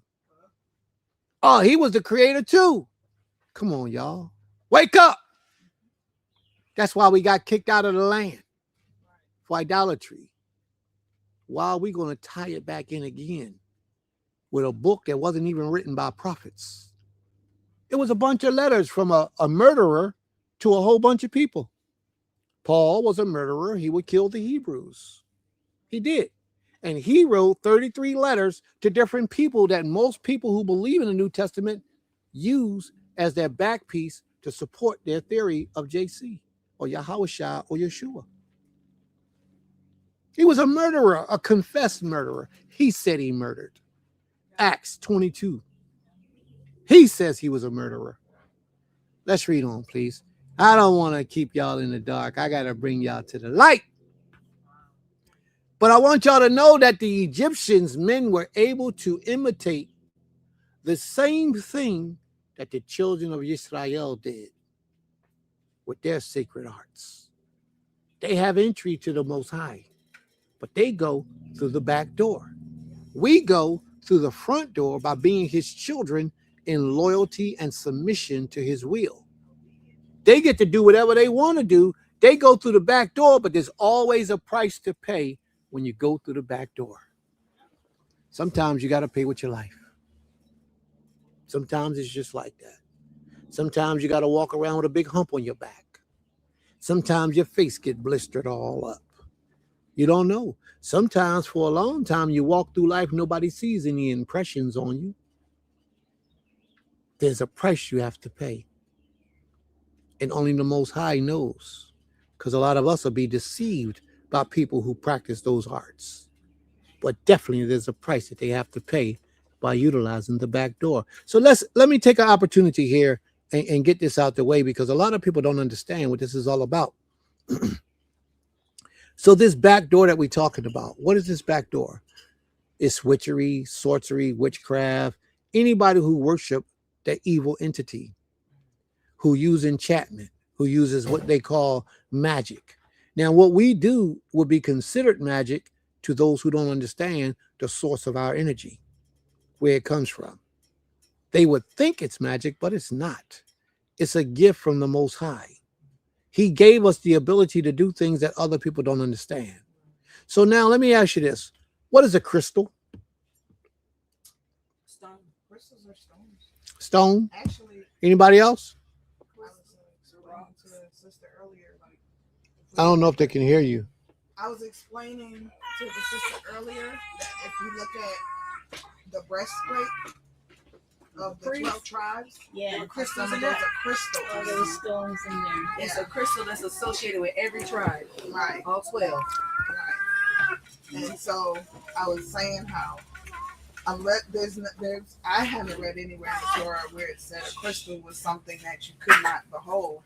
Plus, if you look at, just the breastplate itself show that our ancestors, utilized those stones for different things, and none of it was for idolatry, but for ornaments or decoration. And I know for identify. me, huh? To identify. Yeah. Or source of To energy. identify it. Source of energy. It's different reasons why stones were brought about. And But the we Most can High walk said- this land right now and find stones that you can utilize for minerals or different things that they have resources from. A lot of people don't realize where even water, when it flows over rocks, certain areas is cool because of the stones that are there. But we just look at things and we say, well, I don't see that in the Tanakh.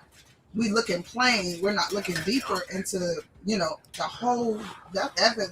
the whole essence of the Tanakh. And so we only see what we think is supposed to be said. And then we try to say, oh, well, that has to be taboo because, I don't see it like that. They hold. I've been violating all these many years, but picking up all these beautiful stones. They hold and transmit So you're energy. telling me I've been violating all these years, Right. Yeah, by picking up all these beautiful stones. Like it literally, and I never even thought about the breastplate, but today Yes. when it was questioned about something that I have, and it just popped in my head, like the Creator just showed me, use this, because that's exactly what it is. It's crystals, and every tribe was represented by a different color of a crystal.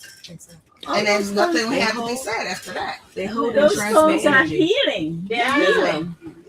It's Because healing. it came from the Natural healing. That's what I thought. I mean, if you want to get technical, you're there made are of a those crystal. who want Yes, to, you are a to crystal. rely Come from the on the earth. pharmaceutical. There are those who want Look at all these heathens talking. I mean, Yo, pagans.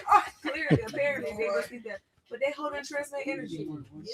Each crystal does different things for you. You can use them to, you're walking on it. You're grounding on it. I'm just saying, like, That's why they say you take know, your shoes off. Naturally. Like, if you know, first of all, what they do with ashes when you die, right? They turn you into a diamond. They can turn you into a literal diamond. What is a diamond? Or crystal. You want to get married though? I was going to bring that up. I was just waiting for y'all to stop blowing. I was going to bring that up. But it's not pagan when you want to put it on your body or put it in your mouth. You put gold in your mouth, silver. Like Most High, we was adorned with. Do you want to come up here and talk? Okay. Some people. All the way back there, and people got to be like, what she say? What she say? Where I'm going? She got to see right there. It's fine. We was adorned with jewels. I'm just saying, like we were adorned with crystals and jewels and gems. I'm just saying, first of all, you're worth more than them anyway. But I'm just saying, like I said, when you die, you can literally turn into, they'll take your ashes and they could turn you into a diamond. Those are bodies. You're wearing bodies at that point. Like, it's not pagan. Crystals transmit and they hold energy. Yes, They hold energy, just like, water. Dealing with that, it's just a conduit. It conducts different things. When you use electricity in your car, in your house, what you think they put in that? What you think? They're using different materials from this earth. Copper. They're using some type of form of crystal. You telling me running that AC in your house is pagan? You telling me driving that car is pagan? You telling me you getting your teeth done? That's pagan? I'm just saying, then you might as well take your tail. Let me curve my tongue because y'all know I got that bad mouth sometimes. You might as well take your tail into the woods and don't have on no clothes and just live like 2 little she bears in the woods somewhere. Well, we don't because again, we royal. All right, We so royal. can I finish? Go ahead, Abba. I go in the back again. I go back to the back. So I can finish then, can I? Go ahead. Nah, go ahead. Get it off your chest. We're gonna mop them up. When I was even gonna say, somebody brought about a ring, right? Yeah. Like all the rings that we wear, those diamonds, those different crystals. Even if you don't wear a diamond ring, you wearing a what they call it, silver. No, it's another stone. It's different stones, but you wear different stones. All that's different crystals, right? And you're not worshiping those rings. I mean, I would hope you're not, but it's a stone. It's just in a different format. But I think what it is people don't consider that. They look at it and they're like, oh well, it looks like it is because it's on this thing or something. But I'm like we saying the breastplate. If somebody has it on a wall, we saying they worship the breastplate, the crystals there. You know what I'm saying? Like, I think a lot of it is people's interpretation because they haven't put thought into it.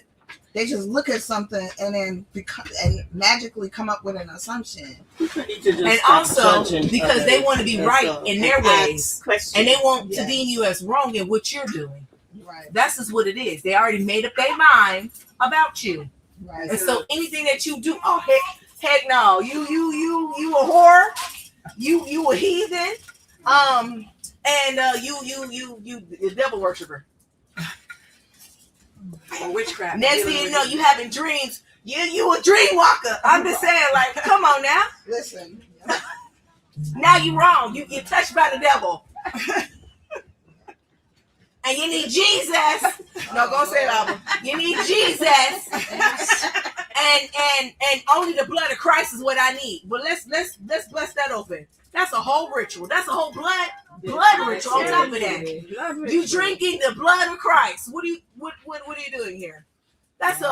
Are you kidding me? So basically, we're some devil worshippers, but what are y'all? They're in violations. But what are y'all? I mean, did Jesus say, I'm not God though, in that Bible? Somewhere in the back? Did he say that? Did he say that?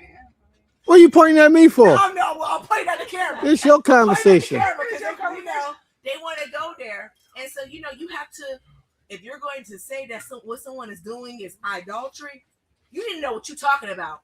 Other than that, you know what I said. So like I was saying, before I was so rudely interrupted,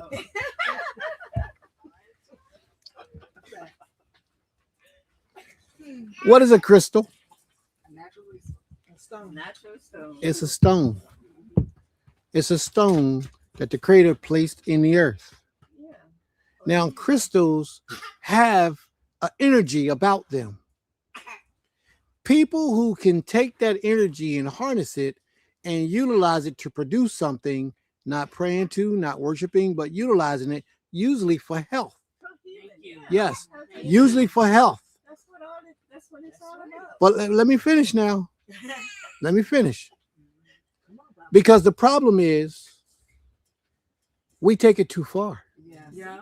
And we begin to give that stone credit for something that it doesn't earn. See, let me share with you about a stone. The greatest stone I ever known. gave water to the children of Israel. They got that water from a crystal. It was a stone that the Most High said what to them? Speak to it. And it will obey you. And it will give up its water or its mineral or its nutrients. Speak to it, which means command it. That's all he said. But Moshe did it a different way. He hit it. He struck it. He didn't do what the Most High told him to do. So he struck it, just like most people worship these things, which makes it idolatry. But you don't, do you worship it? Because if you don't worship it, how are you practicing idolatry? If they look good and you got them sitting around your house, crystal glass, people don't even pay attention. But there's crystal that you got in your cabinet. Real crystal glass is a stone. And it's valuable. It's worth a lot of money. If you tap it, it resonates a certain frequency, a certain vibration that will bring healing to your body. Now, is that idolatry? Well, you got to be careful. Now, if you're giving glory and honor and reverence to this crystal, then yeah, you practicing idolatry. If this crystal is sacred to you, well, you just can't let it get dirty every day. You got to polish it. And even on the Shabbat, you got to make it sparkle so it can look good. Then that's a form of idolatry. That ain't where we coming from. And if you are coming from that place, then you're committing a sin against the Creator. Now, a lot of people will look for a lot of things to try to bring you down. Man, we talked about those things. A lot of people will look for a lot of things. And a lot of people will look at that diamond ring you got on your finger because it's so big and resilient and say, oh, what is that? It's a big crystal, because that's what it is. I can't mess with you because you got a crystal on your finger. You see what I mean? And all you got is a diamond ring. But it's too big. The Europeans have messed up our minds. They really did a job on us. Therefore, a lot of good people get shunned because we got a Western mindset. If you took that nonsense back to our forefathers, the high priest would stand up and say, so what are you telling me? I'm practicing idolatry because I got a breastplate full of them? What are you telling me? Moshe practiced idolatry because he tapped the rock in his anger or frustration with the people? You know, what are you saying? Now, I'm not saying you got to go out and learn about crystals. I'm not telling you to do that.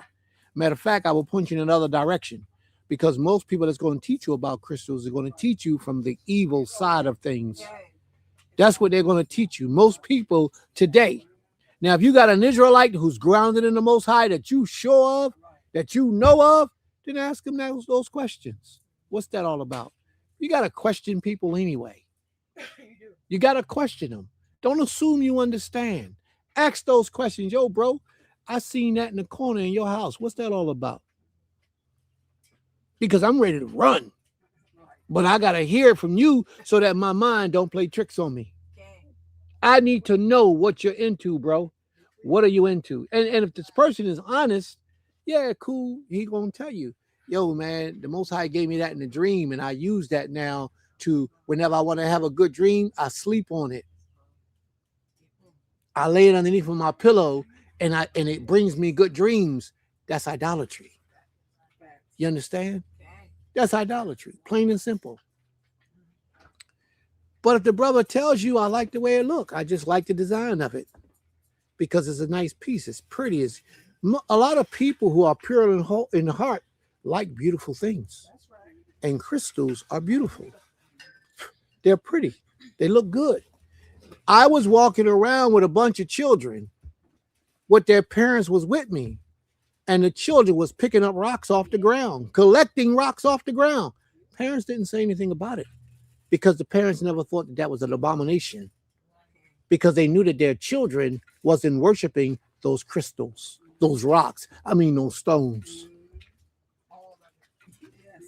And almost every one of them was picking them up. And not one of the parents said anything about it because they had no problem with it. It's all, it's, they brought them to the house. Brought them to me and I said, oh, that's so beautiful. Yes, they said the same thing to me. One of the children got mad because I wouldn't let him stay behind to pick one up out the ground. Because I wouldn't let him stay there and dig it out the ground while we was walking. Right. But we have no problem with that. They're stones. As long as you're not praying to them and worshiping them, you can hold those, play with those, even talk to them if you want to. Hey, stone, get over there, stone. Moshe was commanded to talk to the stone. Tell the stone what you want. Stone, open up and give us some water on the command of the Most High. As I said before in my class, and y'all got to understand this because Prince be going deep sometime. As I previously stated in my class, the children of Israel was given authority over the heavens and the earth and the sea. Everything in between belonged to us. We can command them to bend at our will when we're in our right mind. So all of this belongs to us. And we don't have to worship none of those things to put forth that commandment. But are these things inside of our bodies as well? Yes. All those minerals are inside of you. And that's why we're buried back in the ground when we get done. Yeah. We down. Exactly. I don't have to have a stone or a crystal. I'll bust it up and throw it away. I don't need it. I don't have to have those things because they got nothing to do with my relationship with the Creator. Nothing. But people have to understand this. We are cursed with a curse in living within a curse. We're cursed with a curse, and we can't see our way through because we let the I ain't gonna say Europeans. We let the adversaries tell us what's righteous and what's not righteous instead of letting the Most High tell us. There are people who use crystals in black magic. There are. That don't make the crystal evil. It makes the people who are doing it. And the same thing, if you look at, if anybody who studied the talisman and people who practice witchcraft, they use Hebrew. The same Hebrew that you use, they use. Yes. Yes. They use it. So do you discard the language as well because they use the language? Come on, we got to wake up, family. They use the Bible too, and they do all the witchcraft from the words from the Bible. Psalms to take some of those Psalms and Proverbs and they use them. Yeah, we got to be careful that we're not committing idolatry. We got to be careful that we're not dealing with idolatry. So sis says, that's Chief. Chief says, we never dealt with candles. Candles has everything to do with witchcraft. No, where was on the table. So when all the lights go out in America, and you ain't got no lights, let me see if you got a candle. If you're going to light that candle, you're just going to be in the dark. Let's see which one you're going to do. As long as you're not worshiping these things, honoring these things, because you can be light in the dark. So I'm going to pray to you. No. As long as you're not doing that, then you're fine. So we got to be careful about how we move. We use incense in the Tanakh, but they use incense to worship the devil. But we burn incense to the Most High, and it was cool. There you go. Exactly. I was supposed to say that. Utilize anything. That's why the Most High said, "Don't worship anything." If I'm doing good, I can take the good and do nothing. I would rather use an oil lamp. I would like that oil lamp to burn. But there's nothing wrong with candles. Candles are made. Oh, there is something wrong with candles. What's wrong with candles? All the toxins that are mixed in with That's it. The toxins. Candles are made with cyanide. But that's certain real candles Not all are made with fat. There's some good candles. Well, y'all gotta find. Well, tallow is animal. Yeah, it's made with fat, animal fat. Yeah, but that's pork. Tallow is pork. You know, beef tallow. Okay. That's not made with any of that. Yeah, made with soy candles, beeswax. All right. All right. All right. They say we got an answer for that too. You hear him, Mr. Otter? Oh, he got an answer? Mr. Otter said about the candles. But the other thing too, the fumes, They have tied that to cancer, though. I know that. So candles, All of it is in discretion and figuring out. they can't hear you all the way over there, though, babe. You want to take the mic? You all the way over there. They can't hear you. You whispering. So the point is that anything can be made an idol. They can be dangerous to your spiritual health. You know, so you got to be careful. You have to be careful.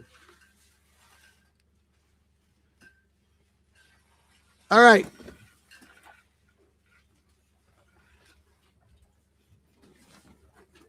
That's right. Use nothing dedicated to evil.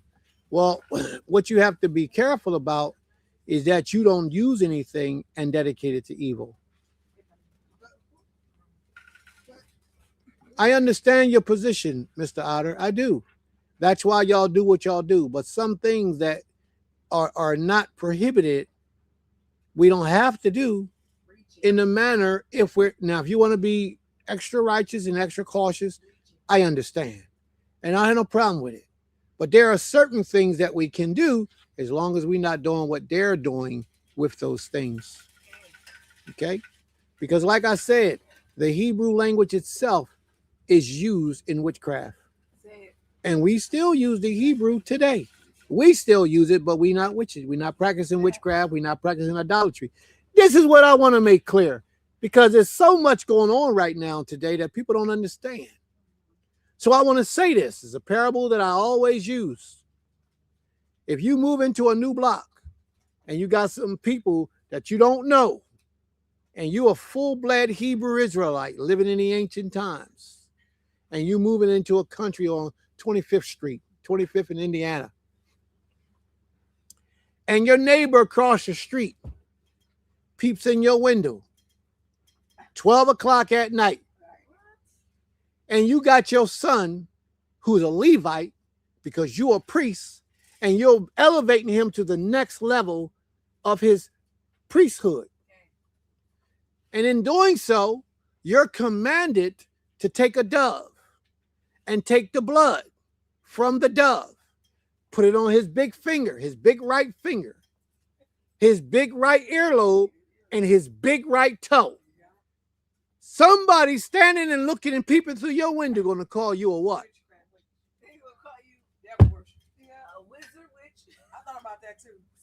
You see what I'm saying? It's all because we are westernized and we don't understand our culture. So now we got people that don't want to light candles because people use candles in their seances of worshiping the dead. I respect that as being overcautious or extra cautious. I'm not even going to argue with you about that. If you want to go to that extreme, I'm with you. Go there. And then when I come to your home and I see you ain't got no candles, I ain't going to pull one out my pocket because I would be disrespectful. But I can't teach somebody else that that's evil to light a candle. But I will say, if you lighten a candle and you're practicing those arts and you're praying to that candle, then we got a problem with that. Because that's not how it's supposed to be. So my brother who says that he got a problem with people lighting candles, using candles, I fully understand. Because if you're using a candle without the awareness of knowing what you're doing and you making those mistakes, then you got a problem. So I fully understand. I guess my question would be, is where in history is that proven that the first time a candle was used? Didn't say that. He didn't say that. Nobody said it was the first time, but we do know that I know that they utilize candles to practice worshiping the devil. But if you ever notice this, something else I want you to know. Late at night in the forest, when they doing those seances and worshiping the devil, they got a bonfire going too. So can we not use a bonfire? Can we not light bonfires because it's going to be associated with witchcraft? There's a point where we have to draw a line and say, it's just about what you're doing with these things that make the difference. Be it bonfires, be it candles, be it crystals, be it diamonds, be it rocks. In Islam, they pray to a rock, a real rock. They say it fell from heaven back in Adam's days. It's called the black stone. It's a rock. The Most High talks about people who pray to rocks, who worship rocks. He talks about that. In Islam, they pray to rocks. They make the rock sits in the Kaaba. They walk around the Kaaba 7 times and they recite their prayers. They're praying to a rock. And it's evil, it's wicked. That's idolatry. And we have to be careful of those things. But my brother who says, me and my family stay from candles, I would never disrespect him by even utilizing a candle in his presence, because I know what it means to him. I wouldn't do it unless there was a straight emergency and we had no other choice. But I would respect my brother's wishes.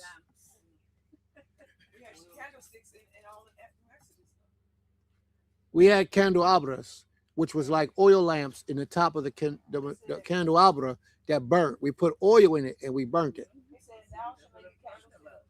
Candlestick, not candles. It would hold oil. We put oil in it. The candlestick, it was the 7, the menorah.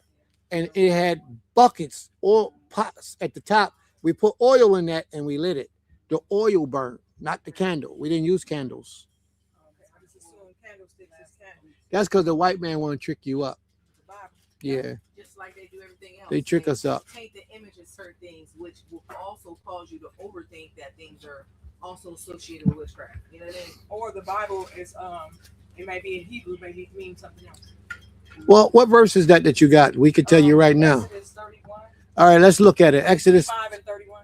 Exodus what? 25 and 31. Exodus 25 and 31. Exodus 25. Let's look it up. 25. Let's go to 31. Thou shalt make a candlestick of pure gold, of beaten work shall the candlestick be made. It's the menorah they're talking about, the candelabra. All right. Now let's look at it in Hebrew. Menorah. The word is menorah. Okay. Weosate menorah. Now, meosate means you shall do. And we shall do. Or you shall do. That's because they've gotten away from the oil. But they were designed originally. They were designed originally for oil.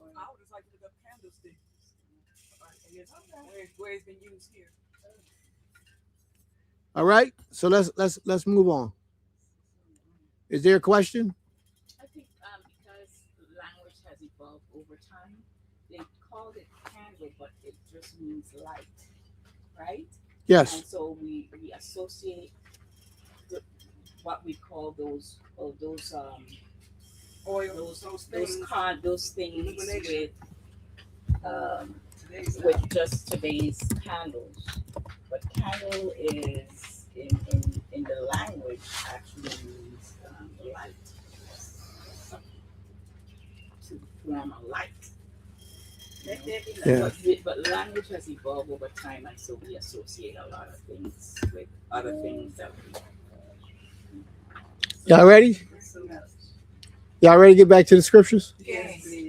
Well, we did a whole lot of learning today, didn't we? We talked about a whole plethora of stuff. Excuse me. We're in Exodus 7 and 12. For each man cast down his staff, and they became serpents. Tananim, Tananot, Tananim. But Aharon's staff swallowed up their staff. That's showing us that the power of the Most High is greater than even their imitations of things. And just to give you game on what's getting ready to happen, every curse that the Egyptians brought forward, we outdid them in that thing. They try to imitate everything, and it stops at the blood. When the blood, we took blood, we turned the water into the Nile into blood, and everywhere where they had water stored up in their houses that wasn't connected to the Nile, it also turned to blood. All their reserve, everything turned to blood. Where we was living at, no, I want no blood. But even their reserve bottled water that they had put up from Whole Foods, it turned to blood. It turned to blood. And then Pharaoh said, can y'all fix this? They couldn't do it. That was the last thing that they was able to do.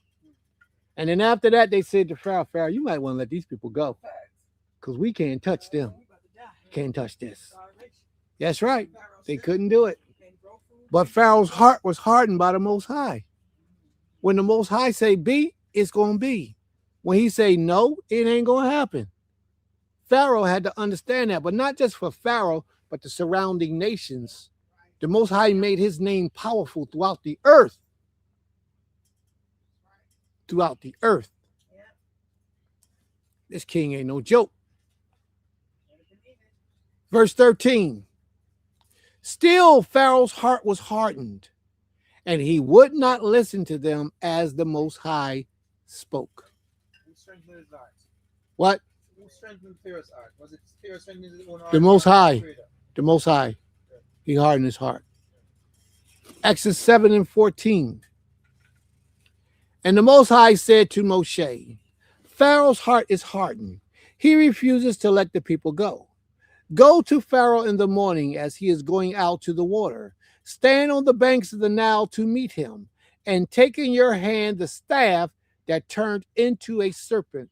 Now, no longer is he taking in his hand that staff that turned into a Tananim. Is now Nakash. And Nakash means enchantment. And Nakash means something specific, some kind of spiritual power is about to take place to make a difference. That's what Nakash means. Nakash was the word used in Genesis when it talked about the serpent beguiling Eve or Hawa. It was Nakash that they used. Nakash is being introduced here. Turn it in your staff that you use to turn into a Nakash. No, the staff that you use to show enchantment, mysticism. We would like to say magic in so many words, but magic is a low, watered down version of what it really was. It was the power of the Most High, Nakash. And thou shalt say to him, to who? The Most High, the Elohim, Ha Elohim of the Hebrews. The Jewish man say that the Hebrews are not a people, that the Hebrew is a language. Well, right here, the Most High clarifies that the Hebrews are a people. He says, the Most High, Ha Elohim of the Hebrews, sent me to you, saying, let my people go, let them go. Excuse my people, Shalak, Shalak. Excuse them. Let my people go that they may serve me. Because remember, we was only supposed to go out for a little while and then come back. That they may serve me in the wilderness. But so far you have not obeyed. Thus saith the Most High, by this you shall know that I am Yod-Heh-Wah-Heh, the supreme power of all creation. By this you shall know. Behold, with the staff that is in my hand. What's the word for staff in Hebrew? Okay. I got matah. But okay, maquel. That is in my hand, I will strike the waters that is in the Nile. And it shall turn into blood, dam. The waters will turn into blood. The fish of the Nile shall die, and the Nile will stink. And the Egyptians will grow weary of drinking water from the Nile. And the Most High said to Moshe, say unto Aharon, take your staff and stretch out your hand over the water. Now, just so y'all remember, the Most High told Moshe to do it. Didn't he? Moshe told Aharon to do it. Was he right? That's right. That's right. He was right. Because Aaron was his servant, just like Moshe was a servant of the Most High. What's the question? What? What's the question?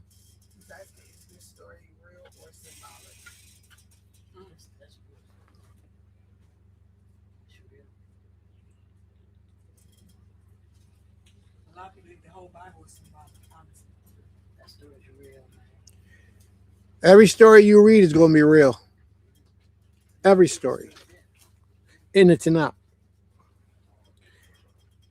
Stretch out your hand over the waters of Egypt, over the rivers, their canals and their ponds, and all the pools of water, so that they may become blood.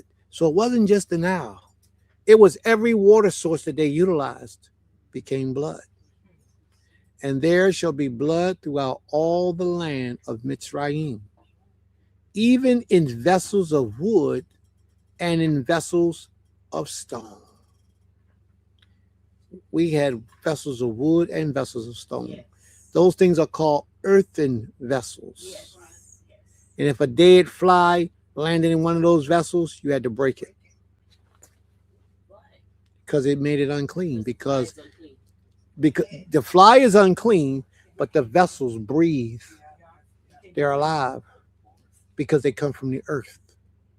And therefore, if a dead spirit enters into the earth, there's only one purpose, because of a grave. You had to crush it. Couldn't use it after that. If you have, that's today. You eat out of an earthen vessel? No. No, you don't use them. But if you did have them, if you got any cups, yeah, wood and stone, earthen vessels. And clay is wood. Well, yeah, you're right. That's what I meant by stone. Clay. We made it out of clay. If it was made out of clay, then yes, she's right. Clay is an earthen vessel. It's very rarely that we have stone vessels. That'd be nice to have a stone cup, wouldn't it? Oh man, I got to put that on my wish list.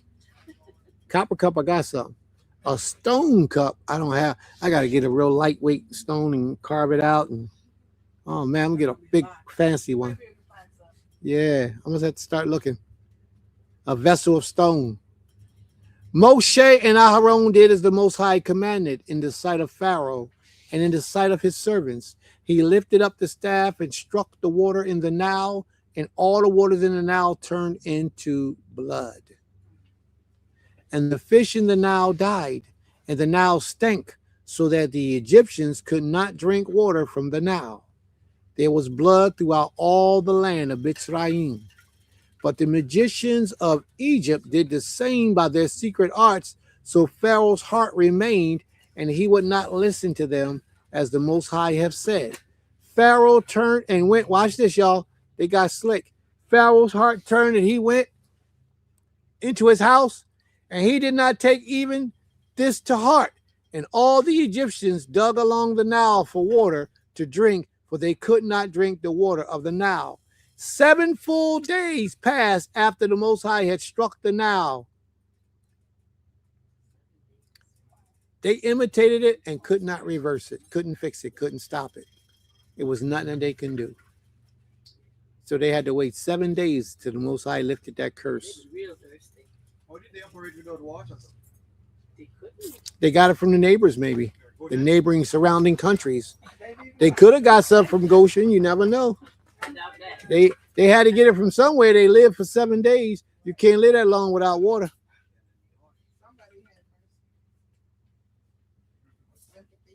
All right, we're going to stop there, family. And we're going to call it a wrap. If not, we're going to be up here all night. Let me see how long 8 is. Yeah, I think we're going to call it a wrap. Because we're going to be up here all night long. Huh? All right, so we're going to call it a wrap, y'all. Any questions, any comments, family? Just one comment. Yes. Regarding Moshe. Can you come up, please, so the family can hear you? Okay, I'll just say that most of the miracles, or what you call it, instructions were started by Aaron. He did them first. And then we saw where Moshe did some of the what Moshe do? Well, I think the first 3 plagues, Aaron did them. Moshe did all the plagues. Yeah, well, there was an instruction where there was a part where Aaron did it, right? And I'm thinking that the point I'm trying to make is, why didn't Moshe do the one regarding the water? Moshe did all of them. Yeah. Yeah. He did all of them. So Aaron never. Everything that Aaron did was Moshe doing Okay, it yeah, man, in that. because he was commanded to do it for Moshe. Right, exactly. There's not one that you can say where Moshe actually did it himself. His servant did it. That's how the Most High works. The Most High does the same thing. He don't do nothing. His servants do everything. There was none that Moshe effected. Well, if you can find it, you can present it to me. So Moshe was like a god. Like a Elohim. That's right. He was like an Elohim. That's right. Moshe was like an Elohim. He did raise the staff Because the Most High gave him That was later. Oh yeah, that's Right. That was later when it, in the battle. Yeah. The Most High gave him that And I think it might have been when he was turning the water, opening the Nile. But from what I understand, everything that he did to Pharaoh, before Pharaoh, all those plagues, his servant did it. Although Moshe was accounted as credit for doing those things. he was an Elohim. That's He was right. like acting on the behalf of the Most High. That's right. So that's the authority. But the point I'm trying to make is that the one regarding the water, that one in particular, she actually could not do that one. Who? Moshe. He didn't do none of them. Right. His servant did them for him. Therefore, he did it. Every one of them. He did every one of them.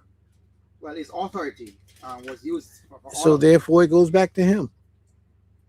Okay, but I thought there was a part where actually he literally did some, and some that Aaron literally did some, but overall they were all done under his authority. That's the point I'm trying to make. No, he didn't literally do any of them. Okay, I'll double check. I'll double check that one. All right. Are there any other questions, family, before we close it out? Are there any questions? Can you post it? Okay. So please explain later how are the daughters disrespecting their father by being independent? Please explain later how the daughters are I gotta explain that. Our families were to remain intact. A woman was supposed to always have a covering and remain in her father's household until she was married. If she wasn't married, then she would die in her father's household unmarried. She was looked at as a failure in life, as a bad thing. And young women today, they run from their father's household as soon as they can.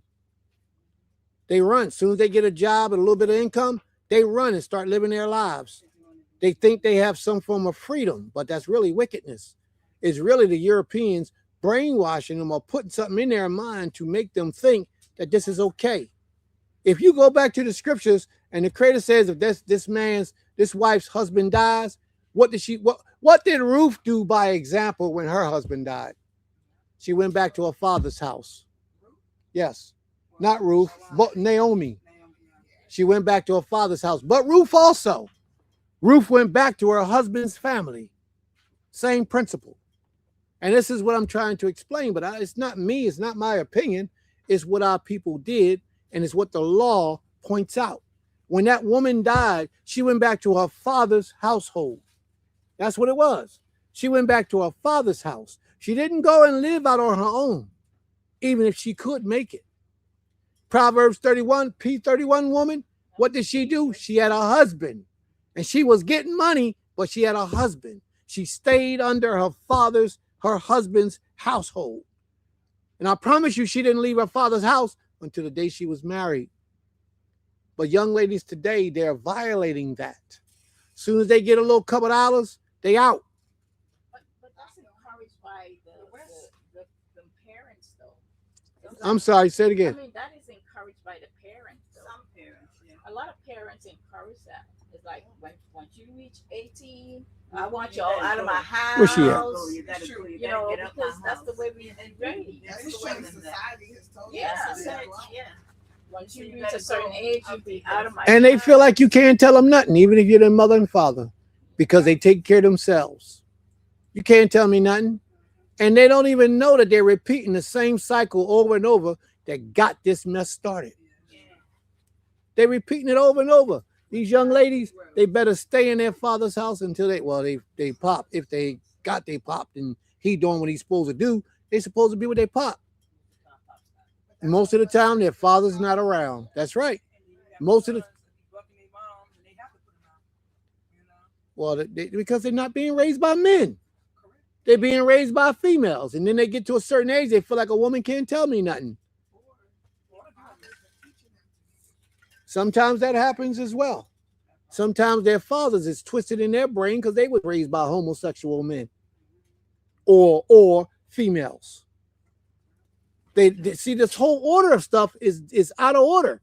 Therefore, what I'm saying is now that we know, we got to stop playing these games and we got to start from right here and do it right. These men got to be more involved, or I say these males got to be more involved in the lives of their children. I said we started off class with that when I gave that brother his praise, the brother Free Brew. Yes. It does apply to males too, because it says. Does what apply? A man shall leave his mom and his dad and cleave to his wife. So in this, to me, it's saying, well, Yes. your responsibility Yes. is to get a wife when you're That's right. to that age. That's and right. You leave That's your right. Your own parents' house. You just gotta like- think about that. That is literally what Asians and Indians do. that's what we supposed to do. You know what I mean? Well, let me bring something else to you. Let me bring something else to you. Yeah, the order is off. Let me bring something else to your attention. Being in your father's house don't mean living in the same roof with your father and sleeping in his bed. It means under something that your father owns and controls. That's what it means. They had land. And for a long time, Lot lived under his uncle's roof. For a long time. And then he got to a certain point. His uncle said, you know what? Y'all go that way, and we're going to go this way. But he was a man then. He was able to hold his own then. He had learned all that he can teach him at that point. That's right. It's the covering. And a lot of people who come up under righteous leadership feel like they got enough. What do? They run. They go off and start their own stuff. They start their own stuff. They don't realize that they was getting those blessings because they was with that righteous leader. You understand? This happens so often. A lot of children don't understand that their parents are so righteous that the Most High extends those blessings and covers them. And the first chance they get by leaving their parents' house, they also leave that covering. You're leaving their protection. And then all hell break loose in their lives, but you couldn't tell them nothing. What do men do when they go out there and leave their parents? They just mess with all kinds of women. I mean, Also, you leaving that they don't guidance, go- that they covering, just direction. That leadership, that protection. Yes.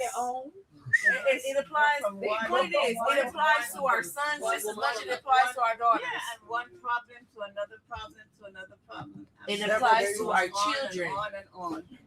You know. And then we got parents living to be 80 and 90 years old on their own. It shouldn't have to be that way. Them grandchildren should be in that house with them. Say it again. Even if not their children, their grandchildren should be there. My mother don't want nobody living in her house with her. She want to live by herself. 80 years old and want to live by herself. She want to prove that she's independent.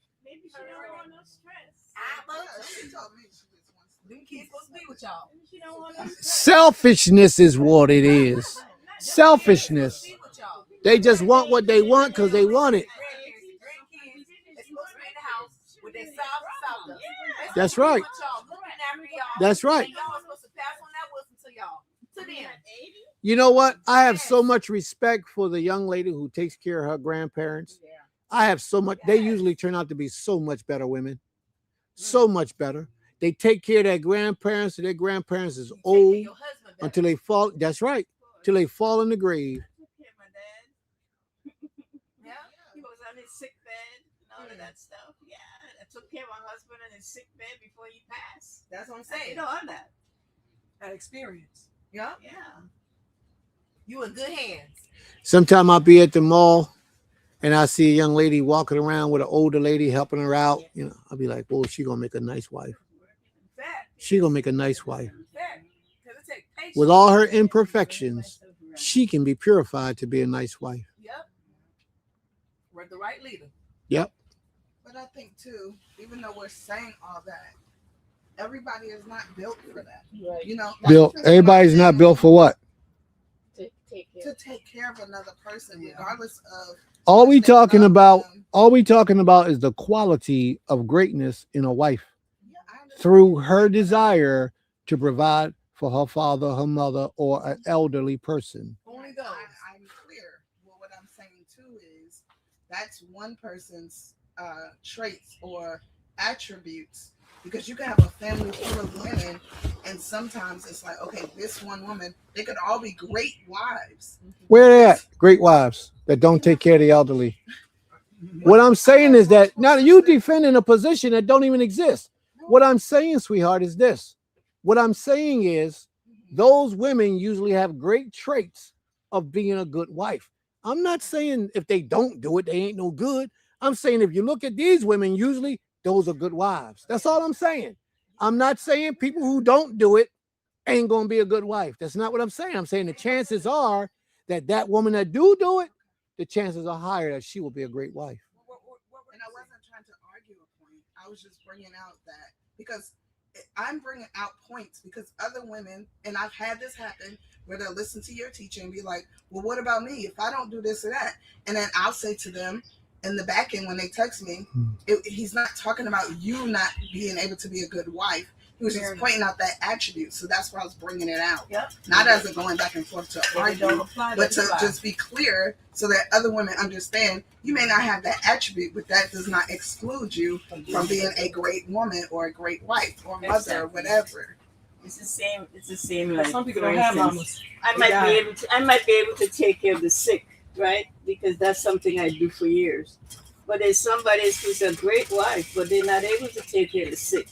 So they put them in a hospital because that's what they know. You know what I'm saying? That doesn't mean that they're not a good wife, but they just cannot manage to take care of a person that is sick. They don't have the patience. And they don't have, maybe they may not have the patience. They may not know the how or the skill of doing it. They may not know how to give a person a bath in the bed. They may not know how to feed the sick who maybe it may be fearful that they may choke to death or whatever, you know. It's just different stroke for different folks. Facts, but it is also what you're willing to learn. Yeah. You know, are you willing to do those things? Right. Because if you're not willing to do those things, right, you may not want to have children. You may not want to have get married then because you're going to be washing behinds from the womb to the hill. I'm saying. That's true. Because if you and learn how to do it. It's not like you can't, you know. Not everybody automatically has it, and I get it. But hey, learn. You can learn how to cook. This many women don't know how to cook. No, they can't. Trust me, especially when it comes against me. You know what I mean? Everybody can't learn how to cook. Don't mean you can't learn. You know? Everybody can't learn how to cook. You can learn how to They can learn the principles of cooking, but their food don't taste good. That's the difference. That's what I mean. They can learn the principles. You put an egg on there. When it gets this, you turn it over. But that egg, for some reason, come out tasting like paste. You ain't got them arms. You know what I mean? Well, good thing we don't eat eggs. You got to train them, train the children to Vegan eggs. Yeah. All right. Because also it goes back into energy, yeah. Anytime it gets better, like my daughter. At first, when she used to cook, it didn't taste so good, but now she's a master. Yeah. That's good. She probably had it in her. It just needed to be brought out. Exactly. A lot of people don't have it in them. Okay. Just like a lot of people ain't gonna make a good wife. And even if you teach them and try to train them the proper way of a wife, they'll do it for a minute and then they revert back to what they knew. That's yep. Because it's not in them. They don't want to do it. They don't want to. It ain't really there. They just rather pay for it. Okay. And they want kids until they realize it's and they get mad when the right one come around that's willing to do it. And feeding kids and knowing how to cook and all that. Doing hair and taking care of somebody. Yeah. And not always under the best circumstances. It's deep, y'all. We got a lot of work to do. Yeah. But I happen to agree with Mr. Otter. Mr. Otter says the order is off. You said what? The order is off. The way that we do things is out of alignment with the Most High's will. Out of alignment. There's a lot of men. There's a lot of males. Out of their parents' house. Yeah, at a very young age. Okay. And they're not ready for manhood. Yeah. They're not equipped for manhood. But I bet you they're having intercourse. I bet you they could be 20 years old with about 10, 15 bodies underneath their They belt. might even possibly be beating up a girl because they don't know how to control their emotions. Easy to do. Have sex is easy to do, but everything else is hard. Yeah, and they want you to listen to them and be led by them. I want to be led by somebody that's trying to be righteous. You know, at least trying. Because ain't nobody perfect, but at least trying. It's sad, man. We got so much work to do. But now that we've talked all this talk, we gotta, bring it to life through our actions by holding ourselves accountable first, changing our ways, becoming a better individual, a better servant to the Most High, more knowledgeable of what the Creator is requiring of us. Leaving alone all this idolatrous stuff that these these oppressors gave us, and dedicating ourselves to the truth of the Most High to the best of our ability. All right. So are there any other questions? Come on, y'all. Let's get it, because we got a number of time. Any other questions? Said she got to go. She done. All right. Do we have anybody want to close us out in prayer?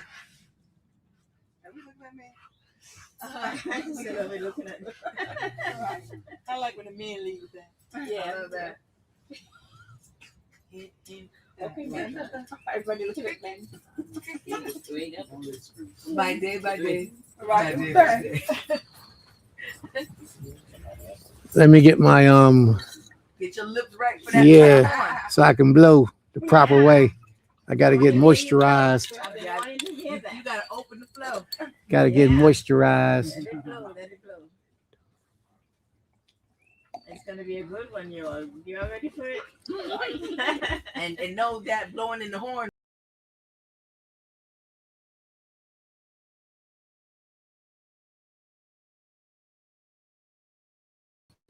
Call to worship, call to close it. All right. May the Most High be praised. Any questions or comments before we close out, family? We're going to make prayer, and then we're going to go back and see if you got any questions. So if you got any questions before time or after we do this, please let us know. Somebody said, my apologies, family, for coming / being aggressive to your ears and presence. Toda Malki Hagadalia for the nudge. Okay. Thank you so very much.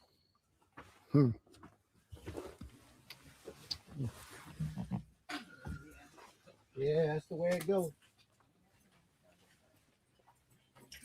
Any questions or comments, family? Who's making prayer? Who's closing us out? Me, I gotta do it. Am I the only one here righteous? You're the leader right now. You're the leader. You're the leader. You're the husband. No,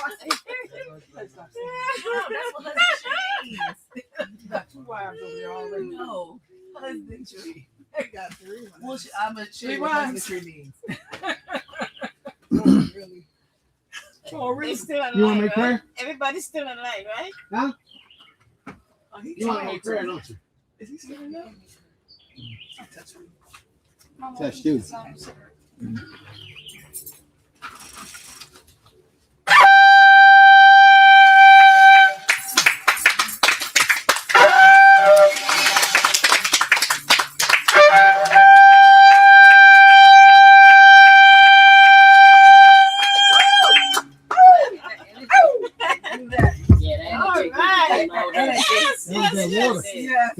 Yes, that's power.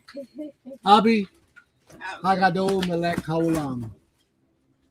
Abi, we come unto you at this time asking for permission to approach unto your throne.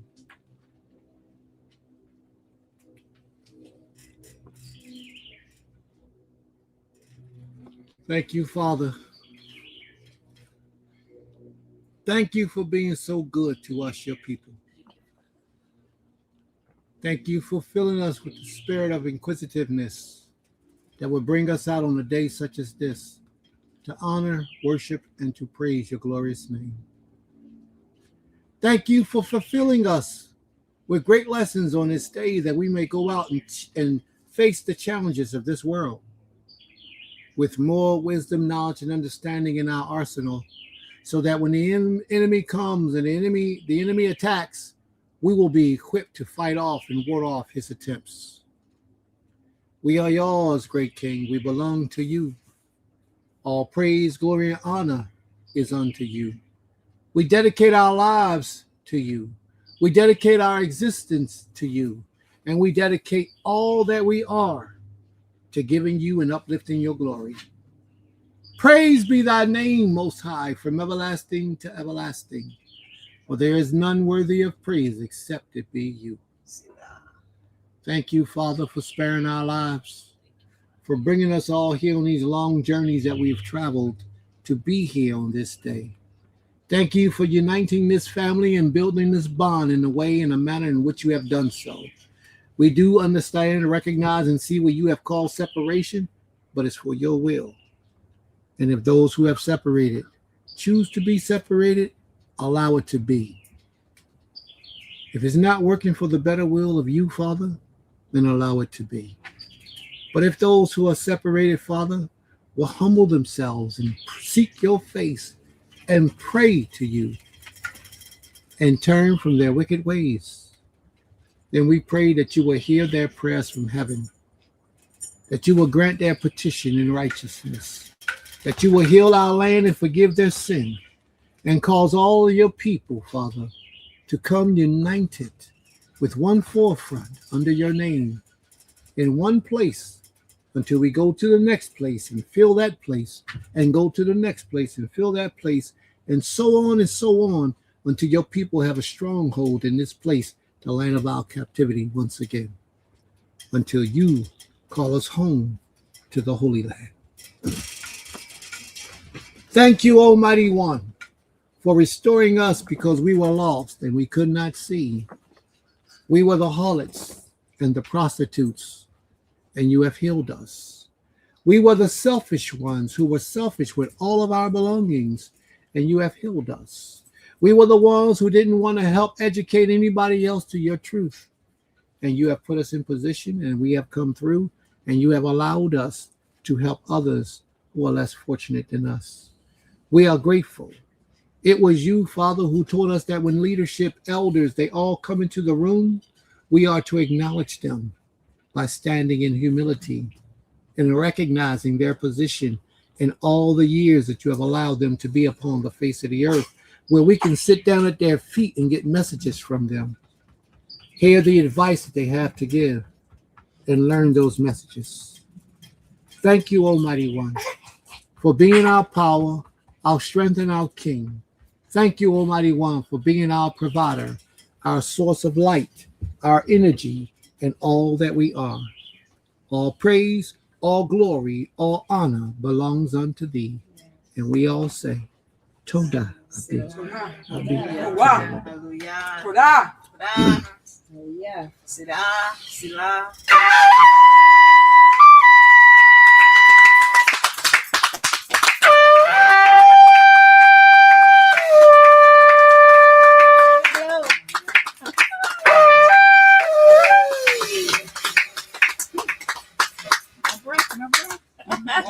That's it. May the Most High be praised. Toda Rabbah. May the Most High be praised from everlasting to everlasting. I guess the water wore out. Yeah, go ahead, check it out. All right. Shabbat Shalom. I've been looking for you for years. Good. Yeah.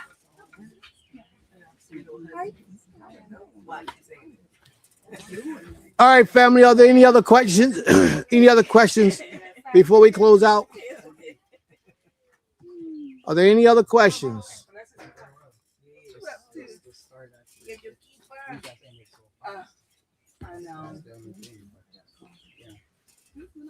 All right. May the Most High be with you all. Do we have any announcements?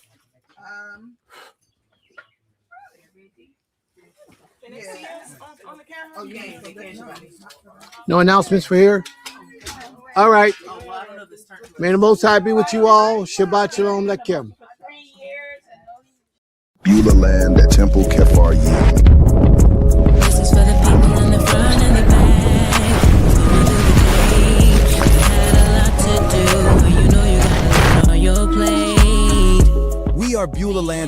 Kefaryim, a community, a school, a family of faith working to build something greater together. Our mission is simple but powerful: to restore, to teach, and to grow. Here at Beulah Land, we bring together the vision of Temple Kefaryim with hands-on action.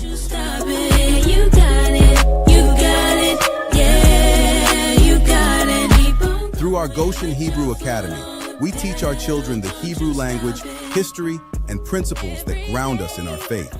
We celebrate Shabbat services and holy days with joy, keeping our culture and traditions alive for generations to come.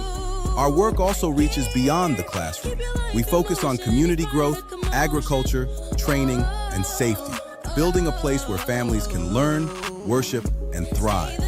The name Beulah Land comes from scripture, representing covenant, renewal, and a people restored to their land and purpose. That is exactly what we are doing here, restoring faith, culture, and community life. But we can't do it alone. If our mission speaks to your heart, we invite you to support us. You can give through Cash App or PayPal at Build Yisrael, or learn more at www.GoshenHebrewAcademyTempleKefaryim.org. Feel free to contact us at BeulahLand@TempleKefaryim@gmail.com. You can also subscribe to our YouTube channel and even become a member to stay connected and help spread our message of faith and restoration. Change up in a minute, as fast as change clothes out the cleaner.